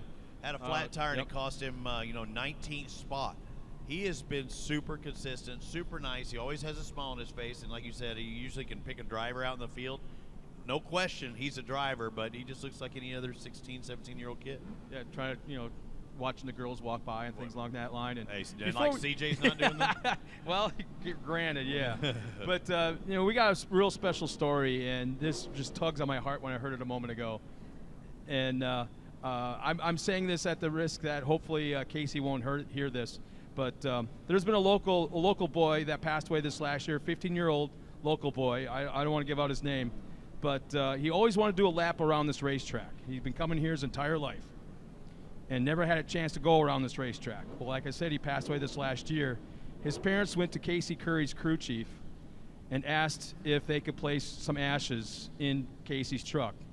They didn't want Casey to know about it. They wanted to keep his mind in the game for this race. Well, they decided, the crew and the crew chief for Casey Curry placed some ashes in Casey Curry's truck, and the young 15-year-old will be getting his lap around the racetrack. What a tribute. This is Casey's. He has no idea it's being done. What a gesture by the parents. A fantastic gesture by Casey Curry's crew. I'm sure he'll know about it afterwards, but right now Casey Curry has got a very special guest. Yeah, special passenger on board. We're less than a minute away here in the Pro Life starting grid. It's the same field you saw earlier today. The other classes chose to race one race with double points. That's not the case with the Pro Lights. They wanted to race 2 individual races, kind of separated the day. The track has changed totally since we've seen them earlier, wouldn't you have to say? I mean, they put some dirty water out there on the track just a minute ago as Cowboy prepares the 2 rows, getting ready to start here. Cowboy, I don't know, what is he, mission. 36, 37 years old. I mean, he's been rode hard. But he's boy, been doing this 36 or 7 years. He still comes back. You're right. He probably has. He probably made all 45 and was probably running these trails before they even had a race here. But he really gets these guys fired up. As you see on the far outside, that far left will be the number 8 of Joy Sylvester. He will be on the left side, working his way all the way to the inside. Jared Brooks, the series points leader, has a 23-point advantage. So he needs pretty much to finish outside with the top 15, and CJ Greaves needs to win this thing if CJ's going to have a chance to win the championship. Yeah, exactly. Here's our lineup real quick as we get ready to take that green flag. Sean Morris is out there in that 27 on the pole. Alongside of him, Brad Lovell, both Colorado boys, inside row 1 and 2. We got Doug Matag, CJ Greaves, Keegan Kincaid, Jared Brooks, all starting 1 through 6. Cam Reimers, Travis Dinsmore, Luke Johnson, Kyle Lakoti Kleiman, all in the top 10. We've got Jesse Johnson, Brian Osborne. The green flag is out. Here they come. We've got Joey Sylvester, Scott Boshaw, Randy Eller, Bobby Runyon Jr. all in the top 15. Andrew Kosick, Ian Harris, Jake Lunderby, Nick Baumgartner, and here they come through turn 1. I see a blue truck. I see it looks like Sean Morrison. That is upside down. Keegan Kincaid's involved. He's turned around. Who is that's on his side? It was a red and white truck. It looked like from our vantage point. But that's what makes turn 1 at Crandon turn 1. Somebody pogoed, and they're going to have to make sure that driver is all right. It looks like a Sleeco truck early, and it looks like already a full course caution. I'm going to venture to bet this will be They're possibly waving a yellows. restart. Yeah, you would think so. They're waving yellows, and they usually do that when they say it's guaranteed to be a restart. Here's a replay. Watch it closely to the right side of the screen. Oh, there it is. It's a red. Is that Randy Eller? That's Randy Eller in the number 11. And I thought I was going to see the crash in a different portion, but man, he got in the inside, spun around. The nose was down in the ground and flipped around. Cade got caught up in that deal. I was looking for the crash farther to the outside because I saw them getting into it. Next thing I know, he's flipping more in the middle. It looked like, you see so many times when guys bike up in turn 1, they turn into the bike and they risk running into the guy next to them and taking them out. Randy Eller looked like he tried to save it, but didn't want to hit anybody, so he took it out himself and he kind of pirouetted. You can see the left front, when we get a different angle, the left front A-arm is completely worn off, You can or see him shitted off, and you can see him standing upright in the truck, waiting to get pulled out of that. Again, he's standing up in the truck, moving around, and he's not a big guy to begin with, but I can tell you we got the best. He's got his helmet off. Just makes life easier. Yeah, we got some of the best safety crew in the country right now. How about that? And that's the job of the roll cage. I mean, that was a flip with 20 cars around him. How about a round of applause for Randy Eller? He can hear you out there, ladies and gentlemen. And obviously not happy, but, it's great to see him walk away. And the thing I'm concerned about is this class is made up of a lot of young guys out there. Randy Eller, and I don't mean to tease him or anything like that at a moment like right now, but he's about, I want to say 55, 56 years old, and you get to a point where you can't quite take the bangs and the bumps like you used to, and right now, that was a big bang. He'll feel it more tomorrow than he would have 15 years ago. I'm quite sure. Doing the same thing. Unfortunately, Sean Morris had that hole shot. He was out in front of the blue truck, and he had that inside position, so he'll have to do it again. Oh, man. The guy can't get a break. It's like he's been always there in the top 5, struggling to get to the front. He gets to the front, something happens, but you can see the track crew pulling Randy Eller's truck off the track. And Morris with that one, podium finish of the year. That was back in Charlotte, round number 3. Quite a few fourths, like 3 fourth-place finishes. So several top 5s, but he's looking for that podium, and this is his final chance to get to do so. Well, you know what? I'm going to step aside real quick and let you talk to this young man. We're going to have a couple minutes while they get these trucks realigned up. And Gatlin Keener, come on over here, man, because he's got one of the coolest trucks on the track. Ran in super stock a moment ago. He's got a really cool sponsor on the side of the door. Come on, Gatlin, come on down. We got a couple minutes before we get these guys lined up and restarted, so I'll turn it over to you real quick. All right, Gatlin Keener, I saw you, and what it looked like, I thought I saw you pulling off of the track. What happened out there? It wasn't the race we wanted, and it was just rough weekend for us. Brand new motor in the truck, and just one problem after another. What about the track when you were out there? How would you say this track was in comparison to what they've been throughout the season? I thought it was in just about perfect shape when you were out there. Oh yeah, it really came around. Like yesterday, the track total mud hole, but I got to give it to the track crew. They really did a lot this weekend and really brought the track around. Man, you sound so dejected up here. I know you wanted to watch a race. Did you see that start in that last race? That has to be pretty spooky, no matter what class you're in, to go into that Crandon first turn. Yeah, it's always, you always get the pucker factor coming into the corner. So out of a pucker factor of 10, where are you at? 11, 12? Yeah, probably pretty close. Yeah, all right. Well, at least you're honest with me. All right, so where do you go from now? You've got the new truck this year. What, you had a loaner out there. Your old one was out there too today, right? Yeah, the Smith brothers were running that. They ran it at the last Crandon too, so they did good. They're good drivers. So it looks like I'm not sure if they're going to have a complete restart or not, because it looks like they pulled them out a long ways here, but we never did get an official start. I don't believe they definitely didn't make it to the green flag. So you would think they would have a single file start once again, but that doesn't look like that may be the case. All right, what'd you learn on the track this week? You're still trying to dial this truck in. Hey, what does that truck weigh? You have to put it on scales each week. What does it weigh? We actually almost had to add weight to make really weight. Even with that old steel body and stuff, you still haven't almost add weight. Yeah, it came out at 4,100 pounds. And what year was that? A what? A Chevy? No, it's a Ford. Ford. All right. What year? 1947. 19. Yeah. Man, it's a little older than you. Probably older than your dad, huh? Yeah, probably pretty close. Yeah, right around there. He's only 137 years old. All right. I need an expert opinion. Who's going to win this race coming up in the Pro Lights? What's your thought?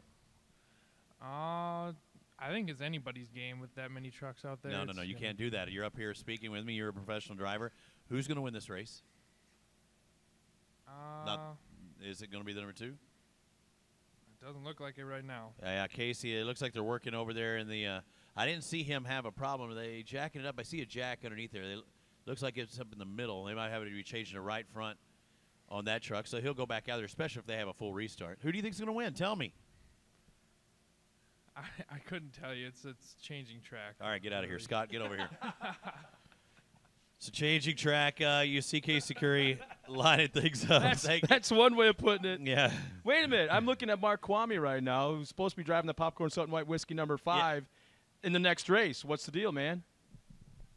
Oh, no, we're definitely there. Unfortunately, we lost the front end again. So we're going to be out there for the Cup race. Really looking forward to it and have the whole team out there. So he's not even going to dress up until it's time, huh? Hey, you know what? I'm a quick dresser. Dude, you have blue jeans on. I'd be fire suit wrapped around. I wouldn't want to come off and on with that thing too many times out there. Well, that says a lot more about you than me. You're right. What does it look like? What does the track look like to you? Because are you making adjustments in your thought, whether the tires and your setup? Yeah, we absolutely are. It is really getting dry slick out there, especially in the gravel pit and also here around turn 1. I think this track's going to really fall away. So I think folks who can really go out there and focus on traction are going to win it. I think it's going to be tough for the Pro 4s again this time because of what Horde and CJ can do up there on the front. And they can find that traction. So I think it's going to be a tough one. Will be surprising, and I don't know because we thought that and we saw what Horde did the last time, but when we saw the 2s go right around the same time as the 4s, they were about 3 seconds off. But that was then. This is now. It's dried up. Well, if you remember, it's very similar to last time because in June we had the rain, so we had a very tacky track in the morning, and then they didn't water it all day, and so by the time we had the Cup race, it was really slicked out, and so. The Pro 4s just didn't have the same advantage. So it's going to be a very, very interesting race. I don't know if CJ's doing a 2 or a 4. Do you guys know? We haven't heard yet either. But no, I want to ask you about the fact that you were more than just a driver this weekend. You kind of stepped up for the Sportsman guys in the Moore organization and became the title sponsor of the Popcorn Salt and White Whiskey Sportsman Truck Challenge on Friday night. That was quite a feat. No, I mean, I got to tell you, I got to hand it to the Keeners here because when I saw their 47 Ford, I said, man, Popcorn would love that truck. Yeah, it looks like it, doesn't and it? so I had to get involved, and the whole Moore guys, what they've done with the whole series. And wasn't it cool to see 30 classic trucks out here? I mean, it was awesome. I mean, it was a great race. It was a lot of fun, and it was just fun to see them go out there. And being up there on the podium, the pro guys can get a little jaded after time, but those guys, the privateers, as we like to call them in the Supercross ranks, they're after it, and it was just a great fun and a great honor and pleasure to be a sponsor. And the thing that I like is between races, or while he's not back in the pits, he's up here for almost every one of the sportsman class races, whether it be classics or stock truck. You're going to find Mark Kwame up here in a balcony or up in the grandstand somewhere watching these guys race. And yeah, every once in a while you might glance towards Gatlin out there in that famous truck of yours now. Yeah, no, I mean, they've done just a killer job, and it's I got to tell you, it's the heart of the series. I mean, it's obviously the pros. It's great to have the Pro Lights and the Pro 2s and the Pro 4s out there, and I enjoy doing it, but it's really where the series grew up, and so it's just so nice to see those people. They put their heart and soul in those cars, in those trucks, and so, I mean, literally, you go back in there and, you see the pits, you see the efforts. It's pretty amazing. I'd like to thank you for coming up here and talking with us as they line things up. The Popcorn Salt and Tennessee White Whiskey, we'll see that in just a little bit in the Cup race a little bit later in the Pro 4 division. Oh, here's what started it all right now, yeah. And, yeah, I don't know, did somebody just drift wide and take the nose? But you still have to have something dig in before you can flip like that. I actually think something like go on that left front because look at how the A-arm, the spindle, something let go. Look how the front tires are pointed at each other right now. So I think something in that front end just kind of something has snapped. to dig in. And that's what, I mean, even if you're pushing wide, they were under the throttle.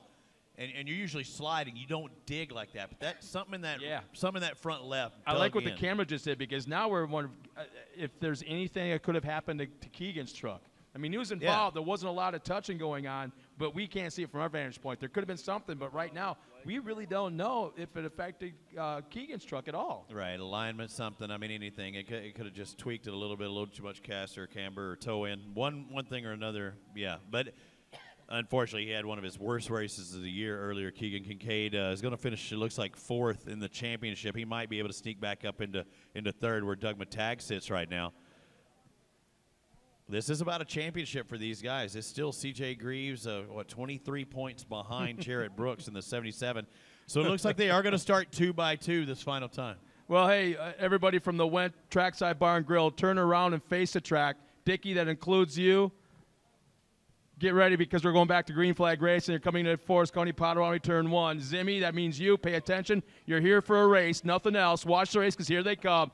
Ladies and gentlemen, on your feet, here come the Pro Light for restart number 1. Green flag will fly anytime once they hit those orange cones. They're underway. Green flag is waving. Sean Morris does it once again. At least he gets the whole shot. A little retribution for him there. You see the 43. Travis Dinsmore, how about that? Doing it once again. We saw him in that first main today, or the first final. And, boy, he is strong again on the start in 2nd. See Brad Lovell back there in 3rd. Oh! Morris bikes it going into the corner, somehow saves it, and saves the lead. Who was that back in 6th? Was that Matag, maybe, that was on 2 wheels back in 6th or 7th? Sean Morris has a pretty good push going into the corner, scrubs it off a little bit, maintains a nice lead, but right now got to keep an eye on those tires, making sure that they're cut the right way so he can handle these corners. But look at the battle. Look at C.J. Greaves, who's running, what, now, 5th or 6th, Who's that trying to work his way forward. Who's that right in front of him? That is Doug Matag. I think that's who was on the bicycle a little bit earlier, I believe. Yeah, he and C.J. Greaves. C.J. needs to get up in that top 2-3 spot, and we don't see Jarrett Brooks in that picture. That's what C.J. needs. He finishes outside the points, the top 2. Okay, Jarrett's 2 back. Okay, so, yeah, he needs Jarrett back there in 15th place or worse. So look at Jarrett Brooks goes way to the outside. We got Brad Lowell running that 3rd spot. Travis Dinsmore 2nd. Man, Travis, what a run he's having this afternoon. Matag looks like he's going to make the pass. CJ watching it unfold just in front of him. So that is the case, and that is Jarrett, right? That's just right in front, or just being passed by Doug Matag. Jarrett Brooks in the 77. CJ Greaves right behind him now. So this is the first lap. Have yet to complete 1 lap here in the Pro Light division. Yeah, scoring doesn't start until they cross that Amsoil start-finish line. That's when they cross that line, the transponders pick up the signal, and that's when it actually starts. So it's almost like for not taking the green flag way back to the Forest County Potawatomi starting line. They're running this first half a lap. Get a lap and a 3rd on that first one. There they go across the stripe for the first time. Morris, Dismore, Brad Lovell, Doug Matag, Jarrett Brooks, C.J. Greaves. We're talking about those top 6. Scott Beauchamp is having a strong run. Keegan Kincaid, even though we saw him spin out and kind of lose it on that first start, he's in the 8th position, followed by Kyle Kleiman and Cam Reimers in 10th. Yeah, a little further back, you got Cody Kleiman, Chad Rayford in that 12th spot, Jesse Johnson, 13th, Casey Curry in that 4th spot, or 14th, Joy Sylvester in the top 15.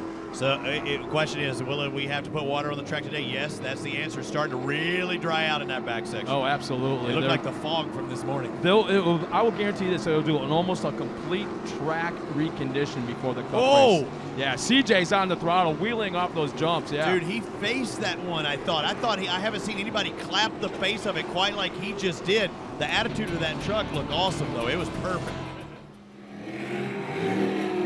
And your question was earlier, will CJ run a 2-wheel drive or 4-wheel drive? He signed up for the 4-wheel drive. Well, when the report was on Friday that both him and his dad, Johnny, broke the single lap track record, I think, yeah, the decision's been made. Look at Travis Dinsmore going after the lead. A couple of guys that have had a really rough 2014 are pretty much pulling away from it right now, battling for the top spot. Travis Dinsmore and Sean Morris. That's Dins in the blue truck, Morris in the white. Back just a little bit, Brad Lovell. Sorry about that, Morris. Yeah, it Dinsmore. Yeah, correct, sorry. My mind's going away from me. Morris out in front, followed by Dinsmore, Lovell, Matag, and Greaves. Greaves trying to square it up. You see him back in 5th behind these front 2. We will have a competition caution at the halfway point of this race as well. This is the long track, 1.75 miles, about 1.75 miles. And now we're starting to see a little bit of grooving in that hairpin turn too, like we saw in the spring race, starting to get rutted up just a little bit. Yeah, it didn't take very long at all. In fact, once I see body panels just flying off. CJ's spreading stuff. I know he's all flared out. His aero package has really gone to heck in a handbasket. Actually, it's the number 12 of the other Sleeko truck. Nick Baumgartner just shed body panels all over the place, well back in the back. Didn't see what happened to him, but he's got one door left. Morrison Dinsmore, 1 and 2. Look at him. As we saw a tough battle the last time. Look at that. Dins trying to do something different. Squares it up, goes the inside, same as he did last time. Oh, you saw that one coming a mile away. Not quite able to make it stick. But one of these times, Morris might make a bobble, and it might pay off by doing something different. Well, Travis is trying that, so now, even though it didn't work, Sean Morris knows he's there. Sean Morris knows he's going to try it again. So he will adjust his lines, which will open another line for Travis, which might be what he's trying to do. That's twice that Morris got a face full of Sleeko as we look back through the field. Lovell just in front of these two. There's the 81 of Doug Matag. Matag sits third in points. CJ Greaves just behind him. CJ trying to stick a nose in there, back in fifth. Sorry, Matag in fourth, CJ in fifth. Sixth spot should be Jarrett Brooks once again, but Brooks losing a little bit of ground.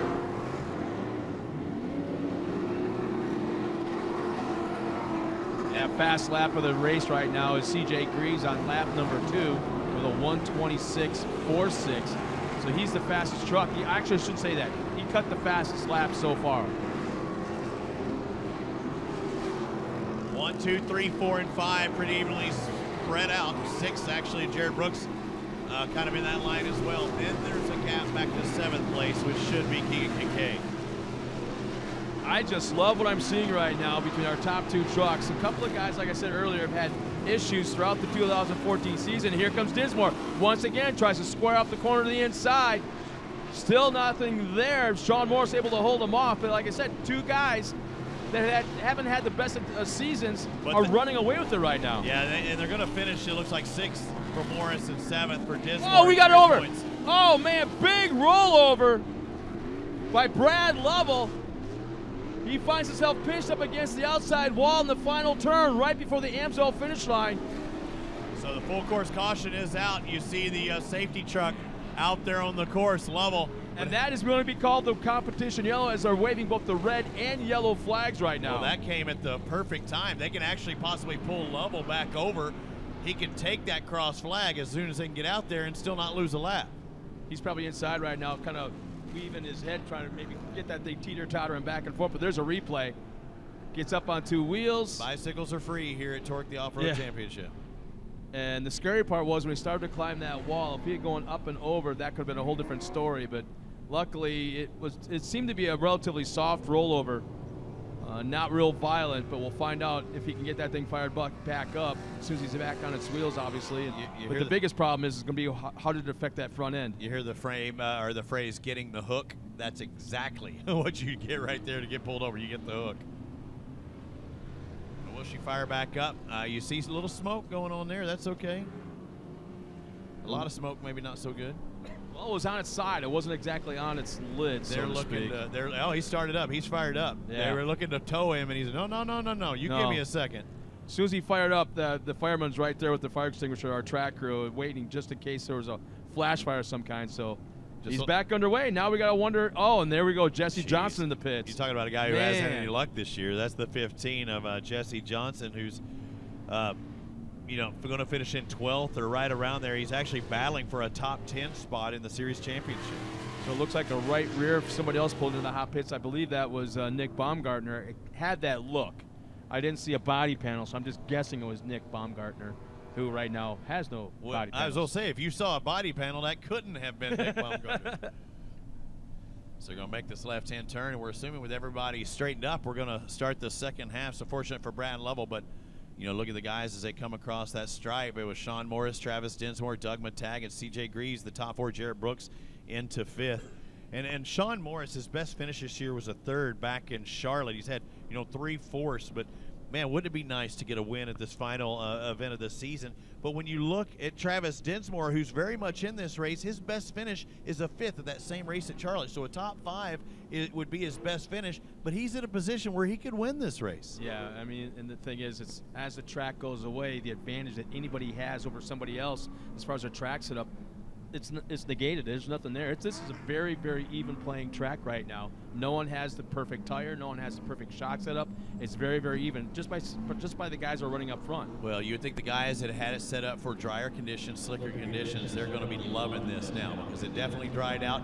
They're lining nose to tail. You see the acceleration cone anytime they're out on that downside, I'd be on it. But something tells me Travis Dinsmore was expecting him to throttle it on that downside too, because he got a great jump in second. Look at CJ Greaves trying to get to the inside. Here comes Matag inside of Dinsmore taking a peek. Past the skyboxes are almost side by side. No, Dinsmore is able to hold them off, but here comes Greaves again on the inside. Greaves is going to be in a good position here, at least to hold off Jarrett. But oh, where did Keegan Kincaid come from? Keegan's taking an inside line. And they're nearly 3 wide up over the tracks as launch zone coming into the final corner.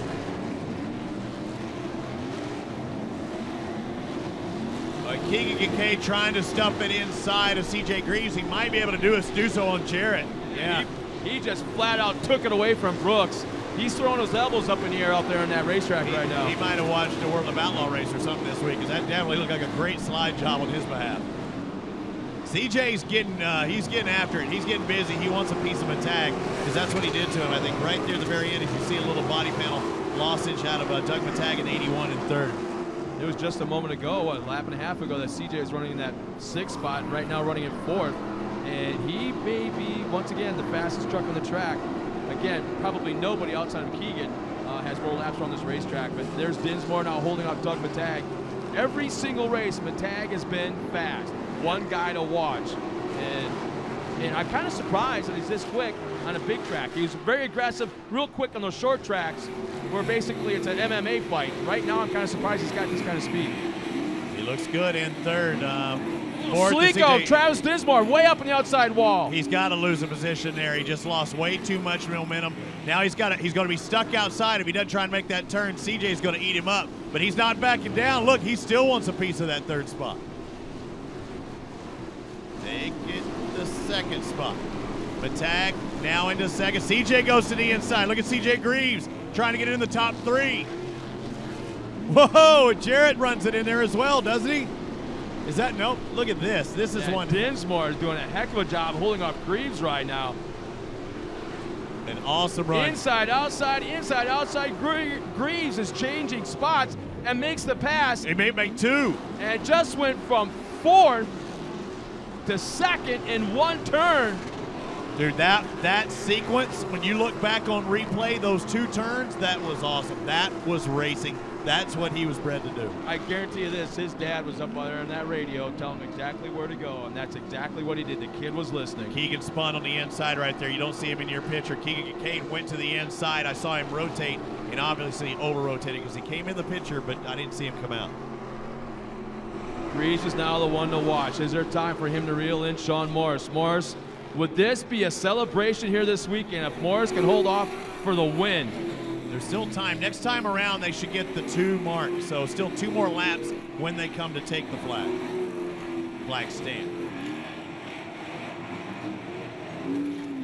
So it's Sean Morris, CJ Greaves coming into the corner. There's Travis Dinsmore. Jarrett Brooks coming into the picture. There's Kincaid again. Kleiman's getting into it. How about that? Yeah, Kyle Kleiman working his way in. Kleiman inside that top 10. Bo Shaw back in 8th. Casey Curry 9th. Luke Johnson, the peak entry in 10th. Is there enough time, though? So they have 2 laps to go right now. The white flag is not waving. The next time around, they will get the white flag. So almost 2 full laps. CJ's definitely closed up that last lap. Look at the differential, only about 1.9. Yeah, just a tick under 2 seconds. So that'll be a telltale sign when they come around the corner. And you know that that Sean Morris is on that throttle. front tires just skipping along that racetrack on that downhill section in that backstretch. And he's in a conundrum. He doesn't want to be so aggressive that he screws up, but he doesn't want to be too slow, making sure, okay, you're out in front. Oh, is that something I hear in the motor? Oh, I'm out in front. Take it easy. Don't do anything stupid. I want my first win. You know, it's tough being out in front, especially knowing that you have that Monster Energy Toyota of CJ Greaves behind you. He pulled out some distance that time. Yeah, that's a big stretch. I don't know what happened. I think Sean just had a very perfect. I don't think CJ made a mistake. Oh, right rear flat tire. CJ Greaves, right rear flat tire on that Toyota as a white flag when coming out this time by. That will shake things up big time. Yeah, no, I definitely thought CJ made a mistake, but we see that it's the right rear that's gone down on him. He's finished first, second, third, and he may be lucky if he holds on for fourth here in his fourth race of the afternoon.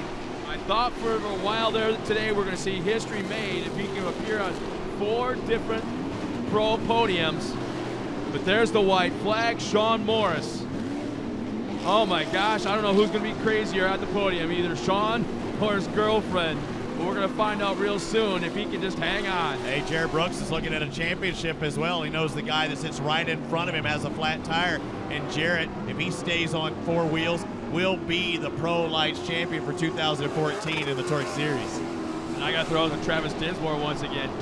This whole incident, everything that's going on, puts him in the second. This will be his best career finish ever as well.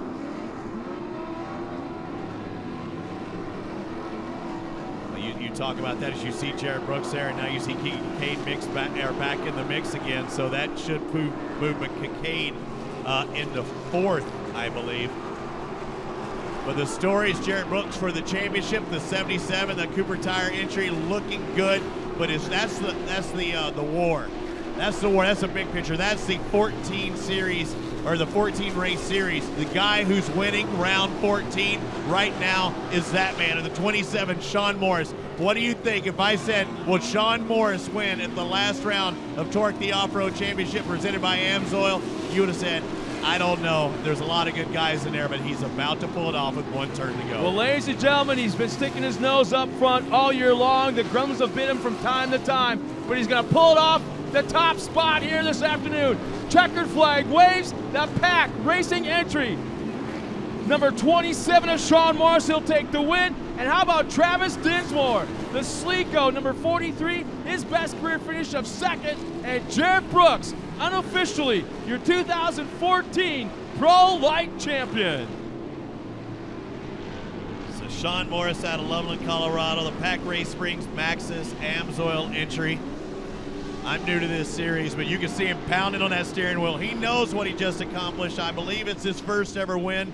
The 27, he's trying to get to go meet you, Scott Rain. You get to go down there and talk to him. Oh, you wish. That's right, because Kelly Snyder gets to do those interviews. Look at this. He wants to do some winning donuts. He might burn that thing up. He's so happy right now. There will be no more Maxxis tires left at the end of this run. The way it's on the chip, I wonder if there'll be a motor left. Look at our top 3 finishers. Travis Dinsmore, best career finish. Our new class champion, Jared Brooks. He's doing donuts. Ladies and gentlemen, as they make their way to the podium, give it up for our top 3 drivers of Pro Light. With that being said, you can see Crandon King from Maxxis. He's crazy excited. So are we in the booth. We'll be back right after this. Ready. Drive. And 90 degrees up on 2 wheels. Fly.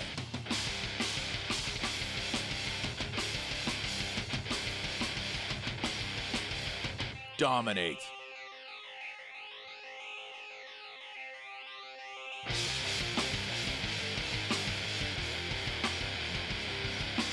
Celebrate. MagnaFlow. What is Monster? It's killing tires on the ultimate gymkhana course.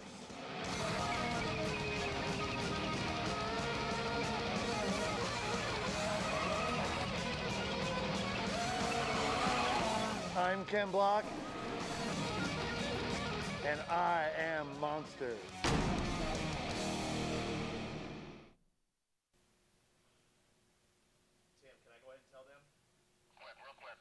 I want to remind the fans, don't go anywhere. We still have the big race of the season coming up next, the AMSOIL Cup.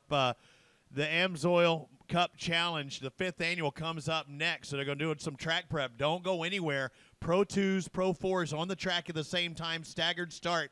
This is the biggest race of the season coming up here in just a moment. So we'll hear from the podium in just a second. Scott Rain is going down there. He's been wanting to do it. He's going to get his chance to talk to Mr. Morris. But don't go anywhere. The AMSOIL Cup Challenge will be our final race of the season here in just a moment. Don't go anywhere.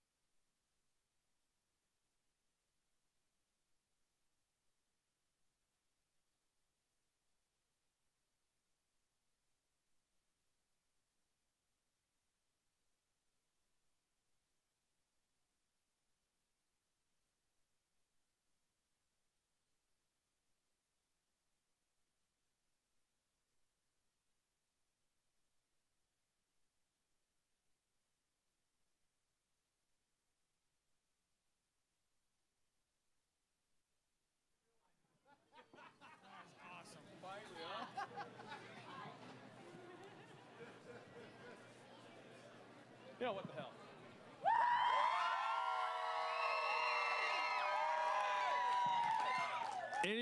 Anybody else hear that? Very, very happy crowd up here in front, not only for the winner, but for also the championship coming up here, guys. That without a doubt has been one of the most exciting pro light races we had for a long time, to say nothing of 2014. Emotion, how about this? Get up there. There, you know what? I see two drivers, and so far both drivers got a little tear in their eye. Everyone, where's Sean? Sean, get up here. Sean, wait. Sean, come here. No, these are coming off. Where is she? There we go. I want to see everything. Get up there. I'm talking to you last. I'm talking to this guy first. I don't want to bury Traxxas girl. Get up here. Come on. Right in the middle. There we go. Mr. Brooks. Where do I start? All right, you've had an up and down season. This young kid out of California should be delivering papers, packing groceries at a grocery store, something along that line, maybe mowing grass, I don't know, but he's turned himself into a professional racer. You know what? We're going east. We're going to do it in the Torc series. The kid was fast out of the box.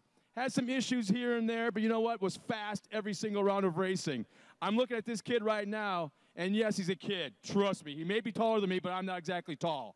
This guy right here is your 2014 Pro Light champion. Mr. Jarrett Brooks, you are now an official new member of the city of Crandon and an honorary cheesehead. Congratulations, brother. Thank you. That was an awesome race out there. And, you know, we came into this race, we only had, I think, a 24-point gap, you know, and after that start, I got hit in turn one. I was a little scared, and you know, when we did that restart, I saw CJ, and you know, he gave me a gnarly door out there, so I just let him go.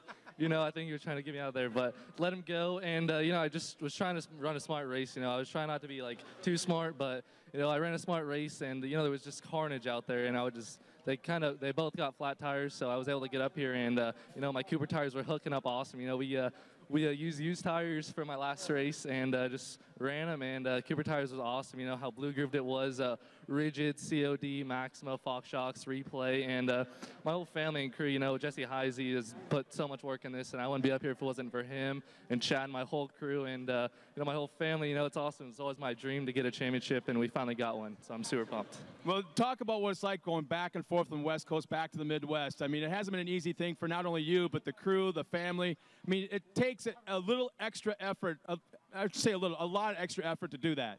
Oh, yeah, you know, coming back here and being away from home a lot. This whole summer I've been out here, so I've been missing a little bit, but to get a championship out here is always is my dream, so it made up for it, for sure.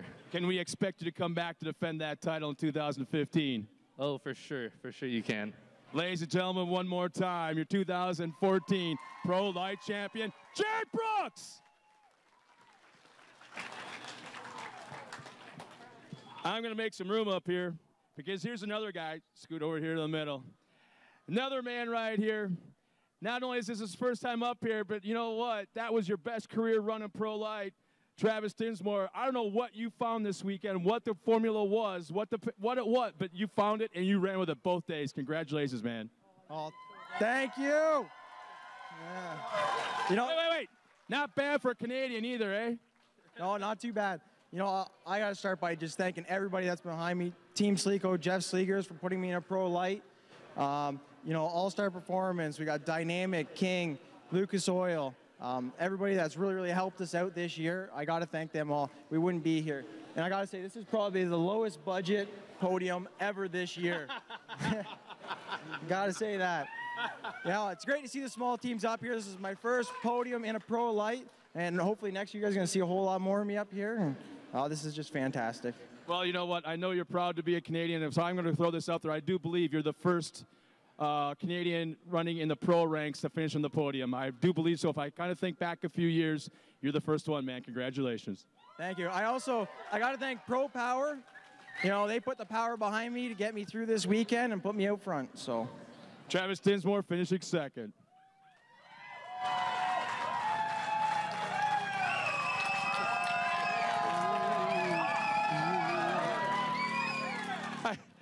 I don't know what. Oh, man. This has been a long, long time. A lot of different classes you've raced in.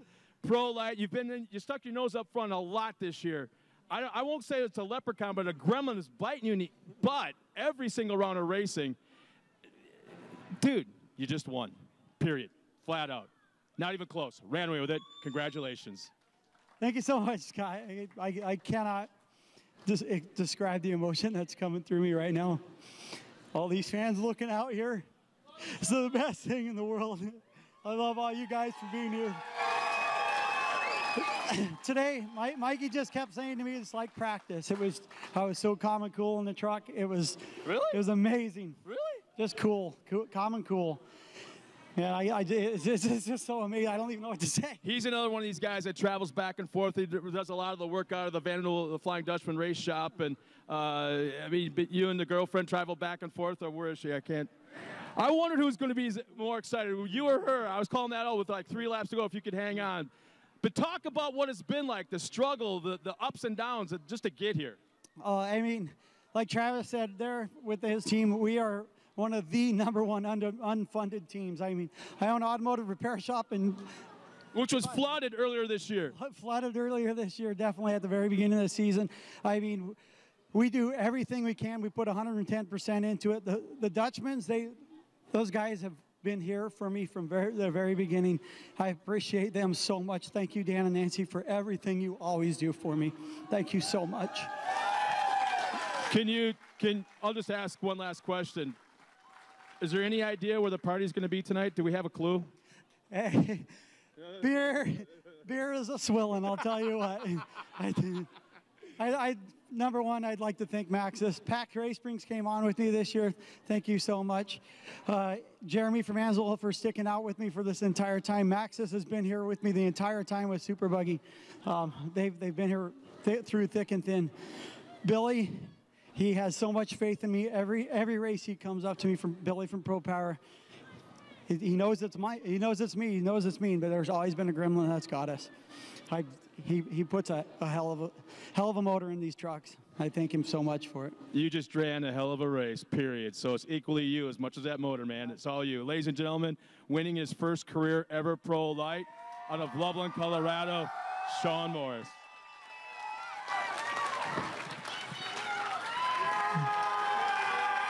First-time podium finisher, Travis Dinsmore. First-time winner, Sean Morris. And your 2014 class champion. Really? Do I see tears yet? Really? Jared Brooks, your class champion.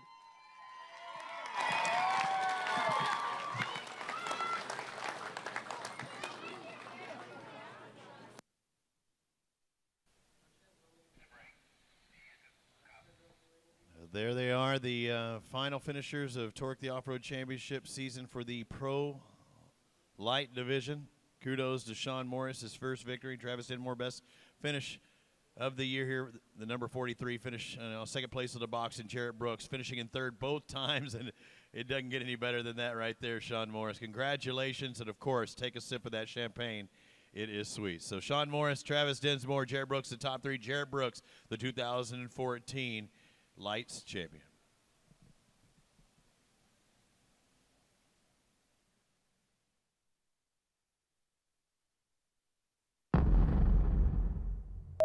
Start the cameras. All right, stand up on the exterior step. The whole road switch. I'm going home now.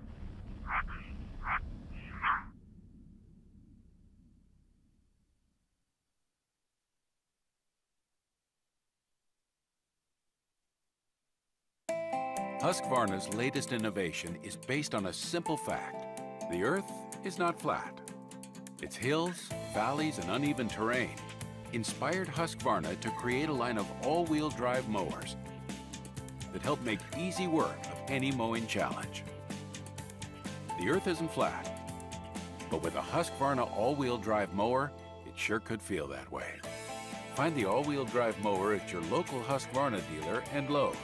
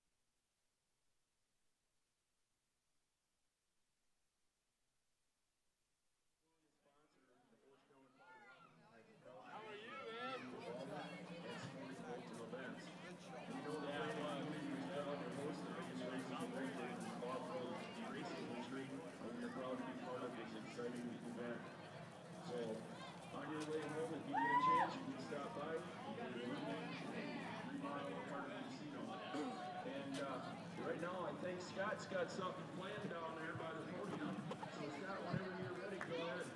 Well, thanks, Dave. I'm kind of surprised by this whole thing as we're still down here at the podium celebrating. If I can get everybody's attention, I must have been nailed about 12, maybe 15 times this afternoon about doing the Crandon wave. We've got, they're already up on their feet down here. The cameras are turned on. The camera right here next to me is turned on. And if you watch our TV shows or any of our webcasts, the wave has always been a part of the show. Crandon is not complete without the wave. And if you remember, over the years, we've done it a couple of different ways. And we'll do that real quick. We're going to start all the way down by the Husqvarna grandstands, down at turn 1. On the count of 3, everybody on your feet, and let's bring it down here towards the stage. Is everybody ready? Is everybody ready for the wave? Here we go. 1, 2, 3. Everybody up by the grandstands. Here we go. Yeah. Keep it coming, Crandon. The cameras are rolling all the way down the hill. Keep it coming. Down to the stage, everybody. Oh, that's awesome, man. All the way down. All right, send it back. Send it back. Everybody in here, all the way back. Keep it going. Keep it going. We're going to keep it going all the way. The cameras are rolling. Into turn 1. Keep it going to the Husqvarna grandstands. All the way down. Now stop. Stop. Husqvarna grandstands. Everybody in front. Listen closely. If you were here the last couple of years, you know what I'm talking about. This time, you guys are dead beat tired. You partied your brains out. You went to bed at like 4 in the morning, didn't get here till 2, so you are incredibly crazy tired. So everything today is in slow motion. On 3, really slow. 1, 2, 3, slow motion. Everybody up, on your feet, arms in the air. That's it, just like that. Slow motion. You guys are so tired. You've been in the sun all day, even though it rained yesterday. Keep it coming all the way down. The cameras are rolling. Just like that. Just like the people driving by on the highway are going, what in the hell? Keep it coming. Slow motion all the way down. Under the trees. In front of Tim and Timmery, in front of Racing Dirty. All the way down. Slow motion. Oh, you guys are so tired. You're going to sleep till Tuesday. All right, all the way down to the stage. Then one more back at the Husqvarna grandstands. This time you guys been on Monster Energy all day long. A 6-pack. Really, really, really crazy fast. Up, down, 1, 2, 3. Here we go. Up, down, 1, 2, 3, go. Oh, my gosh. You guys really have been. Holy smokes. I think we just set a new Crandon 1-lap record. All right, Crandon, give yourselves a round of applause. We just did the 2014 edition of the Crandon Wave. Yeah!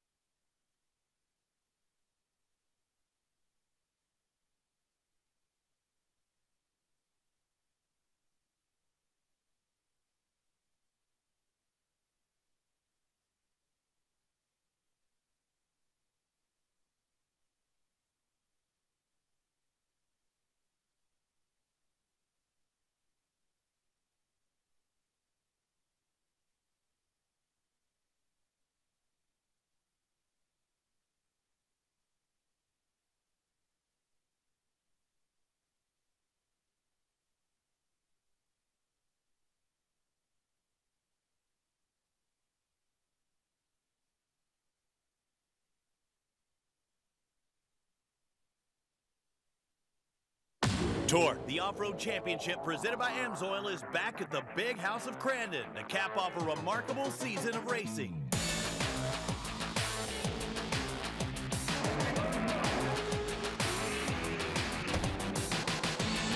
Challenges were faced and overcome, points fought for and won. Torc provided epic battles on the track and many trials off it. But it all comes down to this weekend in Crandon, Wisconsin that will determine who is worthy of the crown.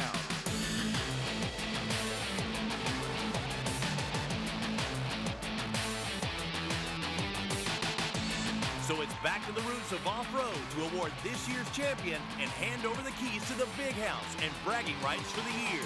Get ready, Torc, the Off-Road Championship presented by AMSOIL, starts now.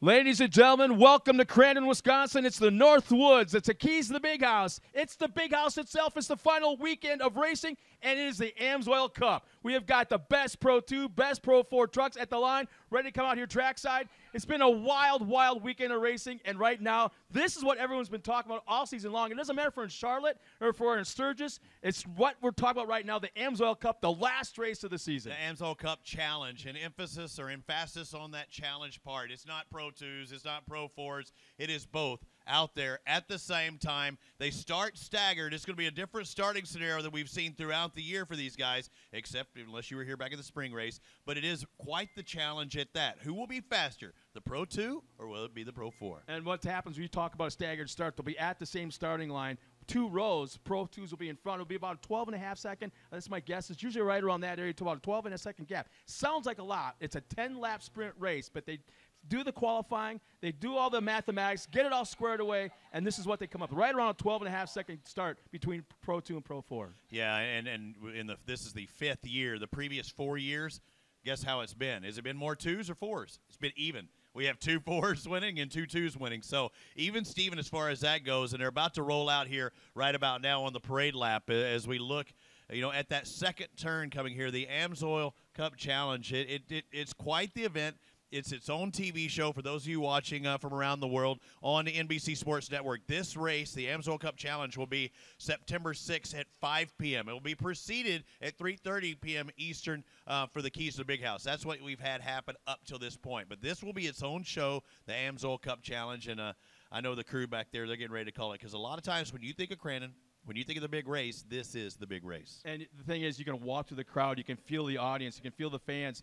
Everything is wound up around this moment as they come out to the track and get ready for this race. Right now we're looking at the Ponzi Logger's Best Friend, turn number 2, right in front of the barn. That little blue wall on that right side of the screen and the back side of the screen, that's the highway of the track, outside the track going by here. So this track is just like in an area right now where they'll come around. In the old days, trust me, they would come around here. Before that fence was there, they would kick rocks up onto the highway. And it's the speeds that we're talking about. There's not a lot of jumps. There's a few jumps, some big jumps, but it's all about the speed. This is a Talladega. This is the Daytona of off-road racing. The Indy 500. I like those, but I like that race. It's crazy. That's the big one for me. But for, short course off-road racing, it is this race, and it's about to happen. The track has changed. These guys were out there earlier, whether it be Pro 2s or Pro 4s, unless they're in the Pro Lights like you just saw in CJ Greaves. The track has changed totally since you saw them earlier. Some of the guys that were in those races don't have to race this. It's a challenge. Are they up to the challenge? Who's up to the challenge? We're about to find out. Let's take a look at what happened last spring when we had the Spring Cup. Same type of race. Would the 2s be faster? Would the 4s be faster? Nobody's faster than Cowboy. Yeah, exactly. So the yellow turned to green, and again, we started with the Pro 2s. They get the advantage because typically 4 wheels are faster pulling than 2, but that wasn't necessarily the case in spring. Well, that's the interesting part, because the track looked like it was wet, but then again, look at how the dust gets picked up. Now, it's amazing how, and this was a thing at the very start, Mark Jenkins got up on 2 wheels, turned into it, bumped into Johnny Greaves, took Johnny Greaves out of the race. Johnny was okay, but it just hurt the truck enough he couldn't continue. Oh, yeah, but Mark, that saved Mark. I mean, that was absolutely nasty. And there's actually Johnny pulling into the pits with his day being done. Meanwhile, Chad Horde didn't even look at his mirror, just kept looking forward. It was a matter of time before the Pro 2s or Pro 4 started sticking their nose in it. Yeah, a truck that looked like Johnny, but it was CJ. Remember, these are Pro 2s that are out there with the Pro 4s, and CJ had been fast throughout the weekend. He didn't quite have enough for Chad Horde, but nobody had anything for Chad Horde, including Adrian Chinney in the orange truck. He was in first as far as the Pro 4s, but he couldn't make up time. He was actually losing time throughout the race. He reeled in about the mid portion of the race. He was starting to reel him in, but only like a second, maybe second half a lap. But all of a sudden, the last third of the race, Chad Horde was pulling like 3 seconds a lap, 3.5 seconds a lap. It was absolutely amazing.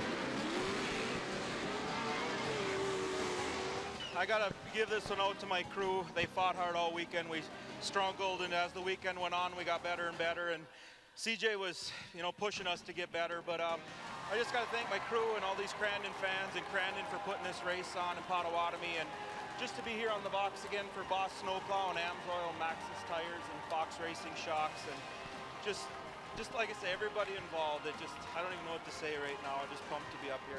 If you see me Wednesday, I'll probably still have this thing on.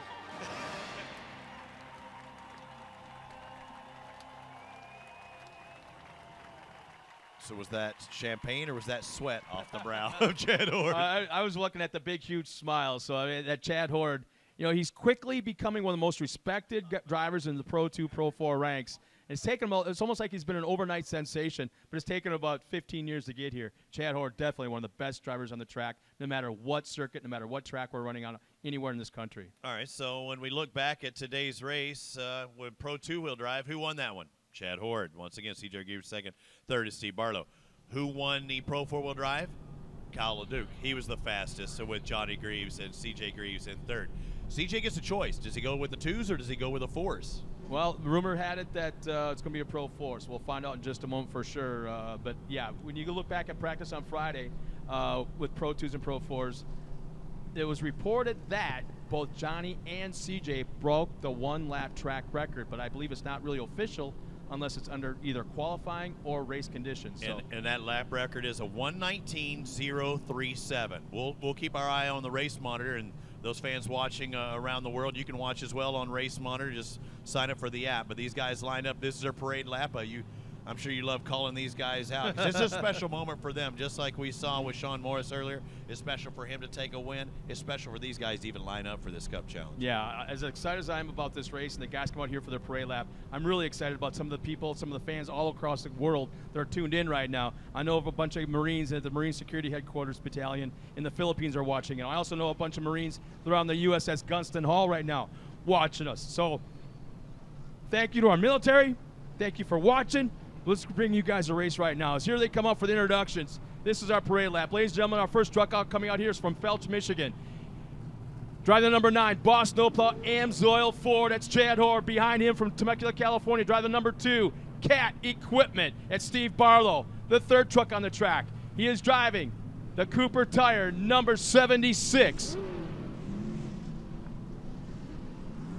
Andy Zipperer behind him, driving number 44 out of Phoenix, Arizona. That is Jeff Geiser behind him. First time ever here in a Pro 2 or anything for that matter. He is the son of the guy that's been almost living here throughout his career, Randy Anderson. That's his young son, RJ Anderson, of Riverside, California, driving that Polaris Pro 2.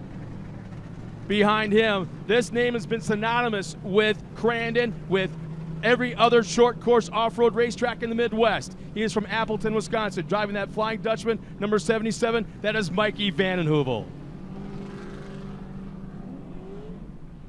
Next driver in that white number 91 out of San Diego, California, the Tyree Racing number 91. That is Nick Tyree.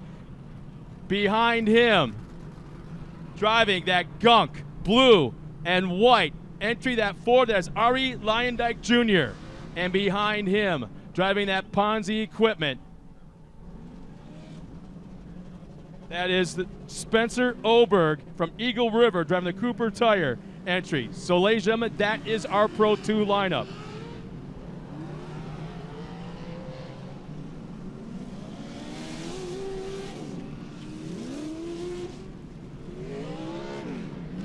Now we wait for our Pro 4 field.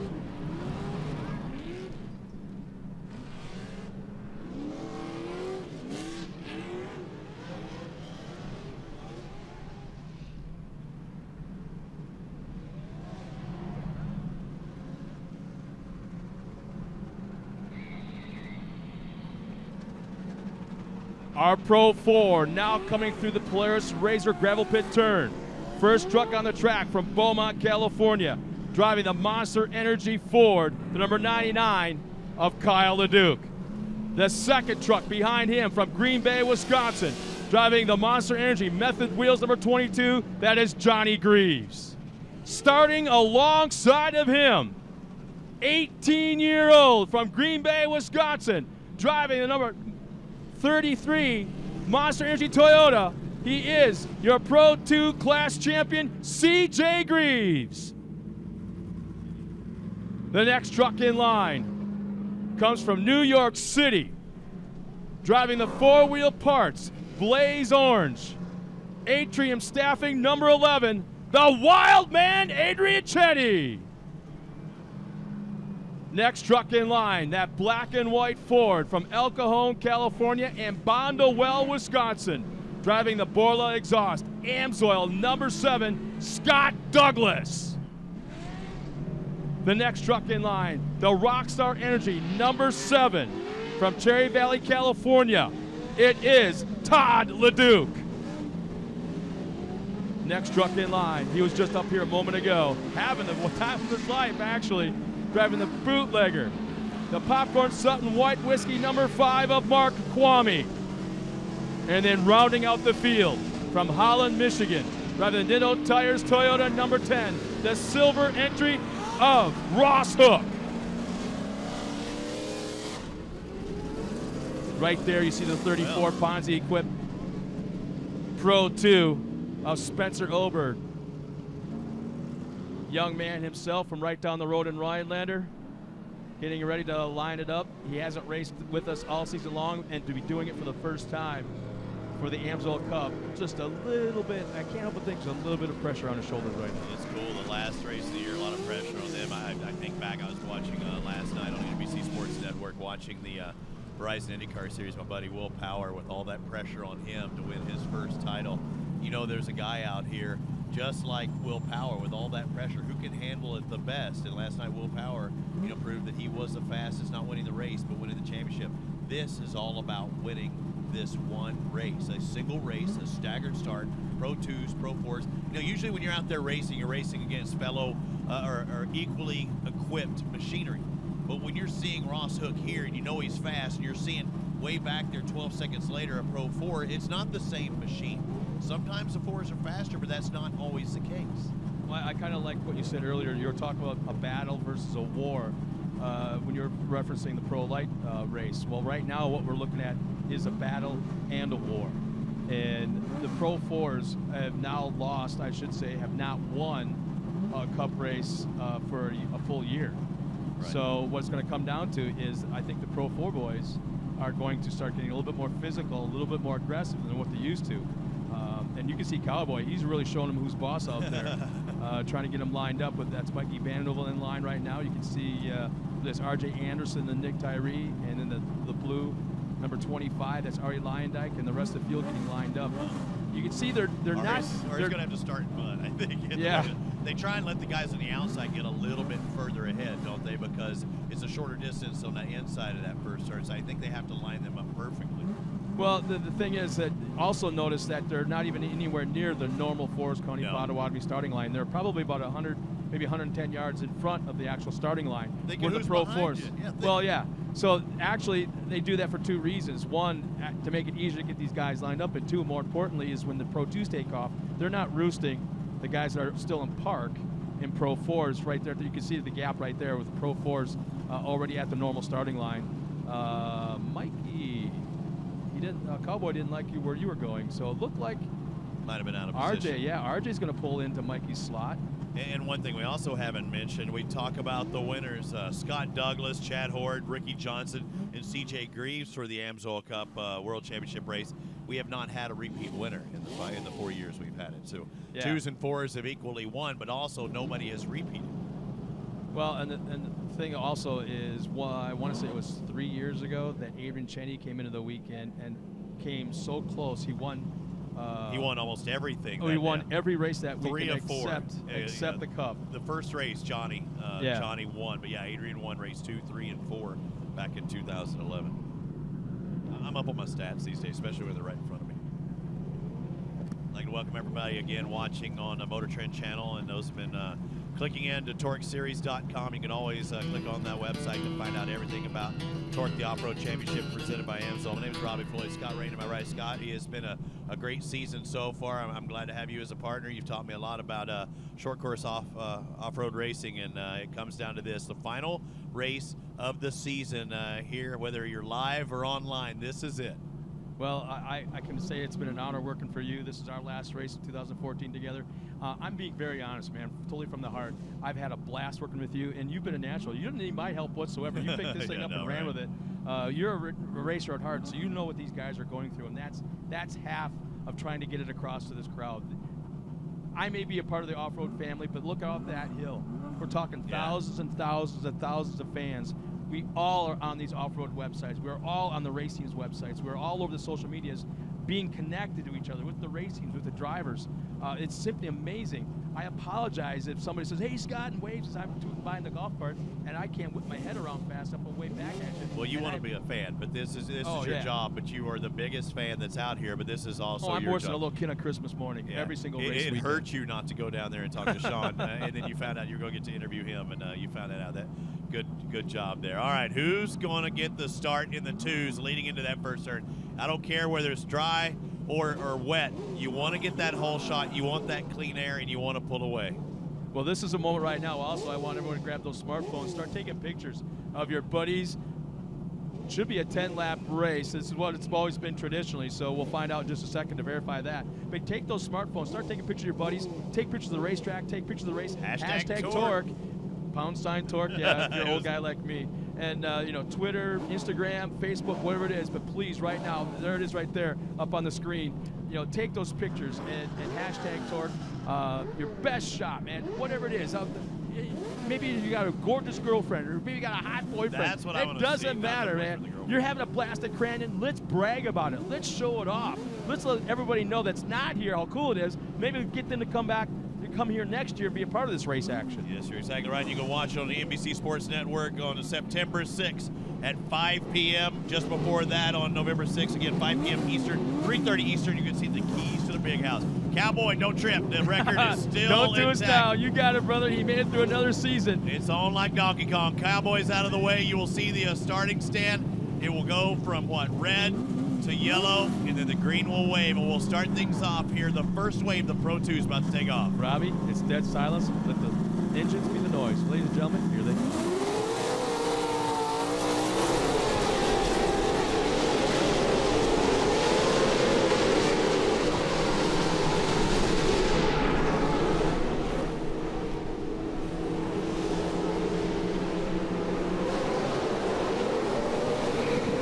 It's Chad Horn, and here come now Pro 4. All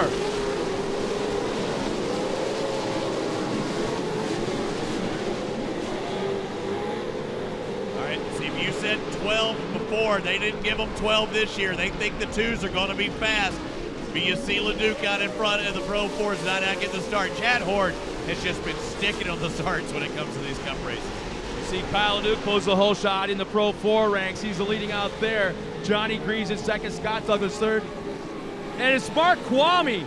And it looks like Ross Hook back under it, but Mark Kwame, big rollover. I'm not exactly sure where it's at, but I think it's down the gravel pit turn, or at least at the entrance of the gravel pit turn. That's the hardest hit we've seen all year without question. Bigger than Ari's. They're going to check on him. That was a hard stick and flip.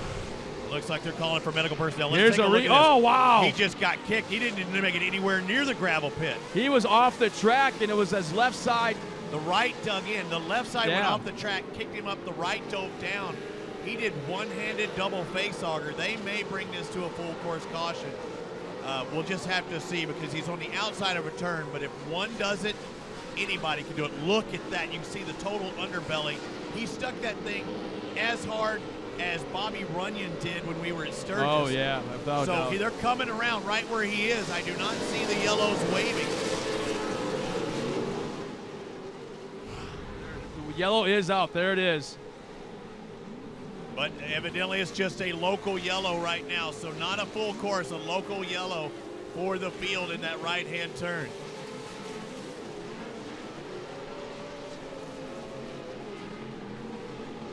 Chad Hoare with a sizable lead right now. Last time by, let's see. And yeah, they're still going green right now. Chad Horde is pulled away. I think CJ was in second early on. CJ getting a little pressure for second place. Steve Barlow is, Barlow was in second. The Cat entry in second with third place. Is that R.J. Anderson? R.J. Anderson, Mikey Vanderbilt fourth, Andy Zipper, Jeff Geiser, Nick Tyree. Johnny Greaves is a lead Pro 4 right now. I could have swore. Oh, that's right. I totally had my mind thinking CJ in the Pro 2s with his We're getting reports now that the red flag is coming out. And we question, I think that's the right call, and they should be getting the rugged radios should be getting that call on that straightaway. Everybody should, if they do have a red, should be waving that throughout. And so now it looks like everybody is aware now, waving hard, full course caution, and that yellow will be turned to red, but you have to get, unless you come to a flag stand, it does hold a red flag. So a red flag means stop where you're at.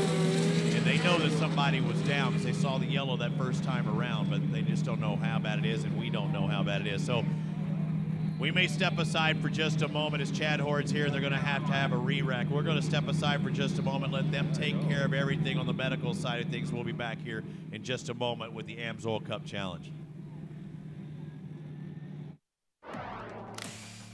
When you take that checkered flag and you're standing top on the box, you're proud to have AMSOIL on your shirt. But I tell you what, when you take that motor apart in the dyno room and you look at those bearings and you see how great they are, you're really proud to be an AMSOIL driver and to be representing a team that has product that's that good.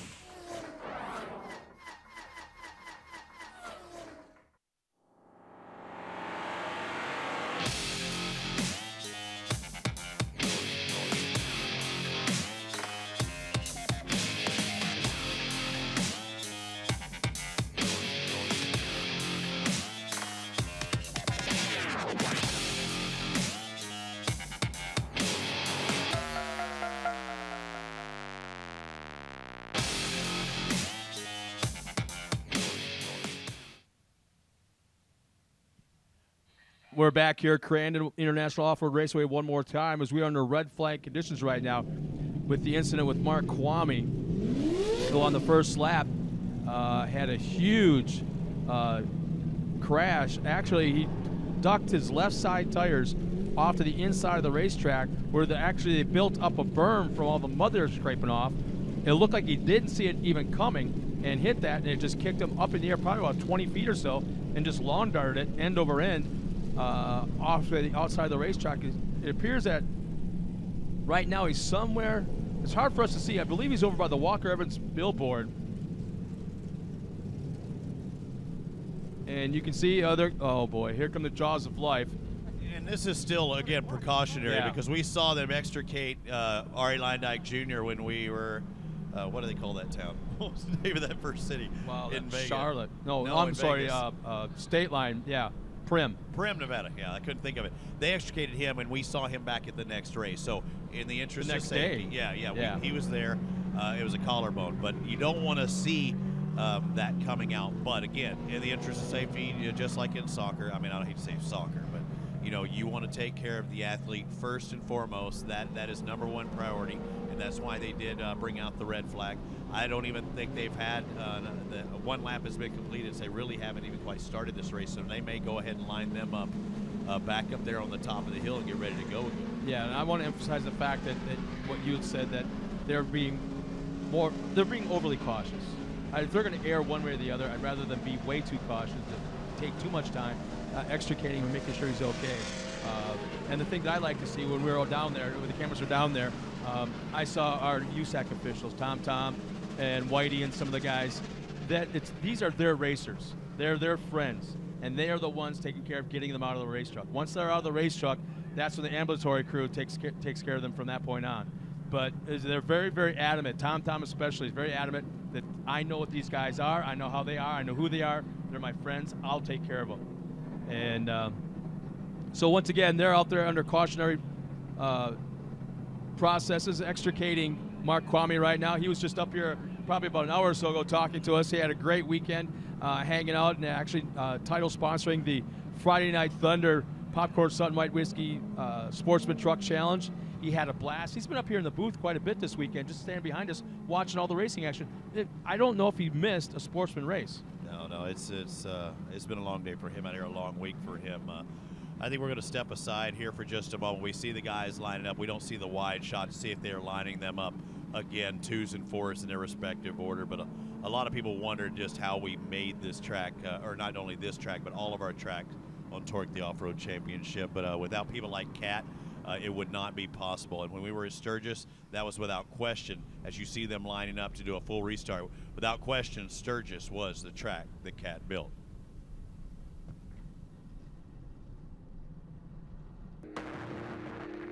This project was ambitious from the very beginning. I mean, you're talking about building a brand new track out of scratch into an existing hillside, which is basically prairie. I mean, nothing here. You know, looking at all the natural terrain, I was asking him, you know, what do we get to do here? And he says, do whatever you want. So to me, that was like, hell yeah.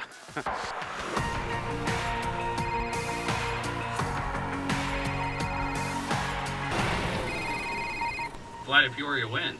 I'm right in the middle of building the track, dude. You know you're killing me here on my time frame.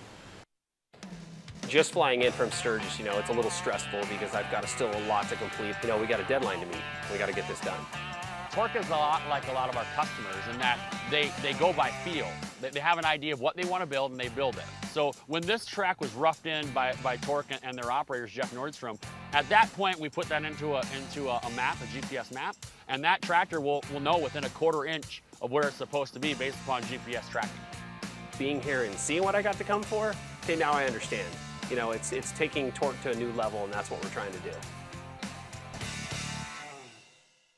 We're pulling back into the Buffalo Chip track out here at Sturgis and getting ready to do some work. I mean, you put a guy that's a good hand on a dozer or an operator, and you put him with technology, the results are pretty fantastic. What this technology can do for us, I think, is speed up the process of the track building. You know, we look forward to a lot of years with Torc, and we think it's just the beginning of something really, really big. You know, what it means for the track experience and our fans and everything else, we're just going to produce a lot more badass tracks.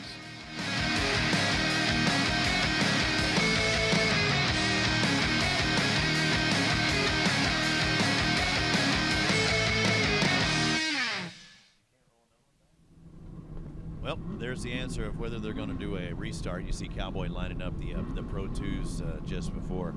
And again, if we do, or when we do find out something, we don't want to speculate. I'm not a doctor. I don't even play one on TV. I have stayed in a Holiday Inn Express more than once. But we don't want to speculate on what the outcome is. But if we do get any information that we can pass along, we will do so. And it's just to talk about Mark Kwame a little bit. He basically came out of nowhere, teamed up with Steve Barlow. I want to say this is his 4th year, I believe, with the team, and he was just a guy that he loved the sport, watching on TV, wanted to get involved.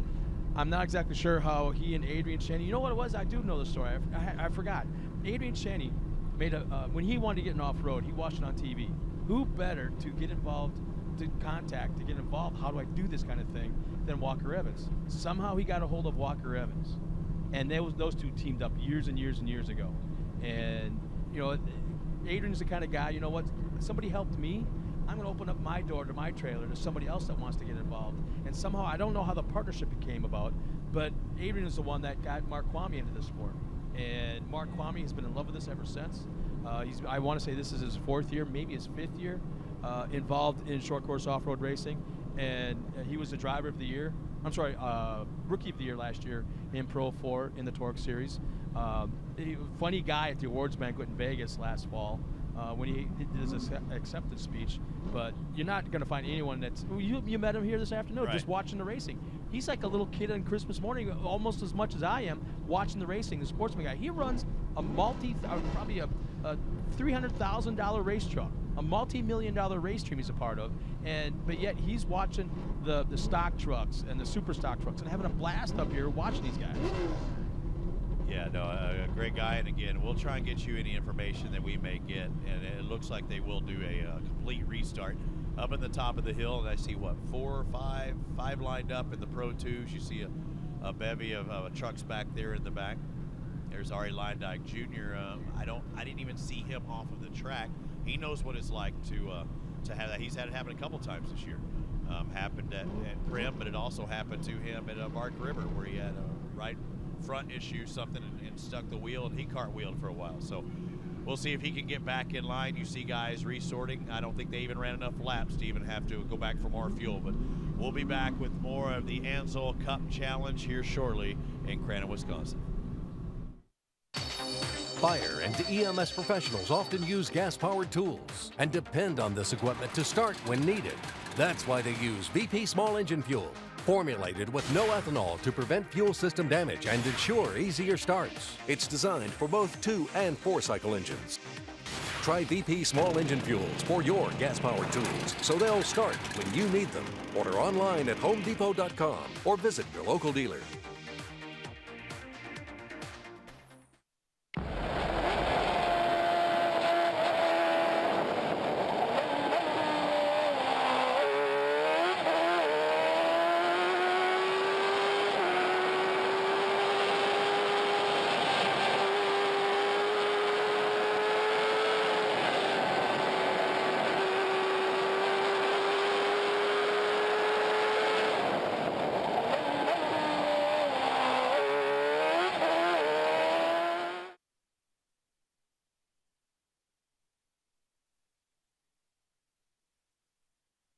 When adventure calls, count on the Trail Grappler to get you to your destination, wherever that may be.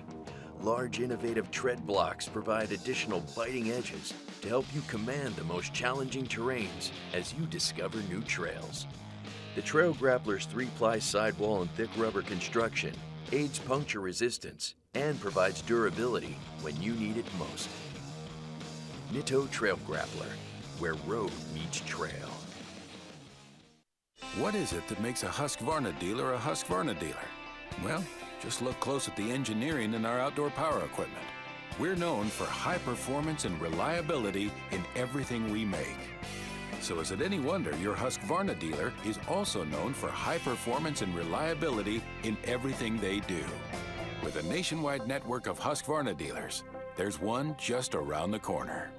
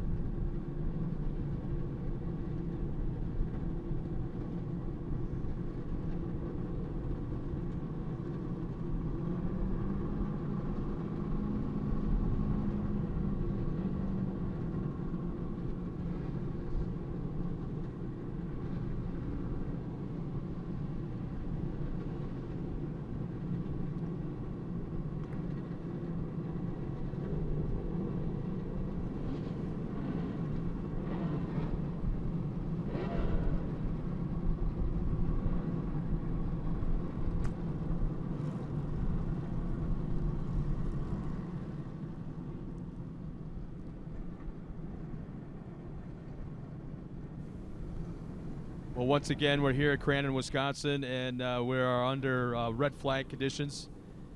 We have trucks back at staging. It looks like we'll be doing a complete restart, but right now all our thoughts, our prayers, and our concerns are across the racetrack with Mark Kwame as we are waiting for word from our emergency crew on his condition. Once again, I want to emphasize the fact that they are being very, very, very cautious, to the point of being almost overly cautious. You just don't know. There's so much adrenaline pumping right now on a driver that you really don't feel the aches and pains or what might be the situation because of that adrenaline. And then all of a sudden, about maybe 10, 15 minutes or a half hour, whatever later, is when all of a sudden you start to feel those things. And right now, that's what they're addressing, anything and everything. And what I really like, I'm going to emphasize it again, what I really like is the fact that our USAC officials that know these drivers on a personal basis every single weekend of racing, plus some of these guys hang out during the week. These are their friends. So our USAC officials, Tom Delicat, Whitey Brunel, guys like that, they want to be the ones to extricate every driver that they know out of these trucks, out of these cars. They want to be that. Once they do that, then they'll turn them over to the ambulatory crew. They take this very personal. They know what they're doing. They're very, very good at what they do. And they basically say, step aside. These are our guys. These are our drivers. We'll take care of it. So right now, that's what's taking place. Still no word on what the conditions are, what's happening down there. Once we do, trust me, we'll report it to you. As once again, Mark Kwame is one of the most likable guys in the pit area, and our thoughts and prayers, and right now all of our attention is focused on him across that racetrack. We'll be back in just a moment.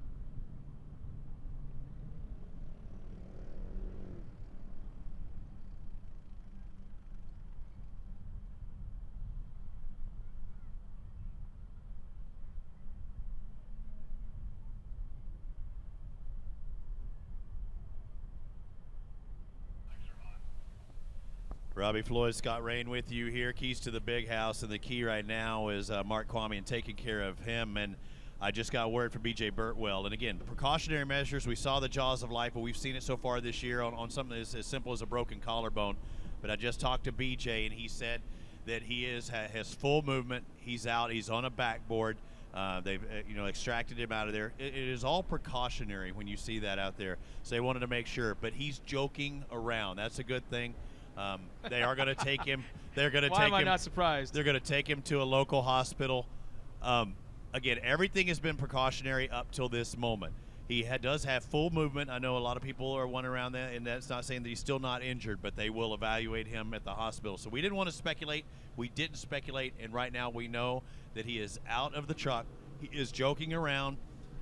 I'm sure he had quite a spill, but they will have to do the further evaluation at the hospital a little bit later. Well, I'm sure that at least the ambulance, the green one that we see pull up right now, they're still, looks like they're putting him in the back of a pickup and then moving the pickup to the back of the ambulance. So, ladies and gentlemen, let's do a Crandon style. Let's let the guy hear it. Let's put our hands together right now for Mark Kwame, the far side of the racetrack. Let's let him hear it. Come on, Crandon.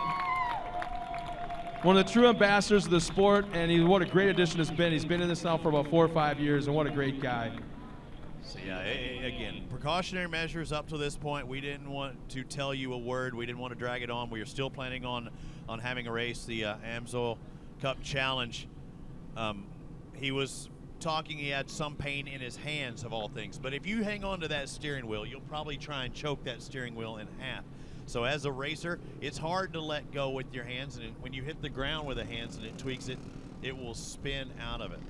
So that's why you see sometimes, and Danica Patrick made it possible, where when the steering wheel gets hit really hard in one spot, it will spin out of your hands. It can break them instantly. So I don't want to speculate there, but that just happens. So when you come out of a crash like that and you talk about my hands are hurting, you're joking around, it's a good thing, and positive thoughts go to Mark Kwame as he makes his way to the hospital a little bit further. We do have more medical personnel on here. And Scott, I want to point out, yesterday there were a lot of fans wanting to see Torc, the off-road championship presented by AMSOIL. They were wanting to see a race yesterday in muddy conditions. We did not have the Torc guys go out there when the conditions were muddy, and you're seeing why. The safety personnel have to be able to attend to the athlete, the driver out there, and if they cannot, be positive to be able to do so at all times, then that's why they held back some of the racing, and I think it just shows you that was the right. We saw it all day where they would scrape the track, try to get into racing condition. They'd scrape the track, work on it, and then the safety trucks would go out there and slide sideways on the track. The safety trucks can't get to the incident safely, and there you see, actually that is not, it looks worse than it really is. They cut the top of the cage off to be able to get Mark out, so yeah, the main part of the chassis, everything else is still there. Those are just the top tubes, the A-pillar, whatever. Well, maybe not the rear clip part of it. Yeah, no, that doesn't look so hot. Or is that, no, that's the front. No, I'm joking.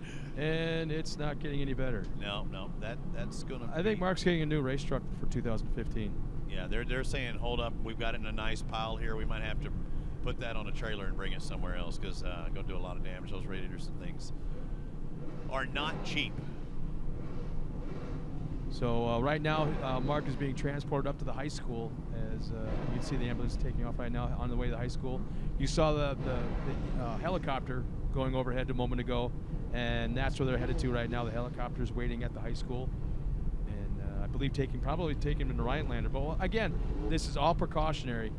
It sounds a little extravagant, I guess I should say, or a little overdone, but the thing is, you know what, you just can't be too safe. You can't be too safe. So they're the guys. They're lined up, and they'll fire it up again. They were in the dark just as we were, and hopefully they were able to get out in a red flag situation like that. They can't work on the trucks, I don't believe, but with a red flag situation like that, they line them back up, and we'll see another complete start. Chad Horde was out in front, and now somebody else has a chance of trying to get this whole shot. We did not complete even one lap for this AMSOIL Cup Challenge, and we're going to get a full race back in. You say it's going to be a 10-lap race, I'm sure. It always has been traditionally. What it's going to be now, I'm not sure, but we've run, I'm going to say we can still get 10 laps in if we can get this thing underway pretty quickly. But my question is to you, you've been at races both as a competitor and as a commentator. When there's been this much of a gap between a start of a race, red flag, and then having to restart, you as a competitor, what's going through your head? Well, I mean, the adrenaline stops. I mean, you've been pumped up to this moment, pumped up, and everything that was in your body is now exited. When it's one of your buddies and you know that they had to, you know, send him out and stuff like that, you might be a little more cautious. The guys that can block everything out and go back out there and race like nothing happened are the ones that, you know, usually prevail. That's hard to do. I mean, that's hard to do. I don't care who you are. But as racers, you know that you have to, because if you're thinking about crash, you're not racing to your full potential. Because when you think don't wreck, don't wreck, don't wreck, what are you going to do? Probably wreck. So you have to go out there and race the track, race against yourself. There's other guys around you, but go out there and do your job, and everything else will take care of itself. But as a racer, you don't think of what just happened. You think about what's going to happen. How can I get to that first turn first? Well, I think that's probably the reason why when I was a racer, I kind of sucked. There's because a switch. Going down that backstretch, I can't, right now, if it was me, I'm going down that backstretch about 85, 90 miles an hour, and I'm envisioning it, that I couldn't help but just glance to the right and see Mark's truck parked there and not have it affect me somehow. I don't know how I could block it out. And what a beautiful shot of the horizon here as the sun is setting at Crandon International Off-Road Raceway. Well, I think that's what makes these guys special, though, Scott, is at the top of the sport, the highest level of athlete in off-road racing. They have a switch, and it's not just an on-off switch, but it's a switch where they're able to go faster than you. They're able to go faster than me in a certain area because they have that switch. They know where you think, no, I can't go any. There's no way a man on this planet could go faster than what I just did. They have that ability to do so. Grant Langston's in the broadcast booth, and I know he's a world champion of motocross, the supercross rider, but he had that switch. These guys have that switch. They know that they have to shut off the part that you and I and the rest of the fans, we don't have that switch. We think we do, but we don't. Well, let's just say that, every guy, I don't care who you are, has got that little bit of testosterone where it's like, you know what, give me one shot. I know I can do it. Just give me that one chance, whether it be in a cup car or whether it be an off-road race truck, whatever it may be. I kind of lost that. I kind of lost that little bit about 10 years ago. I had a chance to ride with Brendan Gaughan around Las Vegas Motor Speedway in one of his two-seater cup cars. I had no problem being a fan after that. I didn't have to be a competitor no more. I was just fine because Brendan gave me one hell of a ride around Las Vegas Motor Speedway, and we're waiting for Face Desney climbing up into the Randy Anderson Memorial Flag Tower. We'll be going back to green in just a moment. Oh, we've got some action right now going on. I want to say that's Todd. Isn't it? Yeah. That's Todd LeDuc. It looks like the engine is running because I see a little bit of the heat waves kind of thing coming off of it. But he's got guys on the front, underneath the front end of that truck.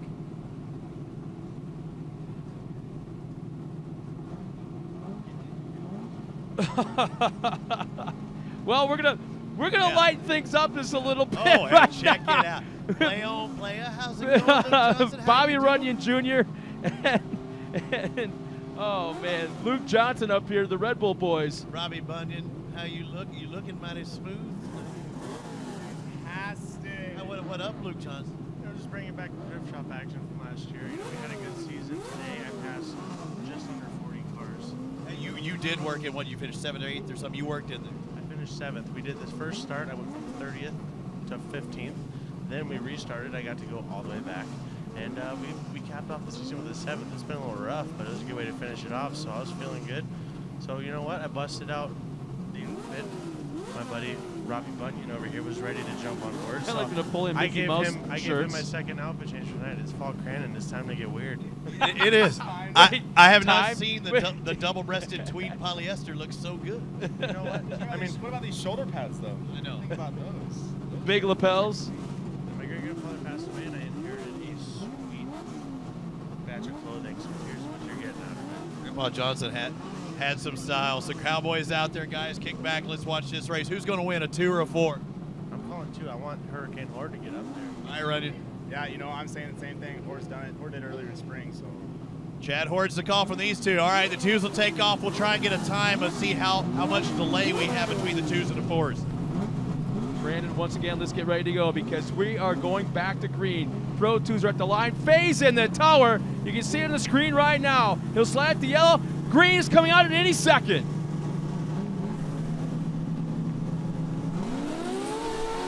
And a little bit of movement in the line. The crowd was digging it. Almost a little premature evacuation. He left a little too early right there. But once again, Chad Hort with the hole shot. I'm going to miss you, Robbie. Look at that. Barlow in there hard into third place. They almost left a little, they almost evacuated the area just a little bit too soon. Who's that back in second? Now the fours go. I counted over 20 seconds. That was like 1/3 of what the other ones were. I mean, I thought it was less than 10. Sure seemed quicker than 20 seconds. Besides, pulling the hole shot in Pro 2 is Chad Hort. Pulling the hole shot in Pro 4 is Kyle LeDuc, Johnny Greaves, and CJ Greaves. Wait a minute, is that CJ? I can't tell. Yeah, that's CJ running in second in Pro 4. CJ in second. Kyle LeDuc up front, Johnny in third. So I thought we had a lot less difference between the 2s and 4s the first time. Oh, and CJ gets into LeDuc. Man. What a crazy. Kyle LeDuc was out in front of the 4. CJ gets into the side, not of any of his doing, but this is going to be a good race. Hort, he's not checking out from the 37. Oh. RJ Anderson looks strong. Not at all. Not like the first start we had. RJ Anderson, I wanted to mention something about him before he took the second green flag. I'm going to go against what these guys are talking about here. I think RJ's got, there's something about this weekend with Walker Evans in town. I think RJ is going to be with the guy to keep an eye on. The truck looked really good down that front straightaway, on the throttle the whole time, and it landed, suspension soaked it up, and I think he made up a little ground on that front straight. We got shake and bake back here, polyester style. My own plan. Steve Barlow in there. Man, look at Mikey Vanderbilt. He is hot on it, but going way wide and getting roosted at the same time for the gravel pit turn. Yeah, if you listen closely, you can hear it going put, because he is just getting beat up. Now watch for Mikey to duck to the inside. Right there it is. Not quite close enough. Barlow still running the preferred line. As Mikey ducks back inside one more time. Now watch him go inside again. Mikey is all over inside, outside.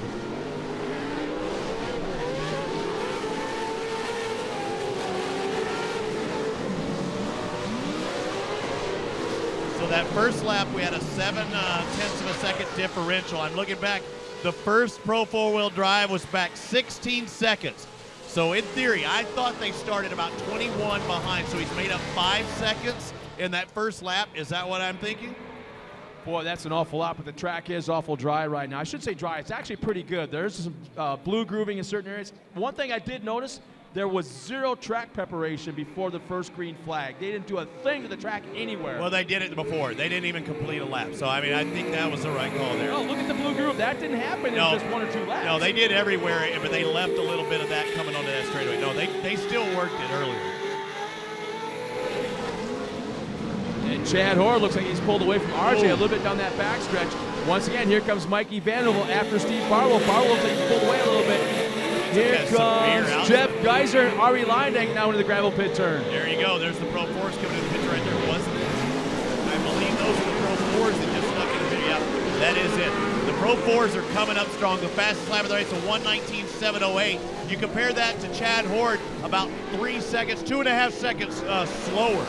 Scott Douglas off the track coming on the gravel pit turn. He's back on it, but he lost like 3 spots, so he's going to have to work his way back forward once again. Now around to Pro 2. He'll get around Geiser. So look at the overall picture, because that's what it's about. Whether they're 2s or 4s, somebody has to win. Chad Hort in front of RJ Anderson, Steve Barlow in third. There's about a 4-second differential between those guys. You look back at Kyle LeDuc, the top 4-wheel drive. He's back 16 seconds, the total differential that last lap around. So he's trying to work his way up and will try and get you the timing. Uh-oh, somebody back it in. That's LeDuc. LeDuc will lose it. LeDuc, no, he'll hang on to the lead. Yeah, he's going to hold on to that spot. But oh, man, he's getting that attitude of that truck just out of whack. Trying to get by the 44. Geiser. And man, he looks like he's finally going to be able to pull that one off. But he's losing time. He had to have lost at least a second and a half in that one straight. Yeah, the gap, like you had mentioned earlier, when the last time by was 13.5 seconds. We're going to see what it is this time by the start-finish line. Well, between the hairpin screw up and then cross it up on that straight, he lost, I get, at least a full second of what he could have done. Chad Hort crossing the M-Zone finish line right now. Gap between him and second place is less than a second. And LeDuc, wow, he just backs into the corner. I thought he was going to over-rotate, but never even came close. Look at LeDuc. So now he's into 5th overall. He's down to 10.9. 10.9 seconds back. He is making up a ton of time per lap right now. He's going to catch him at this rate without question, as long as he doesn't overdrive the truck and make a mistake like we saw in that last lap. But here's the thing. Now look at Chad Hort. Obviously, he's had to pull the whole shot. Had nobody to deal with. The truck is straight. Everything is clean. Now look at Kyle LeDuc. That thing is flapping the breeze. There's not a fender that hasn't been touched. That thing, I mean, look at him just driving that truck. He can rip the sidewalls right off those wheels. He wants to look like Scott Douglas. Watch for this, a pass on this straighaaway. He's going to get 1. Will he get 2? He's going to pull up on the outside of Barlow. Will he square it up and try to go to the inside? He can possibly try and drive around him if he wants to, get more grip to that inside. Look at that. There's the grip. There's the outside. I would wait if it were me. Don't push the issue. There's still plenty of time left. Barlow opens the door to the inside. Kyle's got those 4 wheels grabbing that track. He'll duck to the inside. Here they come down to the gravel pit turn. They're side by side in the corner. The Duke will just pile drive into the corner to the inside. Squares it up. Now he takes that inside. He's going to be clawing. It looks like is that Johnny or no, that's CJ back there moving up with him. So this still may be a race after all, even among the 4s. CJ Greaves is going underneath. Johnny's right there as well. The 2s appear to have pulled out. It looked like CJ for a moment over-rotated just a bit, maintains second in Pro 4. Johnny right behind him. CJ on the outside. He's still going to get a better drive. He's going to follow in the trail of LeDuc. LeDuc now in 3rd overall. Chad Hort, that last lap, had a 9-second advantage, so only about a 1-second loss. He needs more laps like that one he just had because Kyle LeDuc, CJ Greaves are on the move. RJ Anderson back in 2nd. You need to get in front of Chad Hort if you're going to win this thing. You better do it pretty quick. Well, look who's knocking on the door. Yeah, now Kyle can see our leaders. RJ Anderson still right there with Chad Hort, but now you'll be able to see them both in the same picture as they come around turn number 1. There's RJ Anderson and Chad Hort through turn number 2, and there. I think we might be missing a Greaves in that shot. I could have sworn. I didn't count both Greaves. Okay, there they are. There's the 99. Closing in on LeDuc. There's Johnny. Behind his son, CJ. There's the 3 that have really been putting on a charge. LeDuc likes that Scott Douglas type, throw it in there, bring it around. That's great. It's fast and all at times, but it also puts you on that edge to possibly over-rotate. As Chad Hort goes across the stripe one more time, only a half a second differential. RJ is now starting to turn it on. So keep in mind, it was a 9-second gap back to Kyle LeDuc from Chad Hort. Now it's 5.5 seconds. And we're just now at the halfway point of this 10-lap race. If they have a 10-lap race, is it a 10? I'm looking back at play-on-play back here. It's always been 10, and if it is, we're at the halfway point. RJ's got to get around Chad right now and quit this messing around with each other, or they got to agree to leave each other alone and race side by side or gap it out between each other, because right now they're doing nothing but slowing each other down as here comes Kyle LeDuc.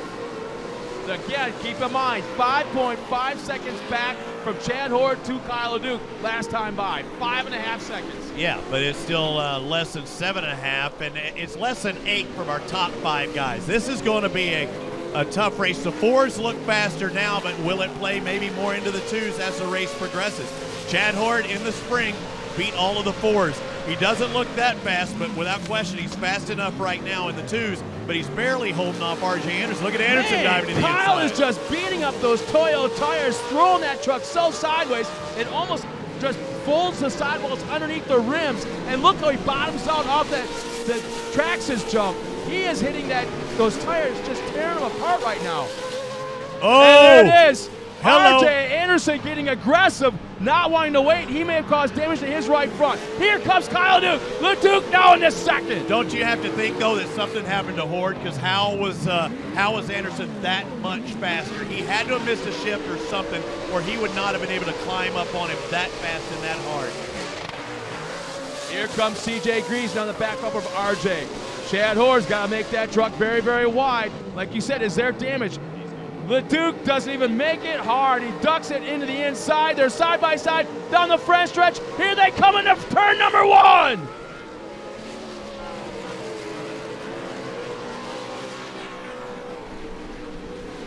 It almost looked like Kyle LeDuc checked up a little bit.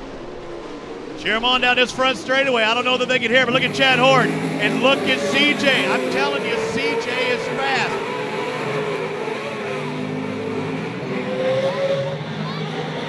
Look at that. They're going side by side. They're both going to the inside. They both might get Hort here. Chad has to take that line to the outside where he's got traction. LeDuc keeps it clean to the inside. And Chad Hort just went a little bit too far outside. LeDuc now has the lead. Here comes CJ now to the outside of Chad Hort. And CJ's going to take over second as long as he can stay on that cushion. So now here's the race. And I can kind of see it happening early on. Without question, Kyle was the fastest. He's now in front, but CJ has been strong, and here comes Johnny not too far behind.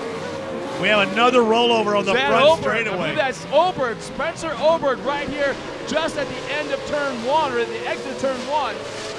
And this may bring out another full course caution, because whenever you see a truck like in that situation, if it happened once, it can happen again.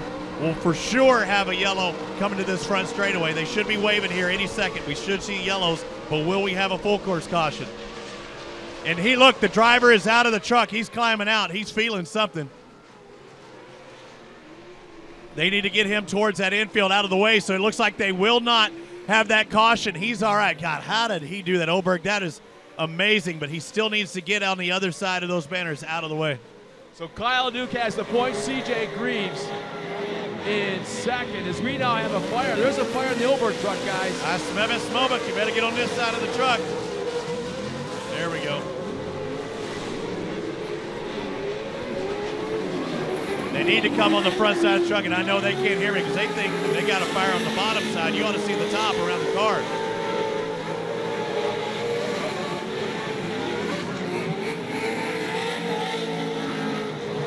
Somebody's squirting this. Man, they're sending smoke signals. So 8 laps complete. We're on lap 9, so the next time around we will get the white flag. And pull it off. That looks like CJ. CJ, right. I think something happened. It shut off for a moment. He went to the outside. Now Johnny into second. Kyle, that's going to give him a lot of separation here with that hairpin. And the next time around across the flagging stand, we'll get the white flag.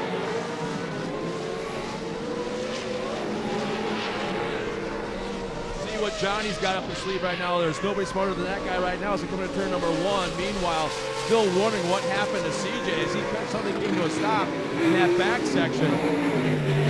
Johnny's not giving an inch. He's heavy on that right foot right now, trying to track down Kyle LeDuc. Yeah, but will there be enough time? He needs a bobble from LeDuc. LeDuc keeps pushing it and trying to back it in so hard. He may have that little bobble right there. He looks really hooked up. Johnny's the one that goes outside. Man, I cannot believe how those tires are holding up. The way that thing is just being thrown sideways. Look at that. The sidewall's holding up through the corners. There's the white flag. 1 lap remaining in the 2014 AMSOIL Cup. As Johnny crosses the line, that gap actually was extended by about 1/10 of a second. Over the last time by, Kyle LeDuc over Johnny Greaves. LeDuc into the Argonne corner. Still throwing it sideways. Greaves right there. Is Johnny Greaves reeling in our leader right now? You look at least, 8, 10 car truck lead, but there's about a half a lap, maybe even a little bit more. The hairpin for the final time. They'll go down the start straight. They'll make a right-hand turn. Cheer them on. It's the last time they make their way in front of you. Let's hear it, Crandon, as they make that right-hand turn. Make their way in front of you one more time. Kyle LeDuc from Beaumont, California, driving the Monster Energy Ford, the number 99 on Toyo tires. One more time past the skyboxes, down that backstretch. The gap back to second. Last time by was 2.5 seconds. It looks like it may be shrinking, but it looks like time is also running out. Johnny taking that wide line, but he's got a lot of grip there. He's going to close in, but unless you see a mistake from LeDuc in this last turn, he's going to take the victory.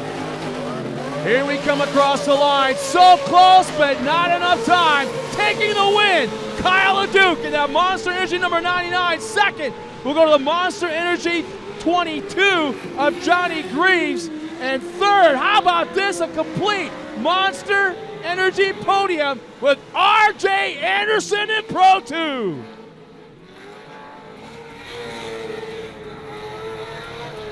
Adrian Cheney across the line. In the 4th spot, 5th, Chad Hort. Scott Douglas, Steve Barlow coming across. So we still do not have a repeat winner for the Amsoil Cup World Championship.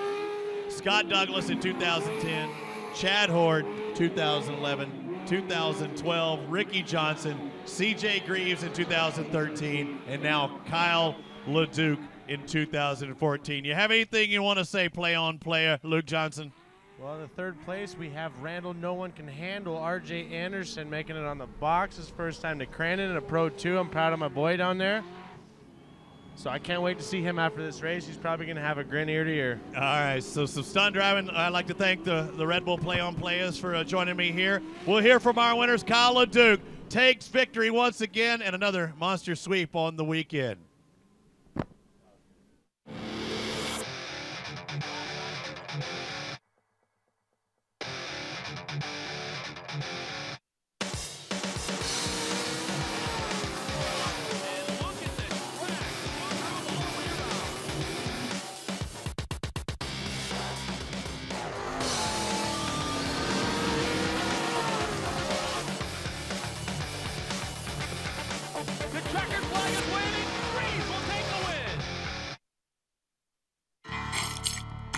Before you get in,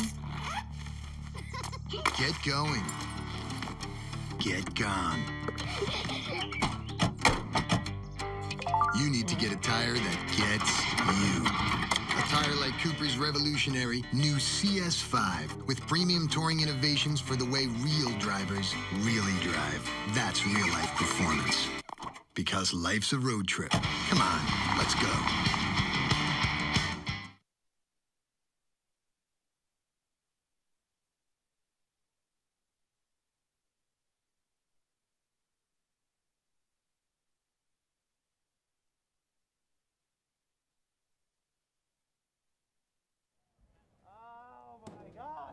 I know, we're trying. Any way you can get it, right?